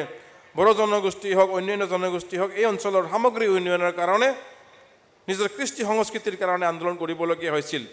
তাৰ কাৰণে কিন্তু আমি বহুত পিছুৱাই আছোঁ। গতিকে এই গেপখিনি, এই যে পিছুৱাই গৈছোঁ আমি 30 বছৰ, এই 30 বছৰ পিছুৱাই যোৱা কামখিনি এতিয়া আমি যদি অতি ভালকৈ কৰিব লাগে, অন্য ৰাজ্যৰ লগত, অন্য অঞ্চলৰ লগত যদি আমি সমপৰ্যায়ে আগবাঢ়িব লাগে, তেনেহ'লে আমাৰ কামৰ, আমাৰ দায়িত্ব আমাৰ আৰু দুগুণ বেছি হ'ব লাগিব। আমি 8 ঘণ্টা কাম কৰিম তেনেকুৱা নহয়, আমি 10 ঘণ্টা কাম কৰিম তেনেকুৱা কথা নহয়, আমি 5 ঘণ্টা কাম কৰিম তেনেকুৱা কথা নহয়, 8 ঘণ্টা নহয়, 10 ঘণ্টা নহয়, 15 ঘণ্টা হ'ব পাৰে, 17 ঘণ্টা হ'ব পাৰে। আমি কাম কৰিব লাগিব, আমাক জ্ঞান লাগিব, নতুন তথ্য লাগিব, বহিৰাজ্য কি কৰি আছে তাৰ জ্ঞান লাগিব, নিজৰ অঞ্চলত কি আছে, আমি কি কৰিব পাৰোঁ, আমাৰ মাজত শক্তি আছে, আমাৰ কেপাবিলিটি আছে, আমাৰ কেপাচিটি আছে, আমি কিয় নোৱাৰিম? যদি অন্যে পাৰিছে, যদি পশ্চিমীয়া দেশে পাৰিছে, অন্য ৰাষ্ট্ৰই পাৰিছে, অন্য দেশে পাৰিছে, আমি কিয় নোৱাৰিম? আমিও পাৰিম। এজন অংগনবাদী ৱৰ্কাৰে অকল অংগনবাদী ৱৰ্কাৰ নহয়, তেওঁ অন্য কামো কৰিব পাৰে, তেওঁ ভাল শিক্ষয়িত্ৰী হ'ব পাৰে।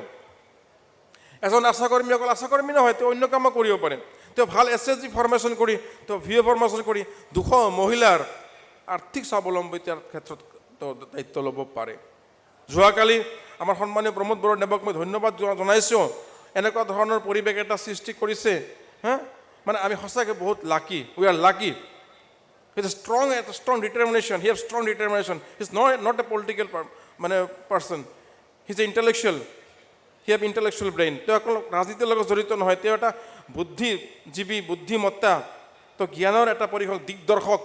তেওঁ দিগদৰ্শক হিচাপে কাম কৰিছে। যোৱাকালি এই মঞ্চত নোবেল পুৰস্কাৰ পোৱা বাংলাদেশৰ মহম্মদ ইউনুছ আহিছিল। তো মহম্মদ ইউনুছ ডাঙৰীয়া সদায় আমাৰ কাৰণে নমস্য, কাৰণ তেওঁ নোবেল পুৰস্কাৰ পাইছিল। সেইকাৰণে বাংলাদেশত একেবাৰে দৰিদ্ৰ লোকসকলৰ, দৰিদ্ৰ মহিলাসকলক লৈ পেলাই আত্মসহায়ক গোট গঠন, মাইক্ৰ' ফাইনেন্স, মাইক্ৰ' ক্ৰেডিট ছিষ্টেমটো তেওঁ প্ৰথম সৃষ্টি কৰিছিল, আৰু তাৰ কাৰণে সমগ্ৰ বিশ্বই তেওঁক প্ৰশংসা কৰি পেলাই তেখেতক নোবেল বঁটা দিছিল।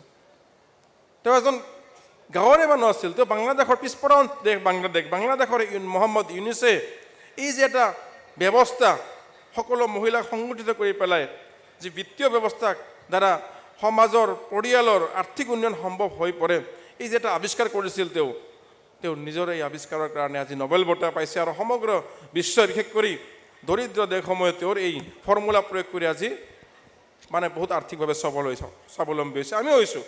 আমাৰ ইয়াতে যি আত্মসহায়ক গোট, যি SRLM, NRLM কাম কৰি আছে, যি অসমী হওক, RGBN হওক, বন্ধন বেংকে কাম কৰি আছে, তেওঁৰ ফৰ্মুলা এইটো। তেওঁ ইমান ধুনীয়াকৈ যোৱাকালি কিছুমান কথা কৈছে যে বেংকে সদায় ধনী মানুহৰ ওচৰত যায়, বেংকে সদায় চহৰৰ পিনে গতি কৰে, কিন্তু মই গৰীব মানুহৰ ওচৰত গৈছিলোঁ, মই গাঁৱৰ ফালে গৈছিলোঁ। এনেকুৱা ধৰণৰ মূল্যৱান কথা, বহুত ভেলুৱেবল স্পীচ আমি শুনিবলৈ পাইছোঁ। এয়াই নলেজ ফেষ্টিভেল, নলেজ পাবলৈ আমি সক্ষম হৈছোঁ। আমিও বহুত জানিবলগীয়া আছে। ঠিক সোনম ৱাংচু আপোনালোকে জানে বহুতে, লাডাখৰ, তেখেতে এজন এনেকুৱা ধৰণৰ শিক্ষাৰ তেওঁ কনচেপ্ট দিছিলে। ইমান ধুনীয়া শিক্ষাৰ ব্যৱস্থাৰ ওপৰত তেখেতে কিছুমান তেখেতৰ ফৰ্মুলা প্ৰয়োগ কৰিছিলে। তেওঁৰ ওপৰত 3 Idiots চিনেমা নিৰ্মাণ কৰা হৈছিলে তেওঁৰ এই কনচেপ্টৰ ওপৰত। গতিকে সোনম ৱাংচু লাডাখৰ এজন ভিতৰৰ অঞ্চলৰ লোক। তেওঁ কৈছে যোৱাকালি যে আমি পশ্চিমীয়া দিশত, পশ্চিমীয়া ৰাজ্যত, পশ্চিমীয়া ফালে গতি কৰি তেওঁলোকৰ কিবা এটা হৈছে, পিছে পিছে দৌৰি থাকিলে নহ'ব, আমিও পাৰোঁ। পশ্চিমীয়া ৰাজ্য, পশ্চিমীয়া দেশৰ পিছে পিছে দৌৰি পেলাই তেওঁলোকে পাৰিছে, তেওঁলোকক ফ'ল' কৰিম নহয়, আমাকো ফ'ল' কৰক, আমিও কিবা কৰি দেখুৱাম। আৰু হয়, এতিয়া হৈছে আমাৰ অসমত, আমাৰ বিটিআৰত এতিয়া বহুত এনেকুৱা ধৰণৰ এজেঞ্চি আহিছে, এনেকুৱা ধৰণৰ সংস্থা আহিছে, এনেকুৱা ধৰণৰ বিভিন্ন প্ৰতিষ্ঠান আহিছে, আমাৰ লগত MOU কৰি আছে। অসমৰ মাননীয় মুখ্যমন্ত্ৰী হিমন্ত বিশ্ব শৰ্মাৰ এক অভূতপূৰ্ব তেওঁৰ যি জ্ঞানৰ ভাণ্ডাৰ, তেখেতে এতিয়া নৰ্থ ইষ্ট পলিচি লৈছে, ইষ্ট এক্ট পলিচি লৈ পেলাই বিভিন্ন ৰাষ্ট্ৰ, বিভিন্ন ৰাজ্যৰ পৰা উদ্যোগপতিসকলে আহি পেলাই ইয়াতে বিভিন্ন ধৰণৰ কাম কৰাৰ এটা ইচ্ছা প্ৰকাশ কৰিছে। গতিকে পশ্চিমীয়া দেশৰ ফালে, পশ্চিমীয়া ৰাষ্ট্ৰৰ ফালে আমি অকল নাযাওঁ, তেওঁলোকে আমাৰ ফালে আহক, আমিও পাৰোঁ। আমাৰ ইয়াত মাটি পলসুৱা, আমাৰ ইয়াত বায়ু প্ৰদূষণ নাই তেনেকুৱা, আমাৰ ইয়াত জলবায়ু ভাল, সকলো পৰিৱেশ আছে, পানী আছে, মাটি আছে, উৎপাদন কৰিলে উৎপাদনৰ এটা পটেঞ্চিয়েল পৰিৱেশ আছে। গতিকে আমি কিয় নোৱাৰোঁ? আমি পাৰোঁ, তেওঁলোক আমাৰ ফালে পিনে আহক। এতিয়া এনেকুৱা ধৰণৰ কিছুমান কথা কৈছে। গতিকে এই যে যোৱাকালিৰ কথাটো মই কাৰণে ক'লোঁ, 7খনমান ইউনিভাৰ্চিটিৰ, 7খনমান বিশ্ববিদ্যালয়ৰ ভাইচ চেঞ্চেলৰ, উপাচাৰ্য আছিলে। এখন মঞ্চত 7খন-8খন বিশ্ববিদ্যালয়ৰ VC, নোবেল পুৰস্কাৰ পোৱা এজন ব্যক্তি, সোনম ৱাংচুং দৰে এজন ব্যক্তি, বিবেক অবৰাই, তেখেতে হিন্দী চিনেমা জগতৰ ভাল এক্টৰ, সেইটো বিষয়ে আমি ক'ব যোৱা নাই। তেখেতো শিক্ষাৰ লগত জড়িত হৈ এটা অনুষ্ঠানৰ জন্ম দিছিল, শিক্ষাৰ লগত তেওঁ জড়িত হৈ আছে, বিবেক অবৰাই। ঠিক তেনেকৈ পদ্মশ্ৰী পোৱা, মই তেওঁৰ নামটো পাহৰিলোঁ, হীৰা ব্যৱসায়, বিশ্বৰ বিখ্যাত হীৰা ব্যৱসায়, ইণ্ডিয়াৰ ৱৰ্ল্ডৰ 3 নম্বৰ হীৰা ব্যৱসায়, চব্জি ভাই কিবা আছিলে, তেখেতক কালি আহিছে। তেখেতে কৈছে যে দৰিদ্ৰতা বা নিৰক্ষৰতা কেতিয়াও মানুহৰ জীৱনৰ উন্নতিৰ বাধা হ'ব নোৱাৰে। দৰিদ্ৰতা, নিৰক্ষৰতা, নিৰক্ষ, মই একো কৰিব নোৱাৰোঁ, মোৰ কেপাচিটি নাই, মোক কোনো পৰিৱেশ নাই, মিছা কথা। যোনে কৰিব পাৰে, মাত্ৰ লাগিব আত্মবিশ্বাস, মই পাৰিম, মোৰ কেপাচিটি আছে। গতিকে মই এইখিনি কথা অলপ আপোনালোকৰ ৰোগ নিৰ্মূল আঁচনিৰ লগত জড়িত শিশু আৰু মহিলাকৰ উন্নয়নৰ কাৰণে, স্বাস্থ্যৰ কাৰণে মই ক'ব যোৱা নাই, কাৰণ কৈছে কিছুমানে আৰু বহুত ভাল ভাল বিষয়ে আছে, বিষয়ে ক'ব লগা মানুহ আছে, তেওঁলোকে জনাব। মই আজিৰ অনুষ্ঠানটো, এই যে ইণ্টাৰনেশ্যনেল ফেষ্টিভেল, নলেজ ফেষ্টিভেল হৈ আছে, কিয় হৈ আছে? আজি প্ৰত্যেক দিনে প্ৰায় 8খন-9খনকৈ চেমিনাৰ হৈ আছে, জলবায়ুৰ ওপৰত চেমিনাৰ হৈ আছে, আৰ্ট কালচাৰৰ ওপৰত চেমিনাৰ হৈ আছে, কৃষিৰ ওপৰত চেমিনাৰ হৈ আছে।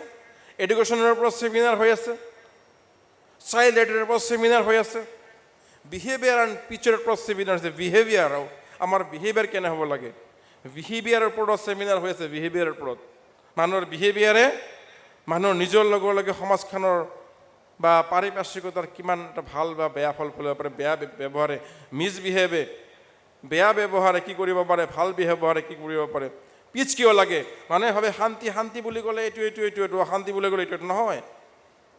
শান্তি এনেকুৱা এটা মানে বিষয়, কাৰণ আমি জানো বৰ্তমান সমাজত 90% বা 95% বুলি ক'লে ভুল নহ'ব, 95% মানুহে সম্পূৰ্ণ শান্তিত জীয়াই থকা নাই। সি যিয়ে নহওক, ডক্টৰ, প্ৰফেচাৰ, ৰাজনীতিক, যি নহওক, কণ্ট্ৰেক্টৰ, এনিবডি, 95% লোক শান্তিত জীয়াই থকা নাই, ক'ৰবাত না ক'ৰবাত অশান্তি আছে।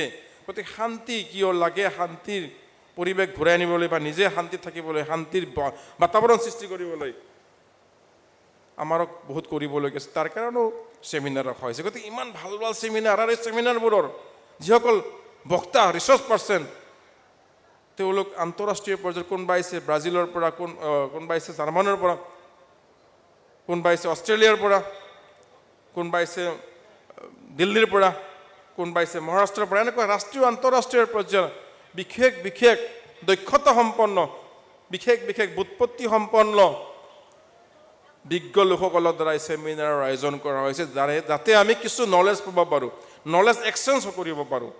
আমাৰ পৰা তেওঁলোকে বহুত নলেজ, কিছুমান নলেজ লৈ গৈ আছে আমাৰ এই অঞ্চলৰ পৰা। গতিকে নলেজ এক্সচেঞ্জ কৰাৰ এই যেটা পৰিৱেশ প্ৰথম আমাৰ বিটিআৰত আজি পালোঁ সন্মানীয় প্ৰমোদ বড়ো ডাঙৰীয়াৰ কাৰণে, ইয়াৰ দ্বাৰা কিছু হ'লেও মানুহৰ মানসিক চিন্তাধাৰা পৰিৱৰ্তন হ'ব।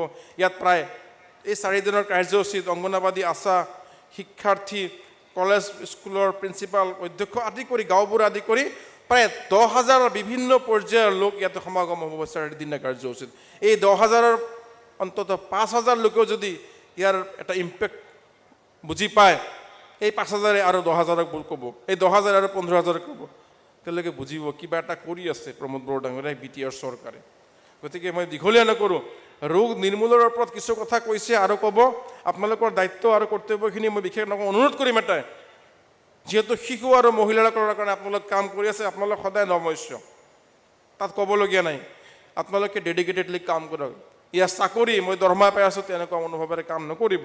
মই অনুৰোধ কৰিছোঁ, ইয়াৰ এটা মোৰ দায়িত্ব, এটা খুব ভাল, একেবাৰে খুব মানে উন্নত পৰ্যায়ৰ কাম কৰি আছে শিশু আৰু মহিলাসকলৰ কাৰণে আপোনালোকে কাম কৰি আছে। যি শিশু নিজৰ ভৱিষ্যত, নিজৰ পৰিয়ালৰ ভৱিষ্যত, সমাজৰ ভৱিষ্যত, আৰু যি মহিলা মাতৃয়ে শিশুৰ জন্ম দিছে, এই দুটা মানে খুব ইম্পৰ্টেণ্ট বিষয় আমাৰ কাৰণে। শিশু আৰু মহিলাৰ কাৰণে আজি ডিপাৰ্টমেণ্ট এটা খোলা হৈছে, ডিপাৰ্টমেণ্টে কাম কৰি আছে, আপোনালোকে তাৰে সেৱা কৰি আছে, আপোনালোকক মই অনুৰোধ কৰিছোঁ। আৰু 3টা এ, বিশেষ কৰি অংগনাবাদী ৱাৰ্কাৰ, আশাকৰ্মী আৰু ANM, 3টা এ, অংগনাবাদী ৱাৰ্কাৰ, আশাকৰ্মী আৰু ANM, এই 3টা এ, এই ত্ৰিভুজৰ 3টা কোণা আপোনালোক মূল ভেটিস্বৰূপ।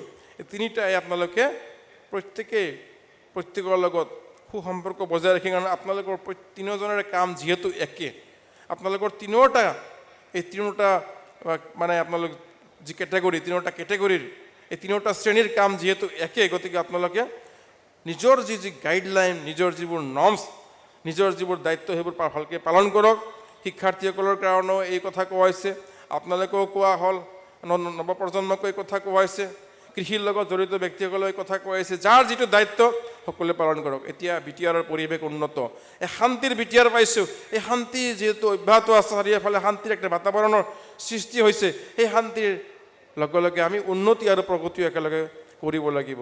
এয়া আহ্বান আমাৰ বিটিআৰ চৰকাৰৰ, আমাৰ প্ৰমোদ বড়ো ডাঙৰীয়াৰ, আৰু ৰাইজে যিহেতু ৰজা, গতিকে ৰাইজে এই আহ্বানৰ প্ৰতি, ৰাইজে আমাৰ এই যিটো মানে এজেণ্ডা, আমাৰ যি নলেজ ফেষ্টিভেলত আমি যিবোৰ বিষয় আলোচনা কৰিছোঁ, প্ৰত্যেকে যদি ভালকৈ উপলব্ধি কৰি এয়া নিজৰ বিটিআৰ, নিজৰ ডিপাৰ্টমেণ্ট, নিজৰ মানুহ, অহা ভৱিষ্যতটো মোৰ নিজৰ ভৱিষ্যত, অহা প্ৰজন্মৰ ভৱিষ্যত, আমি ভাল আদৰ্শ এখন বিটিআৰ কৰিম সমগ্ৰ ভাৰতবৰ্ষৰ ভিতৰত, এই মানসিকতাৰে কাম কৰাৰ কাৰণে আপোনালোকক আহ্বান জনাইছোঁ। মই দীঘলীয়া নকৰোঁ, কাৰণ আৰু 6-7জন বক্তা আছে, বাহিৰৰ পৰা আহিছে, আমি লোকেল মানুহ, আপোনালোক আকৌ সময় পাম কেতিয়াবা বক্তব্য ৰখাৰ কাৰণে।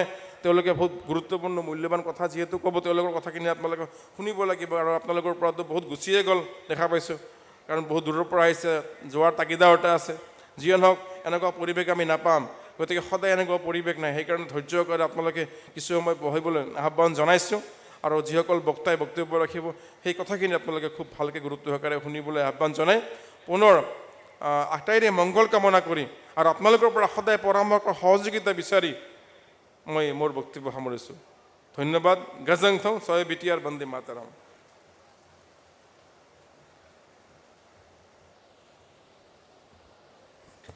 ধন্যবাদ জ্ঞাপন কৰিছোঁ শ্ৰীযুত গৌতম দাস ডাঙৰীয়াক তেওঁৰ মূল্যৱান বক্তব্য আমাৰ সন্মুখত দাঙি ধৰাৰ বাবে এতিয়া আমি আমন্ত্ৰণ কৰিবলৈ ওলাইছোঁ শ্ৰীযুতা মাধুৰিমা চাংমা তেওঁৰ প্ৰেজেণ্টেশ্যন আছে চ' তেওঁৰ প্ৰেজেণ্টেশ্যন আৰু তেওঁৰ মূল্যৱান বক্তব্য আমাৰ সন্মুখত দাঙি ধৰাৰ বাবে মই ইয়াৰে বিনম্ৰ অনুৰোধ জনালোঁ আমাৰ মাজত শ্ৰীযুতা মাধুৰিমা চাংমা ৰিচোৰ্চ পাৰ্চন ধন্যবাদ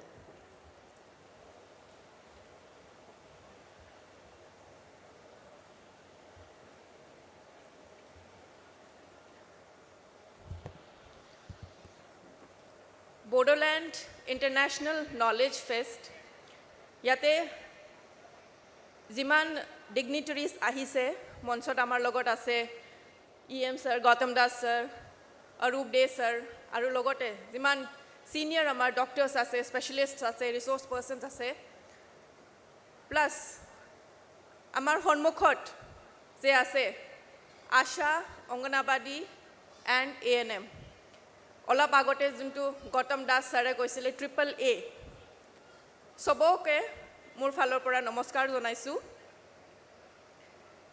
মই বেছি কথা নকওঁ ষ্টাৰ্টিং মই কৰিব লৈছোঁ গৌতম ছাৰৰ পৰাই গৌতম ছাৰে যি কৈ গ'ল তাৰ পৰাই AAA বুলি কৈছে মোৰ এটাই প্ৰশ্ন আছে আপোনালোকৰ পৰা আপোনালোকে কেতিয়াবা বেটাৰীত চলোৱা গাড়ীটো দেখা পাইছে নেকি ঘৰত সৰু সৰু ল'ৰা ছোৱালী আছে কি জানি গাড়ী আছে কিবা কিবি থাকে আৰু বেটাৰীত যে চলে কোনোবা গান গাই থাকিব বেটাৰীৰ লগত মানে কিবা ৰিম'ট থাকে ক'ব কি বিচাৰিছোঁ যে মই AAA দুটা মিনিং আছে এটাটো হ'ল আশা অংগনাবাদী ANM যোনে আপোনালোকে ইয়াতে বহি আছে আৰু AAA আৰু এটা মিনিং আছে সেইটো হ'ল এটা বেটাৰী এতিয়া মই আগতে যে কৈছিলোঁ গাড়ীৰ কথা সেইটো আৰু আপোনালোকৰ কথাটো মই লিংক কৰিব খুজিছোঁ যে বেটাৰী দি চলোৱা যে গাড়ী আছে সেইটো ইঞ্জিনিয়াৰ্ছবিলাকে বনাব সব ঠিক আছে বাট কিন্তু যেতিয়ালৈকে এই AAA বেটাৰীটো তাতে নলগাওঁ এইটো গাড়ীটো নচলিব আপোনালোকৰ ইম্পৰ্টেঞ্চটো আপোনালোকৰ আশা অংগনাবাদী ANMৰ যে ইম্পৰ্টেঞ্চ আছে সেইটোৱে ইম্পৰ্টেঞ্চ আছে আমি যিমান প্ল্যান কৰিলেও হায়াৰ লেভেলত আমি যিমান ৰোড মেপ বনালেও ডাঙৰ ডাঙৰ আমি কথা ক'ব পাৰোঁ বাট আনটিল এণ্ড আনলেছ যেতিয়ালৈকে আপোনালোকৰ AAA পৰা আমি যেতিয়ালৈকে সহযোগটো নাপাওঁ সেইটো নহ'ব এতিয়া মই একদম শ্বৰ্টত আমি কি কৰিব গৈ আছোঁ সেইটো ক'ব যাওঁ প্ৰথমতে মই নিজৰ চিনাকিটো দি দিওঁ মোৰ নাম মাধুৰিমা চাংমা মই CGIS টিমটো ৰিপ্ৰেজেণ্ট কৰি আছোঁ ইয়াতে আমি department of women and child development ইহঁতৰ লগত ছাপোৰ্ট কৰি আছোঁ আৰু ইহঁতৰ লগত একদম হাইলি ফ'কাছড আৰু এংগেজ হৈ আছোঁ আমি যোৱা এক বছৰৰ পৰা ডিপাৰ্টমেণ্টৰ লগত জড়িত হৈ আছোঁ আমাৰ মেইন যে এইম আছে যোনটো টাৰ্গেট আছে যে কওঁ আমাৰ মেইন আমাৰ ভিজন আমাৰ গ'ল সেইটো হ'ল যে আমাৰ গভৰ্নেন্স আৰু নিউট্ৰিশ্যনেল আউটকামটো আমি কেনেকুৱা ভাল কৰিম নেক্সট শ্লাইড প্লিজ আপোনালোকে দেখা পাইছে এতিয়া ৰেংকিং আমাৰ ৰেংকিংটো চাবনে আপোনালোকে BTR ৰিজনত যে 4খন ডিষ্ট্ৰিক্ট আছে সিহঁতৰ ৰেংকিংটো কিমান আছে সেইটোৰ ৰেংকিংটো হৈছে ইয়াতে 103টা ডিষ্ট্ৰিক্টটো চোৱা হৈছিল আৰু 103 ডিষ্ট্ৰিক্টছ নৰ্থ ইষ্টৰ পৰা আৰু চাব গ'লে যদি আপোনালোকে গ'ল টুৰ ওপৰত যে মানে ছাৰ্ভে কৰা হৈছে তাতে চাব যাওঁতে লাষ্ট যে 4 ডিষ্ট্ৰিক্ট আছে সেইটো BTRৰ হয় লাষ্টত আছোঁ আমি বাট সেইটো নাপাহৰিব যে যেতিয়া লাষ্টত আমি থাকি যাওঁ তেতিয়া আমাৰ এটাই ৰাস্তা থাকি যায় আমি আৰু তলত যাব নোৱাৰোঁ আমাৰ এটাই ডাইৰেকশ্যন হ'ব এতিয়া কোনফালে হ'ব ওপৰ ফালে আমি এতিয়া দক্ষিণ ফালে নাযাওঁ আমি উত্তৰ ফালেহে যাম তলৰ ফালে নাযাওঁ ওপৰতে যাওঁ সেইটো কেনেকুৱা কৰিব পাৰোঁ আমি কিয়নো আমি এতিয়া অকল ডিপাৰ্টমেণ্ট অফ WNCD লগত জড়িত হৈ আছোঁ তাতে আমি কেনেকুৱা কি কৰি আছোঁ সেইটো মই ক'ব যাম next slide please area of focus আমাৰ কি হ'ব আমি এই যে টপ 10টো যে আমি আহিব বিচাৰিছোঁ 103 লাষ্ট 4ৰ পৰা যে টপ 10ত যে আমি যাব বিচাৰিছোঁ সেইটো কাৰণে আমি 6টা এৰিয়া অফ ফ'কাছত কাম কৰিব লাগিব নাম্বাৰ 1 ইনফৰমেশ্যনটো ডেটা যিমান আছে আপোনালোকৰ এজন অংগনাবাদী এজন আশা এজন ANM ইমান ডেটা কালেকশ্যন কৰে সেইটো ডেটাটো চিষ্টেমটো এটা ষ্টেণ্ডাৰ্ড বনাব লাগিব ষ্টেণ্ডাৰ্ডাইজ ফৰ্মেট বনাব লাগিব প্লেনিং কৰিব লাগিব যেতিয়া এটা ফৰ্মেটত সবে ডেটাটো দিব তেতিয়া সেইটো ডেটাটো আমি ইউজ কৰিব পাৰোঁ যে কেনেকুৱা ডেভেলপমেণ্টটো আনিব পাৰোঁ আৰু লগতে আপোনালোকৰ ৱৰ্কলোড বহুত আছে ANM আশা অংগনাবাদী AAA আপোনালোকৰ ৱৰ্কলোডটো কেনেকুৱা আমি কমাব পাৰোঁ সেইটোৰ ফালে আমি চাব লাগিব আপোনালোকৰ যে তিনিটা একেলগে কাম কৰি আছে কনভাৰ্জেন্স বুলি শুনি থাকোঁ আমি কনভাৰ্জেন্সটো কৰিবৰ কাৰণে ৰোল ক্লাৰিটিও লাগে আশা কি কৰি আছে অংগনাবাদী কি কৰি আছে ANM কি কৰি আছে সেইটো ৰোল ক্লাৰিটিটো আমি আনিব চেষ্টা কৰি আছোঁ সেইটো আমি কেনেকুৱা আনিম ট্ৰেইনিং দিব লাগিব টাইমলি লগত আমি কোনটো টাইমত কোনটো ট্ৰেইনিং দিব লাগে আৰু আপোনালোকে যে কৰি আছে আপোনালোকৰ যে অবজেক্টিভ আছে যে এনেকুৱা আপোনালোকৰ কাম আছে আপোনালোকৰ যে ৰোলছ আছে তাৰ লগত মিলিব লাগিব ট্ৰেইনিংটো এণ্ড দ্য এণ্ড লাষ্ট আমি যদিও WNCD লগত কাম কৰি আছোঁ জড়িত হৈ আছোঁ তথাপিও আমি হেল্থ ডিপাৰ্টমেণ্টৰ লগত কনভাৰ্জেন্সত আমি কাম কৰিবই লাগিব তেতিয়াই আমি কমপ্লিট নিউট্ৰিশ্যনেল আউটকাম যে আমি কৈছোঁ কমপ্লিট মানে BTRৰ যে ইমেজ আছে সেইটো ভাল কৰিব পাৰোঁ অকলে এটা ডিপাৰ্টমেণ্টে কৰিব নোৱাৰে সেইকাৰণে আপোনালোকক সবকে ইয়াতে একেলগে অনা হৈছে নেক্সট প্লিজ এতিয়া এৰিয়াৰ ফ'কাছৰ পৰা সেই এৰিয়া অফ ফ'কাছটো মই ক'লোঁ 6টা এৰিয়া অফ ফ'কাছত আছে আমি নেক্সট 3 বছৰৰ কাৰণে CGS আৰু ডিপাৰ্টমেণ্ট অফ WNCD আমি 3 বছৰৰ কাৰণে এটা প্লেন বনাই থৈছোঁ এই 3 বছৰীয়া প্লেনটো হ'ল নেক্সট প্লিজ এটাটো হ'ব যে আমাৰ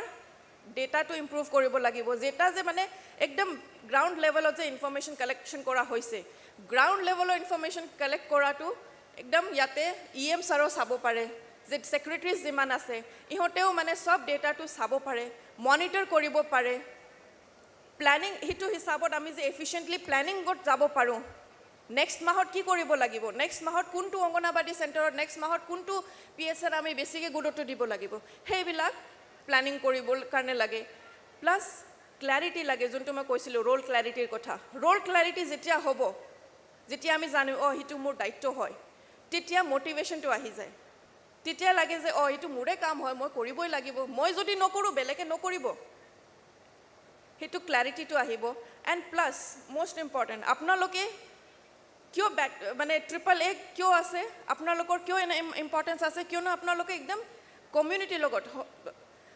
কমিউনিটিৰ লগত আপোনালোকৰ ডাইৰেক্ট ইণ্টাৰেকশ্যন আছে এই গ্ৰাছৰুট লেভেলত যে ইণ্টাৰেকশ্যন আছে সেইটো আমি ভাল কৰিব লাগিব এইটো কেনেকুৱা কৰিম নেক্সটত আমি গৈ আছোঁ ফৰ এক্সাম্পল ৱৰ্কলোড আমি কেনেকুৱা কমাম মই একদম 3টা এক্সাম্পল দিম আপোনালোকক আমাৰ 5টা ইণ্টাৰভেনশ্যন আছে 5টা ইণ্টাৰভেনশ্যনত মাত্ৰ 3টা এক্সাম্পল দিম অংগনাবাদী ৱৰ্কাৰৰ লগত আমি যেতিয়া কথা পাতিলোঁ গম পালোঁ যে সিহঁতে লিখিব বহুত লগা হয় বহুতকেইটা ৰেজিষ্টাৰ্ছ আছে বহুতকেইটা আমাৰ ইনফৰমেশ্যন নোট কৰিব লগা হয় আৰু সব ইনফৰমেশ্যন বহুত ইম্পৰ্টেণ্ট হয় বাট আমি সেইটো ৱৰ্কলোডটো কেনেকুৱা কমাইছোঁ ফৰ এক্সাম্পল সেইটো আপুনি দেখা পাইছে ওপৰত যে গ্ৰীণ কালাৰ বক্সত যে আছে সেইটো আমি ৰেজিষ্টাৰ এটা নতুনকৈ ডিজাইন কৰিছোঁ WNCD ডিপাৰ্টমেণ্ট প্লাছ CGS ডিপাৰ্টমেণ্টৰ লগত মিলি ফালে আমি সব ডিজাইন কৰিছোঁ সেইটো এটা ৰেজিষ্টাৰ সেইটো ৰেজিষ্টাৰটো আমি গ্ৰ'থ মনিটৰিঙৰ ৰেজিষ্টাৰৰ আপোনাক মানে স্ক্ৰীনশ্বট বুলি কওঁ যে মোবাইলৰ ভাষাটো সবে জানে স্ক্ৰীনশ্বট বুলি কৈছোঁ স্ক্ৰীনশ্বট এটা দেখাইছোঁ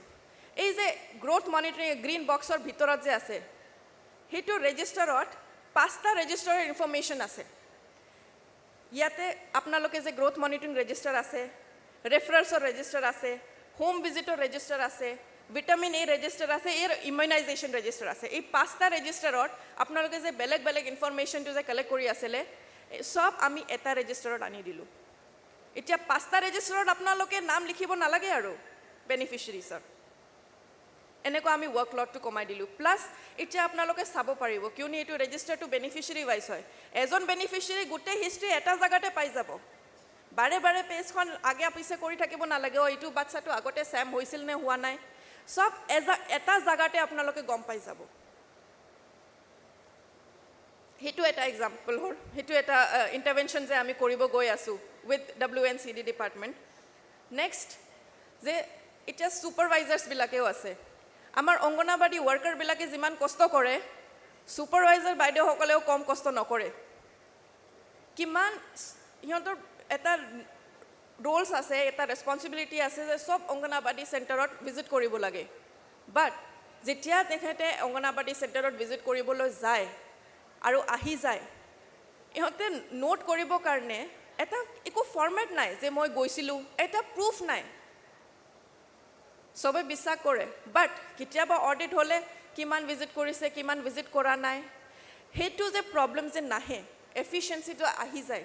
সেইটো কাৰণে আমি এটা আৰু এটা আনিছোঁ, সেইটো আমি কৈছোঁ ছাপৰ্টিভ ছুপাৰভিজন বুলি কৈছোঁ। ছাপৰ্টিভ ছুপাৰভিজন, ছুপাৰভিজনটো আপোনালোকে জানে ছুপাৰভাইজাৰে যে কৰি আছে। এতিয়া ছাপৰ্টিভ কিয় লগোৱা হ'ল, সেইটো যে গভৰ্ণমেণ্ট অফ ইণ্ডিয়াৰ যে মানে এটা আঁচনি আছে, তাৰ পৰাহে আমি এইটো ছাপৰ্টিভ ছুপাৰভিজনটো লৈছোঁ। ছুপাৰভাইজাৰবিলাকে ছুপাৰভিজন কৰিব, বাট লগতে ডিপাৰ্টমেণ্টেল ছাপৰ্টো আহি যাব। ছাপৰ্টিভ ছুপাৰভিজনটো কেনেকুৱা হ'ব, যেতিয়া ছুপাৰভাইজাৰে কোনোবা এটা অংগনাবাদী চেণ্টাৰত গৈছে, তাতে তেখেতে নোট কৰি আহিব। আমি এপ বনাম, এপত অহাৰ আগতে আমি চেকলিষ্ট এটা পেপাৰ ফৰ্মত আগতে আনি দিছোঁ। আৰু পেপাৰ ফৰ্মত কিয় আনিছোঁ এতিয়া কৈ আছোঁ। এপৰ আগতে ছুপাৰভাইজাৰবিলাকে যেতিয়া যাব, সেইটো পেপাৰত চব নোট কৰি আহিব। অংগনাবাদী চেণ্টাৰত গৈছে, তাতে কি চালে, কি চোৱা নাই, চব টিক মাৰ্ক লগাই থাকিব। আৰু কি ফেচিলিটি আছে, কি ফেচিলিটি নাই, ক'ত ইণ্টাৰভেনশ্যনৰ দৰকাৰ আছে, ক'ত চেঞ্জেছ আনিব লাগিব, সেইটো প্লাছ যদি সেইটো চেণ্টাৰত CDPO বাইদেৱে গৈছে বা CDPO ছাৰ গৈছে বা DSW ছাৰ গ'লে, তেওঁ মানে এইটো চেকলিষ্টটো লৈ যাব পাৰিব।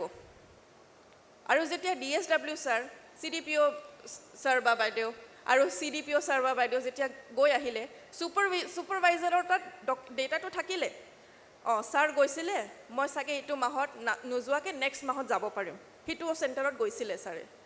সেইটো নেষ্টেড ছুপাৰভিজন যে কৈছোঁ, ছাপৰ্টিভ ছুপাৰভিজন। পেপাৰত কিয় ৰাখিছোঁ আমি, এতিয়া ৰেজিষ্টাৰ্ছ যে আছে, প্ৰশ্ন উঠিছে চাগে, চবে মানে ডিজিটাইজেশ্যনৰ কথা কৈ আছে, সব মোবাইলত আহি গৈছে, এতিয়া সিহঁতে পেপাৰত কিয় আনি আছে। ৰেজিষ্টাৰটো বন্ধ হ'ব বুলিয়ে শুনিছিলোঁ, আকৌ ৰেজিষ্টাৰ নতুনহে আনিছে। ৰেজিষ্টাৰ সেইকাৰণে আকৌ আনিলোঁ আমি, কিয়নো অংগনাবাদী ৱৰ্কাৰবিলাকে আমাক জনালে যে আমি লিখাটো বেছি ভাল পাওঁ, সেইকাৰণে আমি পেপাৰত আনিছোঁ। ঠিক আছে, এই দুটা ইণ্টাৰভেনশ্যনৰ কথা মই আপোনাক ক'লোঁ। Next please. এইটো এটা ৰিপৰ্ট অপ্টিমাইজেশ্যন, জাষ্ট 2 মিনিটছ।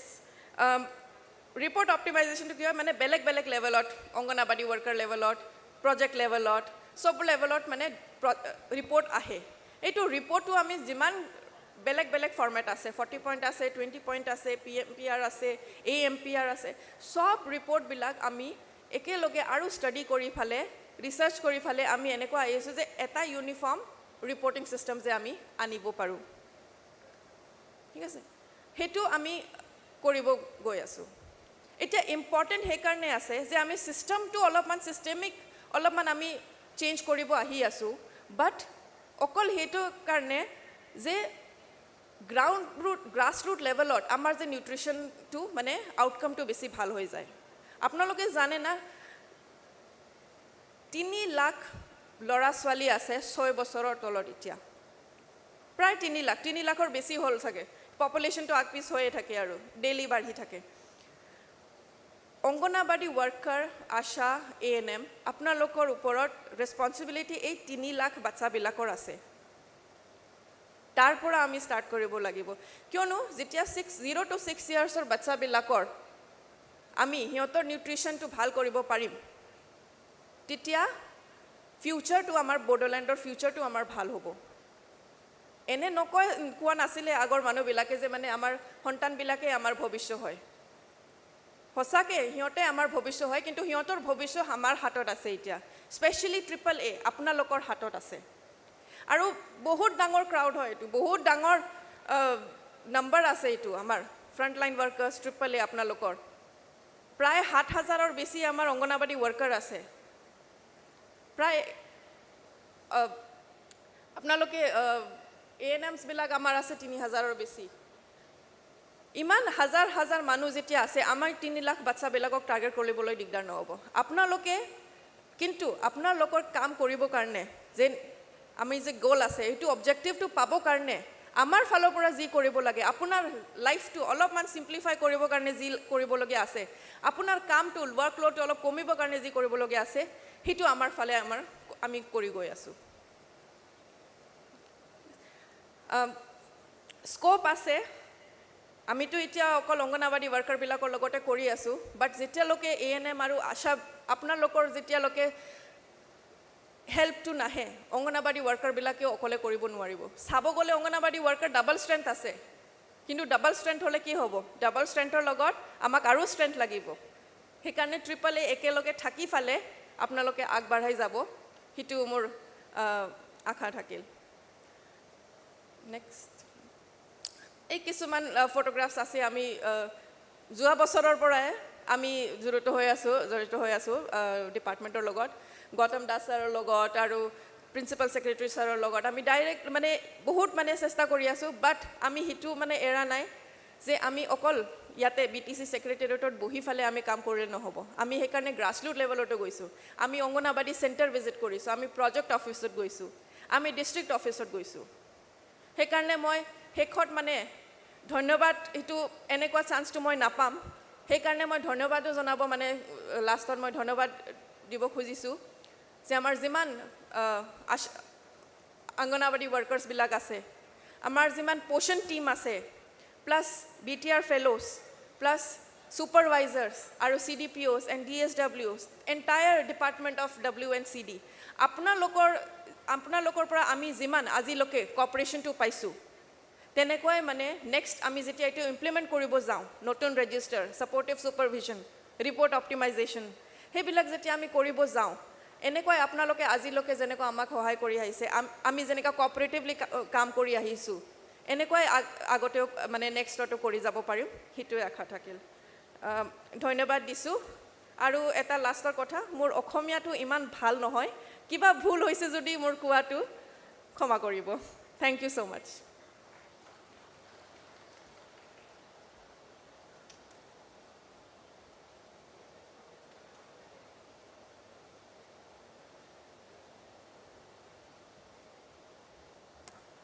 ধন্যবাদ জ্ঞাপন কৰিছোঁ শ্ৰীযুতা মাধুৰিমা চাংমালৈ তেওঁৰ গুৰুত্বপূৰ্ণ মন্তব্য আমাৰ সন্মুখত দাঙি ধৰাৰ বাবে এতিয়া যিহেতু বহুত সময় আৰু আছে আৰু আমাৰ বহুতো পেনেলিষ্ট আছে কিন্তু আপোনালোক সকলোৱে অকণমান আমনি হৈ গ'ল আপোনালোকৰ কাৰণে আমি যিহেতু এই বিশেষ আলোচনা চক্ৰৰ আয়োজন কৰিছিলোঁ সেই ক্ষেত্ৰত আমি আৰু কি কৰিলে ভাল হয় ইয়াৰ বাবে মই ডক্টৰ সুনীল কলক পুনৰবাৰ আমাৰ ডাইচত আহিবলৈ অনুৰোধ জনাইছোঁ আৰু ইয়াৰ বিষয়ে দুআষাৰ ক'বলৈ অনুৰোধ জনাইছোঁ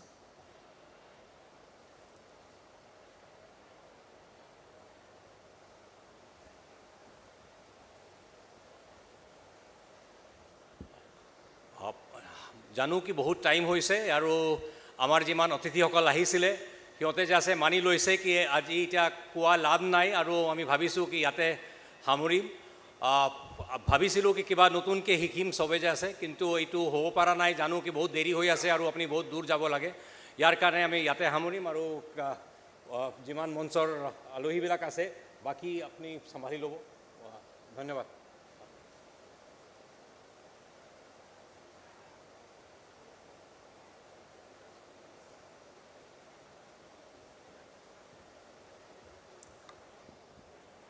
আমাৰ মাজত উপস্থিত আছে ডক্টৰ বৰুণ বসুমতাৰী ডাঙৰীয়া কোকৰাঝাৰ মেডিকেল কলেজৰ পৰা তেওঁক নিজৰ মন্তব্য দাঙি ধৰিবলৈ অনুৰোধ জনাইছোঁ। ধন্যবাদ।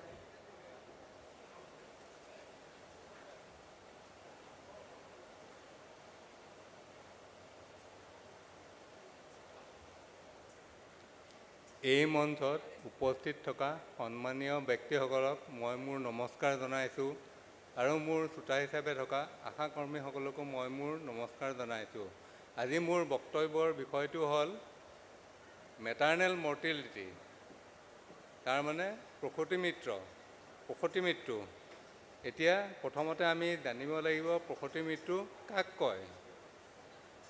কোনো মহিলাৰ যদি গৰ্ভাৱস্থাত মৃত্যু হয়, নহ'লে যদি গৰ্ভপাতৰ 42 দিনৰ ভিতৰত যদি মৃত্যু হয়, সেই মৃত্যুক আমি প্ৰসূতি মৃত্যু বুলি কওঁ। ইংলিছত কোৱা হয় মেটাৰ্নেল ডেথ। এতিয়া মেটাৰ্নেল ডেথ আমি কেনেকৈ প্ৰকাশ কৰোঁ? আমি মেটাৰ্নেল ডেথ প্ৰকাশ কৰোঁ মেটাৰ্নেল মৰ্টেলিটি ৰেচিঅ' বুলি কয়। মেটাৰ্নেল মৰ্টেলিটি ৰেচিঅ' হ'ল number of maternal death per 1 lakh of live birth. আমাৰ ইণ্ডিয়াত এই মেটাৰ্নেল মৰ্টেলিটি ৰেচিঅ'টো হ'ল MMR ৰেচিঅ'টো হ'ল 103 আৰু অসমত এতিয়াও বহুত হৈ আছে 195। আগতে আৰু বেছি আছিল, 215 আছিল, এতিয়া বৰ্তমান 195। এতিয়া এই মেটাৰ্নেল মৰ্টেলিটিটো কমাবলৈ হ'লে আমি মেটাৰ্নেল মৰ্টেলিটিৰ বিষয়ে কিছু কথা জানিব লাগিব। প্ৰথমতে হ'ল মেটাৰ্নেল ডেথ কিয় হয়? কাৰণবোৰ হ'ল হাইপাৰটেনছিভ ডিজঅৰ্ডাৰ। হাইপাৰটেনছিভ ডিজঅৰ্ডাৰটো হয় প্ৰেছাৰটো উচ্চ ৰক্তচাপ হয়। উচ্চ ৰক্তচাপৰ পৰা প্ৰি এক্লেম্পচিয়া আৰু এক্লেম্পচিয়া হয়। প্ৰি এক্লেম্পচিয়া হ'লে দেহৰ বহুতো ইম্পৰ্টেণ্ট অৰ্গেন এফেক্টেড হয়। ব্ৰেইনৰ ব্লিডিং হ'ব পাৰে, কিডনি বেয়া হ'ব পাৰে, ৰিনেল ফেইলিয়ৰ হ'ব পাৰে, হাৰ্ট ফেইলিয়ৰ হ'ব পাৰে, নহ'লে বা ব্লাড কোৱাগুলেশ্যন ডিজঅৰ্ডাৰ হ'ব পাৰে। এই সকলোবোৰৰ পৰা মৃত্যু হ'ব পাৰে। 2 নম্বৰ কাৰণ হ'ল হিমৰেজ, তাৰমানে ব্লিডিং। ব্লিডিং কেতিয়া হয়? প্লেচেণ্টা প্ৰিভিয়া, পষ্টপাৰ্টাম হিমৰেজ, নহ'লে বা কেতিয়াবা এবৰ্চন হৈও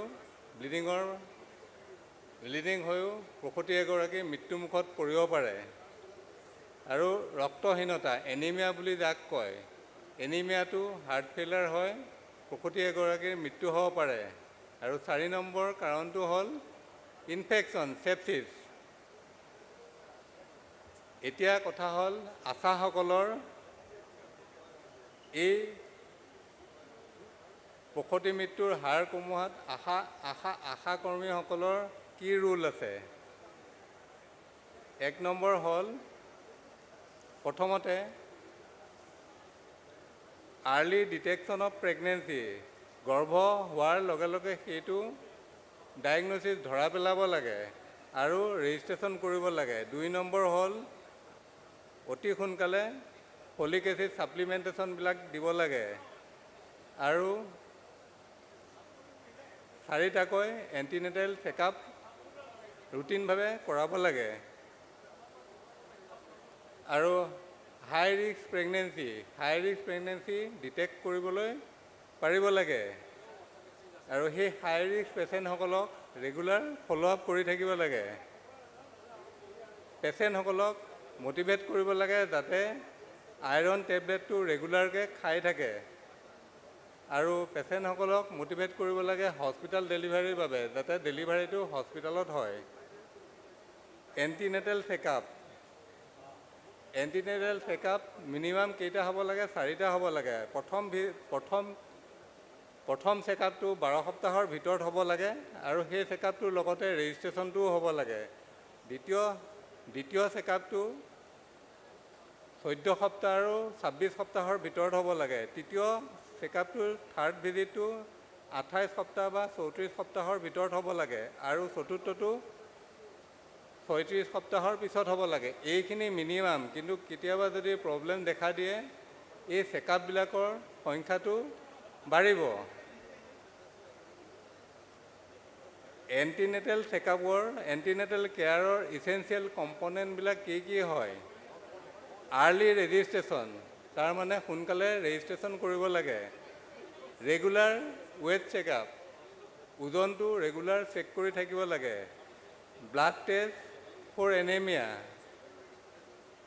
হিমোগ্ল'বিন, ব্লাডৰ হিমোগ্ল'বিনটো পৰীক্ষা কৰিব লাগে। তেতিয়া ৰক্তহীনতা বা এনেমিয়া থাকিলে সেইটো ধৰা পৰে আৰু ততালিকে তাৰ চিকিৎসাটো কৰিব পাৰি।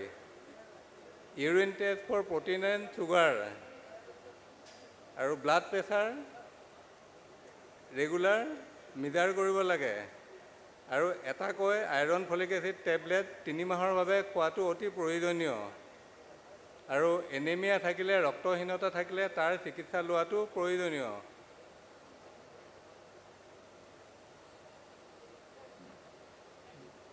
TD, তাৰমানে টিটানাছ আৰু ডিপটেৰিয়াৰ 2টা ড'জ ভেকচিনেশ্যন লোৱাটো প্ৰয়োজন। আৰু নিউট্ৰিশ্যনৰ বিষয়ে কাউন্সেলিং কৰিব লাগে। বিপদগ্ৰস্ত হাই ৰিস্ক প্ৰেগনেঞ্চি কিছুমান চাইন আছে, সেইবিলাক জানাটো বহু প্ৰয়োজন। আৰু হাই ৰিস্ক প্ৰেগনেঞ্চি, বিপদগ্ৰস্ত গৰ্ভৱতী মহিলা চিনাক্তকৰণ লক্ষ্যসমূহ কি কি? 18 বছৰৰ তলৰ আৰু 35 বছৰৰ ওপৰৰ মহিলা হ'লে 38 কিলোগ্ৰাম বা তাতকৈ কম যদি ওজন হয়, ৰক্তচাপ যদি 140 বা 90 বা তাতোকৈ বেছি হয়, হিমোগ্ল'বিনৰ পৰিমাণ যদি 7ৰ কম হয়,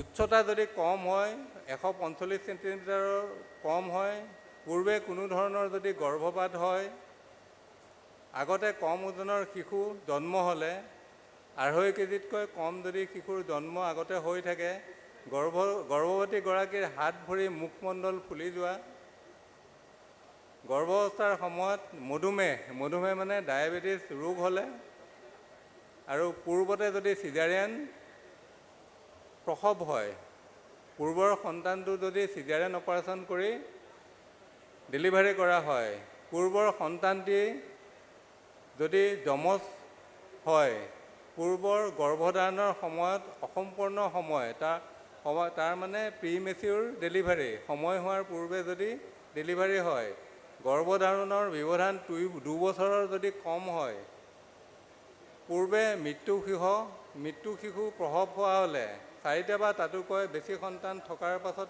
আকৌ গৰ্ভৱতী হ'লে,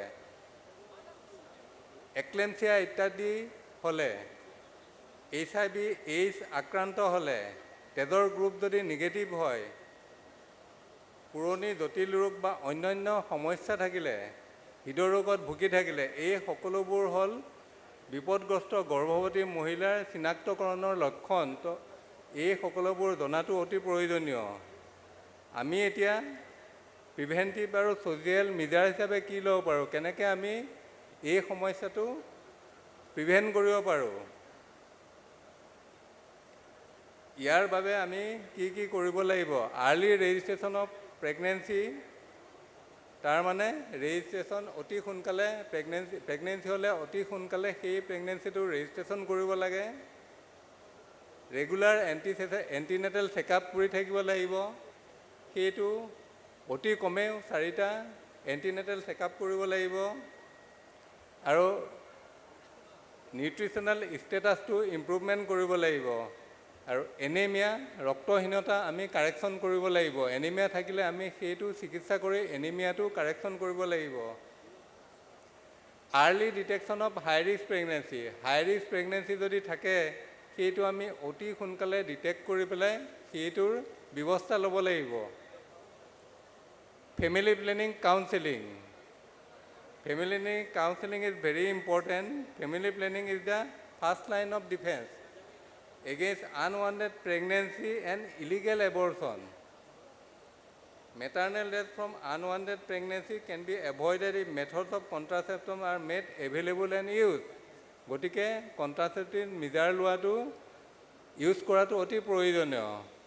সেইটো ব্যৱহাৰ কৰিলে কণ্ট্ৰাচেপশ্যন ইউজ কৰিলে আমি বাৰ্থ স্পেচিং কৰিব পাৰোঁ আৰু ইলিগেল গৰ্ভপাত যোনটো কৰা হয় তাৰ পৰা বহুতো প্ৰসূতিৰ চেপ্টিছ হয়, ইনফেকশ্যন হয়, সেইটো প্ৰিভেণ্ট কৰিব পাৰোঁ। গতিকে এই সকলোবোৰ মিজাৰ যদি আমি লওঁ তেনেহ'লে আমি প্ৰসূতি মৃত্যুৰ হাৰটো কমাব পাৰোঁ। এইখিনিতে মোৰ বক্তব্য সামৰিছোঁ। আপোনালোকে এই বক্তব্য মনোযোগ দি শুনাৰ বাবে মই সকলোকে ধন্যবাদ জনাইছোঁ।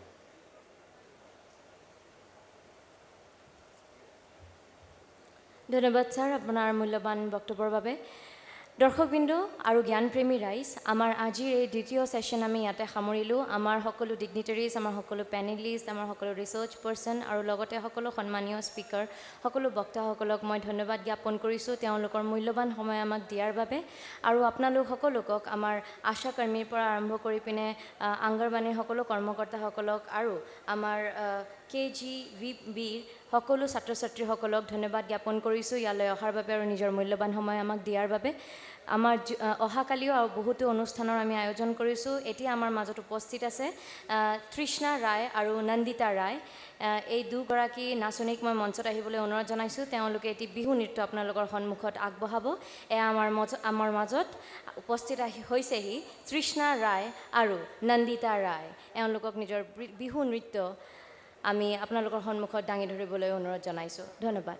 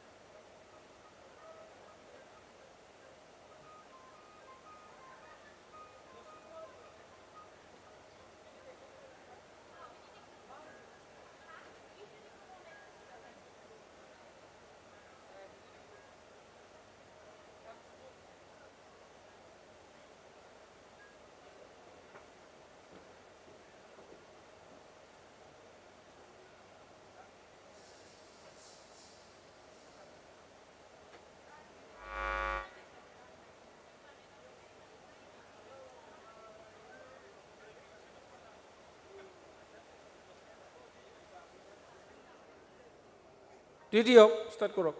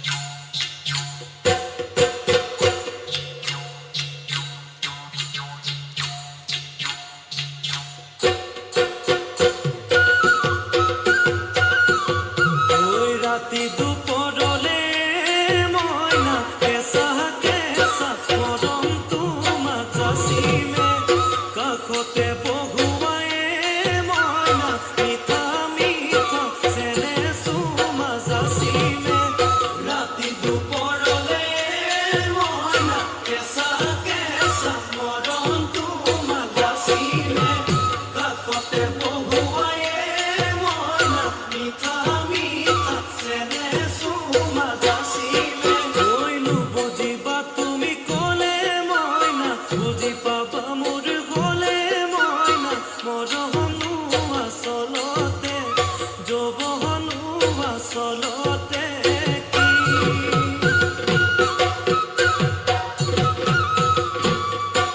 ঐ আজি দেখোন নাচনি ঐ নতুন নতুন লাগিছে নাচনৰ খাজতে মই নাযাম লাহি কঁকাল ভাঙিছে এই ৰঙা চোলা পিন্ধিলে ঐ মুগাৰ ৰিহা মেলালে ঐ চাই থাকো লাগিছে চাই থাকো লাগিছে আজি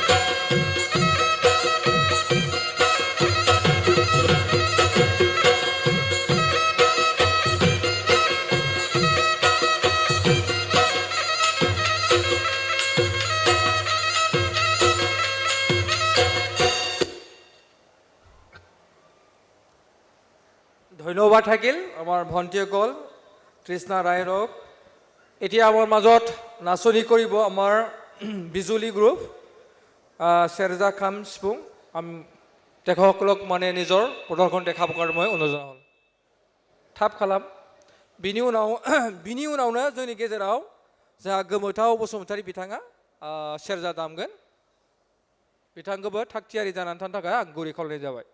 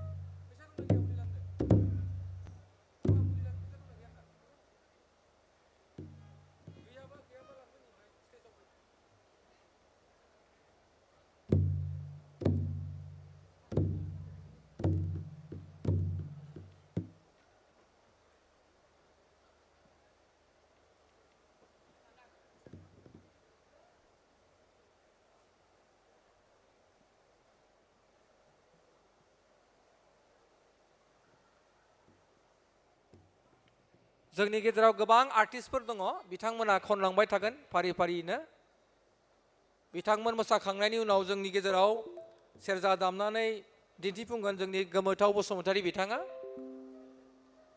आरो बिनि उनावनो जोंनि गेजेराव फैलाव नामजादा जोंनि बर' आर्टिस्ट एक्टर बिथाङाबो गान रोजाबगोन